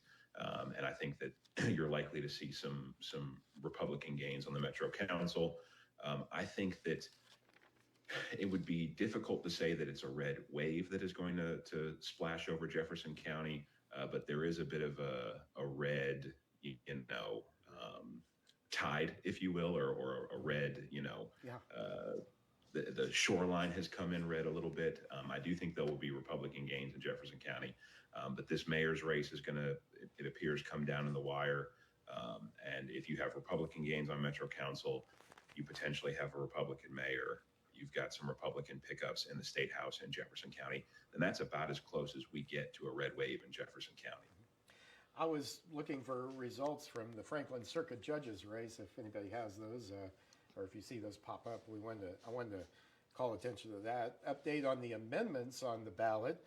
29% now of precincts reporting on Amendment 1, and 45% on Amendment 2, and both no still leads significantly on both of those amendment issues. So those are holding so far. We'll see how the vote comes in, and I'm sure I think there's a long way to go on some of these races. I'm interested in the Dan Syme Jr. If you really check him out, he's big on veterans, but he's really big on a liberal issue, we would say, in Kentucky, which is recreational marijuana. Yeah. And so to have a conservative candidate actually toe that line, where most people would view that as a liberal situation, maybe that is an inroad to pull others to the red side of the wagon here. I'm very interested in seeing how they're going to deal with the person this passionate about the issue. And a lot of it is due to what he wants to have available for veterans. Yeah. Yeah, and those issues matter. You know, people, and you talked about issues at the local level that I think become more critical and more maybe more urgent at the local level, more so than whatever the party affiliation and those kinds of issues. I think fit that. When bill. we have a lot of veterans in South Louisville. Exactly. Yeah. Well, very good. We're waiting on returns to come in, like everybody. But I don't. But the race for the Franklin Circuit Judge, I just want to mention the importance of that race tonight, because obviously many of the important decisions that are made go through that court if they're challenged in court. Many of the important decisions in Frankfurt, Sarah Duran, policy issues, if they're challenged, they're going to be challenged in Franklin Circuit Court. And we've seen. How big of an issue do you think that? I think it's an important issue because I don't think one person, one judge, even if they're totally impartial, should be deciding every important policy issue that comes through the state if they're challenged. Yeah, I agree. Frankfurt is a very blue area for those who live there. And the fact that everything that the legislature passes has to go through this one judge who always rules against Republicans, that sets a precedent. That sets a precedent to the other judges for them to follow suit. They're more inclined. Now, of course, we have seen where the Kentucky Supreme Court has given him some pretty scathing rebukes. Yes, absolutely. But it does, it sort of sets the tone that it always is going through his court first. Yeah, so there, we'll see tonight. Joe Bilby is running against Philip Shepard, Judge Philip Shepard, who we've been talking about here, who's the judge who's been making a lot of these critical decisions. I'll ask Josh Crawford this. Josh, how concerned are you about that? To have a judge making so many of these critical decisions. Does there need to be a change on that? And what are your thoughts about what we've seen? This judge has ruled against some issues that are pretty important to our state, and I think on the school choice issue is one of those. But he's also been rebuked a few times by the Supreme Court. So I guess that's where we have some of the checks and balances, right? Yeah, that's certainly true, and you'll hear President Stavros refer to that circuit as a super circuit for that reason. That regardless of who that judge is, most of the most important cases in the state run through that court. And so, whether the judge tomorrow or next week is Phil Shepard or Joe Bilby, it's pretty critical that there are probably some additional reforms that reduce the power that circuit has. But judicial elections are remarkably important and things that often get overlooked by voters. If you're a straight ticket voter, if you're a straight ticket Republican or straight ticket Democrat voter, you don't vote in judicial elections unless you take it upon yourself to vote in those elections. And again, here in Jefferson County, we have judges making critical decisions on everything from disputes between businesses and labor to decisions about bail and sentencing for very serious violent offenders. LMPD Chief Shields, Erica Shields, will tell you that LMPD's efforts to mitigate violence are significantly reduced by the rulings of some judges as it relates to questions of bail and sentence length. And so these judicial elections are critically important for voters. Yeah, and just talking about some of the results we're seeing here, Representative Jason Nemes continues to hold his lead in the State House 33rd District. He's a Republican. 37th District, Emily Callaway, the Republican, also leading in that race. Susan Tyler Witten, the Republican in District 31, and Sue Foster, the Democratic opponent, only about 200 votes separating, less than 200 votes separating them. And to the one of the districts that you mentioned, Josh Crawford, House District 28, which is Jared Bauman, who's the Republican challenger to Charles Miller. He's got a pretty significant lead right now, 58-42%, about 1,600 votes there difference. So that looks like that could be another incumbent being defeated right here in the area. So a little bit of red there, to say the least, I guess. But anyhow, things are shaping up here. We'll know more, I think, in a little while in terms of results in some of these important races. Well, it seems like everything's on track. Locally, we're blue. Nationally, we're red. Although in the 37th House District, Emily Callaway, the Republican, is ahead of Jeffrey Donahue, also a longtime incumbent and a big labor union. Do we know how redistricting may have affected that area? Maybe Josh knows how that's. Mm-hmm. Yeah, those are both much more competitive districts than they once were, in part because South End voters have trended more conservative in recent years, period. But those districts are nearly identical now in terms of makeup. Representative Donahue's district and Representative Charlie Miller's district, in terms of voter demographics and things like that. And so as one goes, you would expect the other to go. And so I think you'll see either both Representative Donahue and Miller defeated, or you'll see both of them come back in all likelihood. But redistricting did reshape those some. But the bigger thing has just been trends among South End voters. There were 3 Metro Council districts in the South End that had Democrat Metro Council members that Donald Trump won in 2016. And so I think you're seeing some of those voters sort of more fully come into the Republican Party. And again, because of issues, especially of crime, but also of education and the economy, just shift the way they vote towards Republicans. Good, very good analysis there, and an overview, and redistricting certainly has had an impact on many areas. Well, yeah, and we still haven't discussed the Susan Witten issue. I mentioned it earlier, but yeah, and how the redistricting and also the disqualifying of her during the absentee ballot period may have made a difference in her race. Yes, and it looks like she's really having she's climbing a mountain, having to climb the hill tonight on this. So stay tuned. More on WBNA 21 and Kentucky's Voice.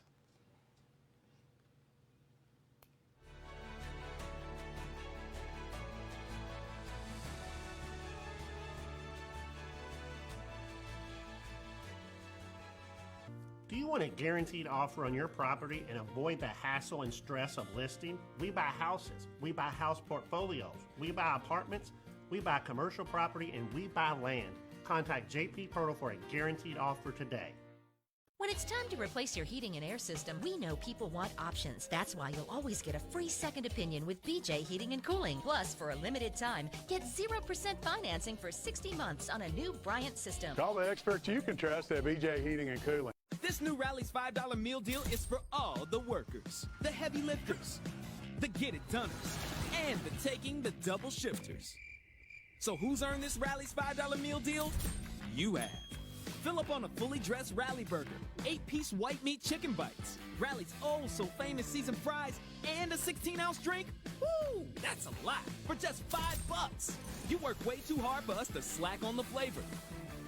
The Rally's $5 meal deal. You've earned it. Llámanos. Hace tiempo. Si tienes un accidente, llámanos. 502 777 1111 777 1111 777 1111. Si tienes un accidente, llámanos. Llámanos. Si tienes un accidente, llámanos. Te ayudamos.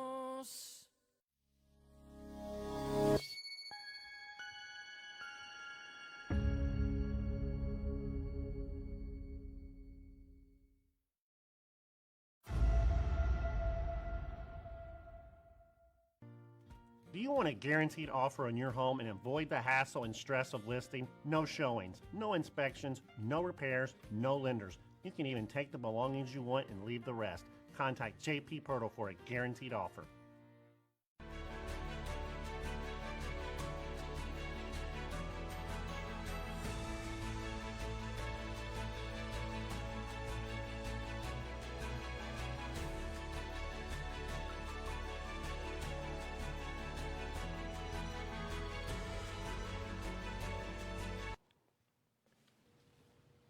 Special election coverage here. Thank you for joining us on Kentucky's Voice. What a great opportunity to take a look at our elections tonight through a conservative viewpoint. Tom Fallbush, this is a great idea, and thank you for the work that you've done here to create this. I think we're going to see great things ahead. Talk a little bit about your thoughts about what we're doing here and what the goal is. Jim, first of all, you did all the work, so thank you for doing the show. You really carried this whole program, and thanks for being here and doing this. But I hope you enjoyed this if you're a viewer at home. There's not anybody in the state that is doing news and commentary from a conservative perspective. And so, for example, there's not a local Fox News of Kentucky, for example. And so we're trying to carve out a niche. We're trying to serve an underserved population of people that are that look at the world from our perspective. And so, so if you've enjoyed this, we appreciate you tuning in, and tell your friends about it. Get online, watch get on Facebook, engage with us. We're going to have more content in the future. And we're going to have a great opportunity next year with the governor's race, the gubernatorial race. Absolutely. And Richard Nelson from the Commonwealth Policy Center. Welcome back here. And Good to be here. Thanks for hanging around with us tonight. I've really enjoyed having you as part of this program, and all our panelists have done a great job, and as you have done as well.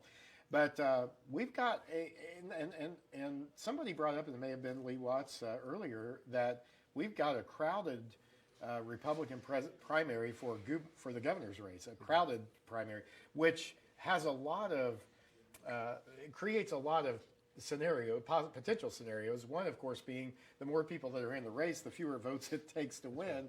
So anyhow, I think we're going to see see one of the most interesting Republican gubernatorial primaries that we've had in a long time in this state. Yeah, I agree, Jim. So we have, I believe it's 8 Republican candidates for governor. Some top-tier candidates who are well-known. We have constitutional officers, Ryan Quarles, he's the Commissioner of Agriculture. Daniel Cameron announced his run for governor a couple months ago.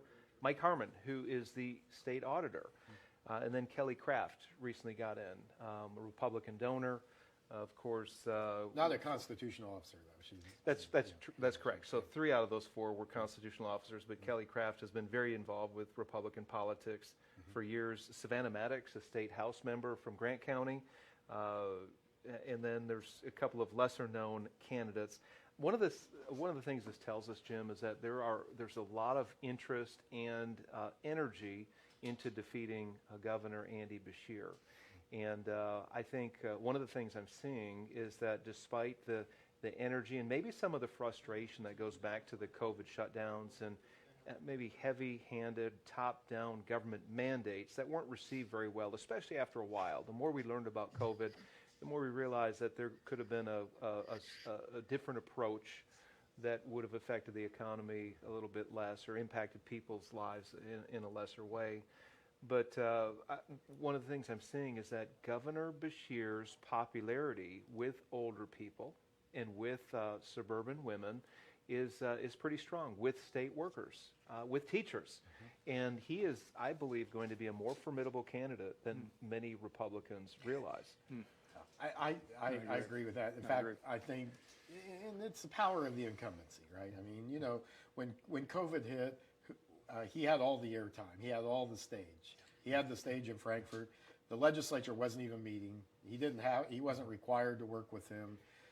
I wondered if that might have, what kind of impact that might have on that. But a lot of people viewed what he did favorably in terms of the policies, how he responded. Well, he had a two-hour infomercial every day, for a year or two. And so that just does something for your brand, if nothing else. And so, but I think you're right. I think it's going to be a tougher race than we think. But he's really vulnerable. He has some issues that people are not really happy with him for.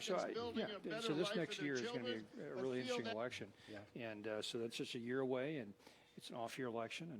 But tonight we've got a lot of our key races are undecided. The mayor's race, Wave 3 just projected that DeRoof may be ahead by 200 votes from a projected analysis. It's not actual votes, but from a projected analysis. So that's fascinating. Let's see how that shakes out tonight. Yeah, and if that happens, Linda Gordon has won re-election in Lexington. We'll have 2 Republican mayors of our 2 largest cities.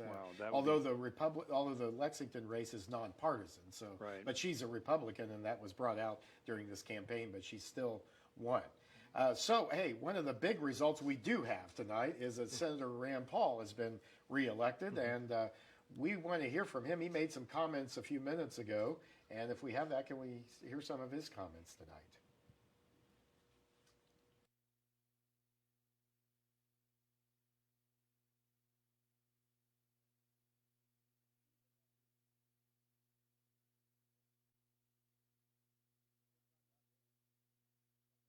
Get reading lips. We'll just say I'm sure he was very happy about his win.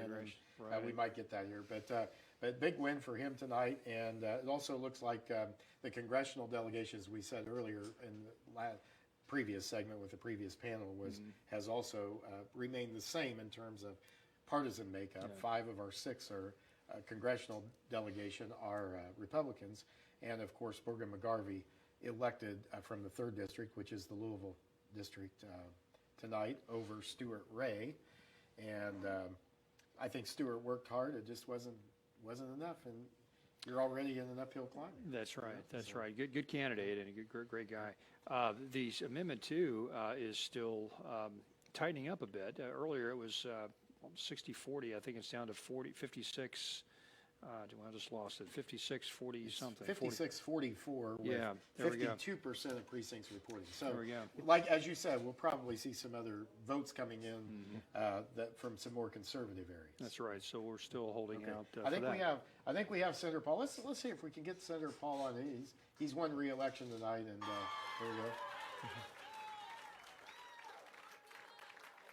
What a great crowd! In this hour of our victory, as a red wave sweeps across the country, and America chooses a different direction, we need to remember that we don't come together to celebrate the concentration of power. We come together to rejoice in the dissipation of power.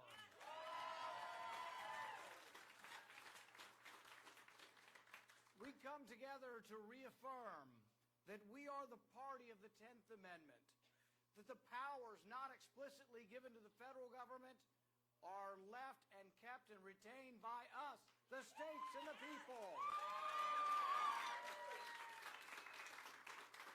We come together under the belief that government is instituted among men and women to preserve our God-given freedom, period. Our desire is not to rule over others, but to largely leave people alone. It is this system of constitutional checks on power that has allowed America to become the freest nation ever known. With freedom has come great prosperity, but we do not choose freedom because it makes us rich. We choose freedom because it's a part of our very nature. America is not only the richest country in the world, but we are also the most generous. Private charity in America is unrivaled worldwide. Why? Because we truly believe we are our brother's keeper.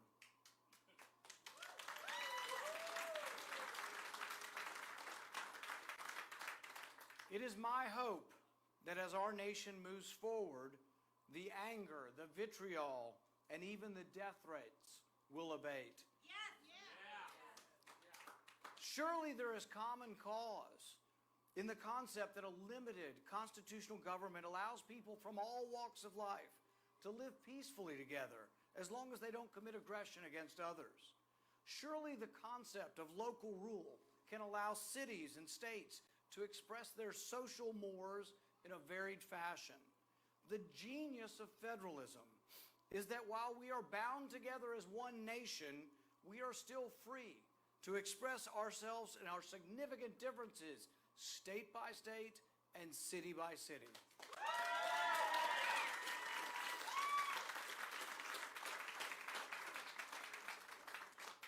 Liberty, or the absence of government intrusion, should allow people of widely differing beliefs to live together, each according to their own beliefs.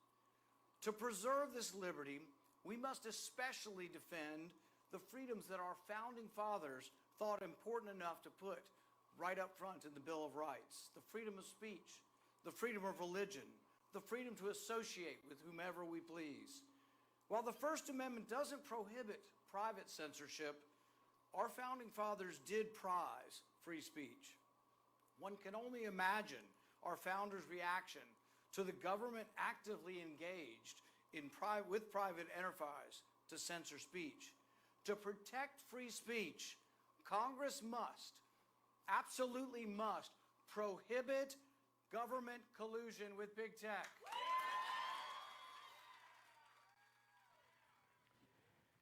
That's Senator Rand Paul, his victory speech tonight as he defeats his Democratic opponent from Louisville, Charles Booker, tonight.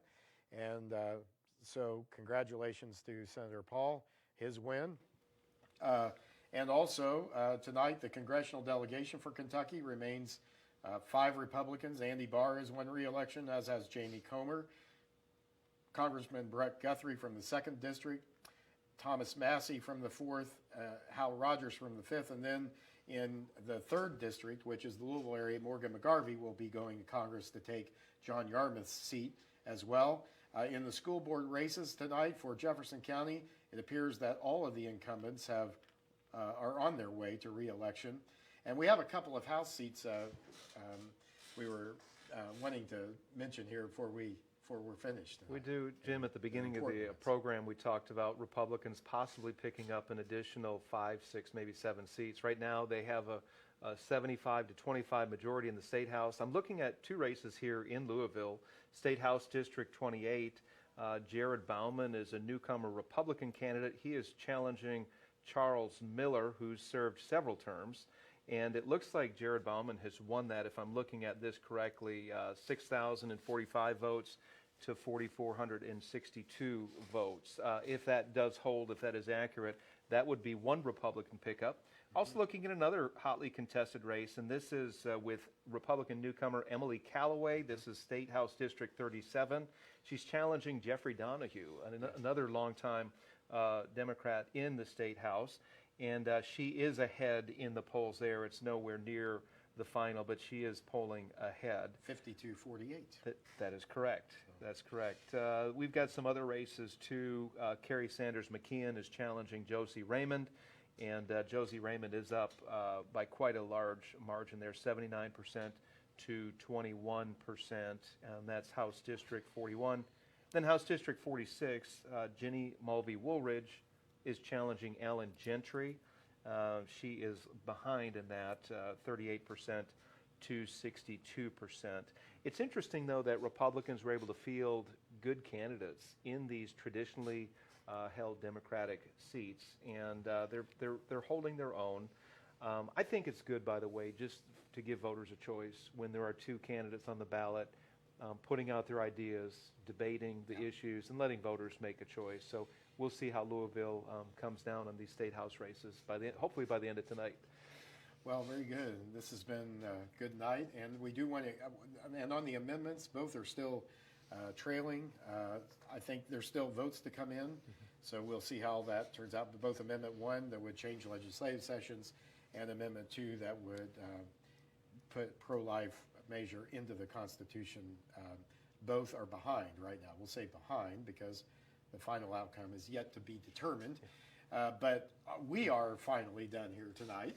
And That's right. I want to thank you all, and Tom, it's been great to be with you, and Richard, and also Lee Watts, Josh Crawford, Sarah Duran, Derek Barber, and Margaret Rogers. And Margaret Rogers as well. Great to see her tonight, and just really a great time together here at the studio and wrapping up. And really, I hope to you, the voters and the people of this area, that you will remain engaged and become informed, stay informed.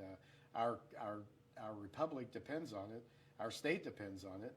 And I want to thank you for watching tonight. Those who are watching, you're more informed now than you were when we started this program tonight, as we've talked about the issues, about the races that matter here in this community. And I think this is just going to grow from here. So thank you for joining us and for being with us. I'm Jim Waters, President and CEO of the Bluegrass Institute for Public Policy Solutions, saying thank you for joining us, and stay tuned now. We're going to go to Victory News and national coverage right here on WBNA TV 21 and Kentucky's Voice.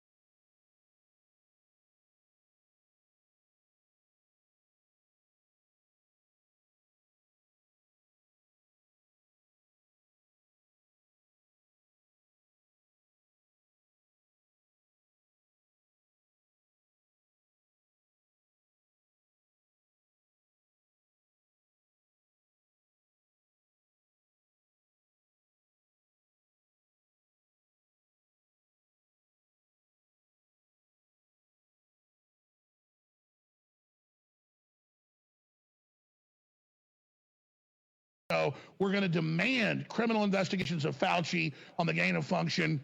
We're going to demand the border be secured as Trump did. We're going to demand that they turn back on the Keystone Pipeline and oil drilling, gas drilling, and turn back on the 1,000+ power plants turned off under Obama, and just reverse the whole globalist agenda to cut off American energy being financed by communist China so we can't finance ourselves and have a future. We're going to see a real reckoning right now, because the people aren't just transitorily angry right now. They are fundamentally awake to the Great Reset and the whole globalist agenda, not just here, but around the world, from Italy to Sweden to you name it. We are seeing populist candidates elected that transcend left and right, and that's what's so exciting of this.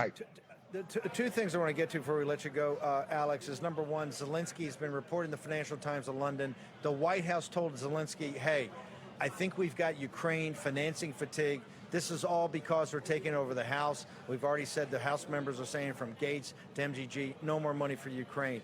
In addition to that, the debt ceiling. Already negotiations about the debt ceiling, about lifting it. How big are those fights? Starting next week, after we kind of figure out where the battlefield is, how many seats we picked up, how big is the ceiling, and how big is that no more cash to Zelensky and the Ukraine oligarchs? Well, absolutely. You know, Scientific National polls had 80 to 87% of Americans, liberal, conservative, black, white, old, young, didn't matter, against this proxy war that's turning into a full-blown war and could be World War III in Ukraine. But when Tulsi Gabbard came out and led the Democratic Party 3 weeks ago, that really sent a giant shockwave through Democrats that had amnesia and forgotten one of the only good things they had was being, anti-war and not wanting an American empire. That, again, Eisenhower had warned us about the military-industrial complex. We love our military, the best people, but we've got to beware some of the bureaucracies that are around that. And so we've got to get the debt under control. We've got to get the inflation under control. And both parties have been bad about this. The Republicans were going over the edge of the cliff at 80 miles an hour. Biden's been going over the edge of the cliff at 400 miles an hour. And we've got to turn the bus around before we go over the edge of the cliff. We need tough talk. We need to be honest with the American people, and we need to demand it now to get the spending and this debt ceiling back in place, or we will go the way of the Weimar Republic. Alex, how do people get to you for your night? We know you're doing all-night coverage on election night. Where do people go, sir? Sure, just like you.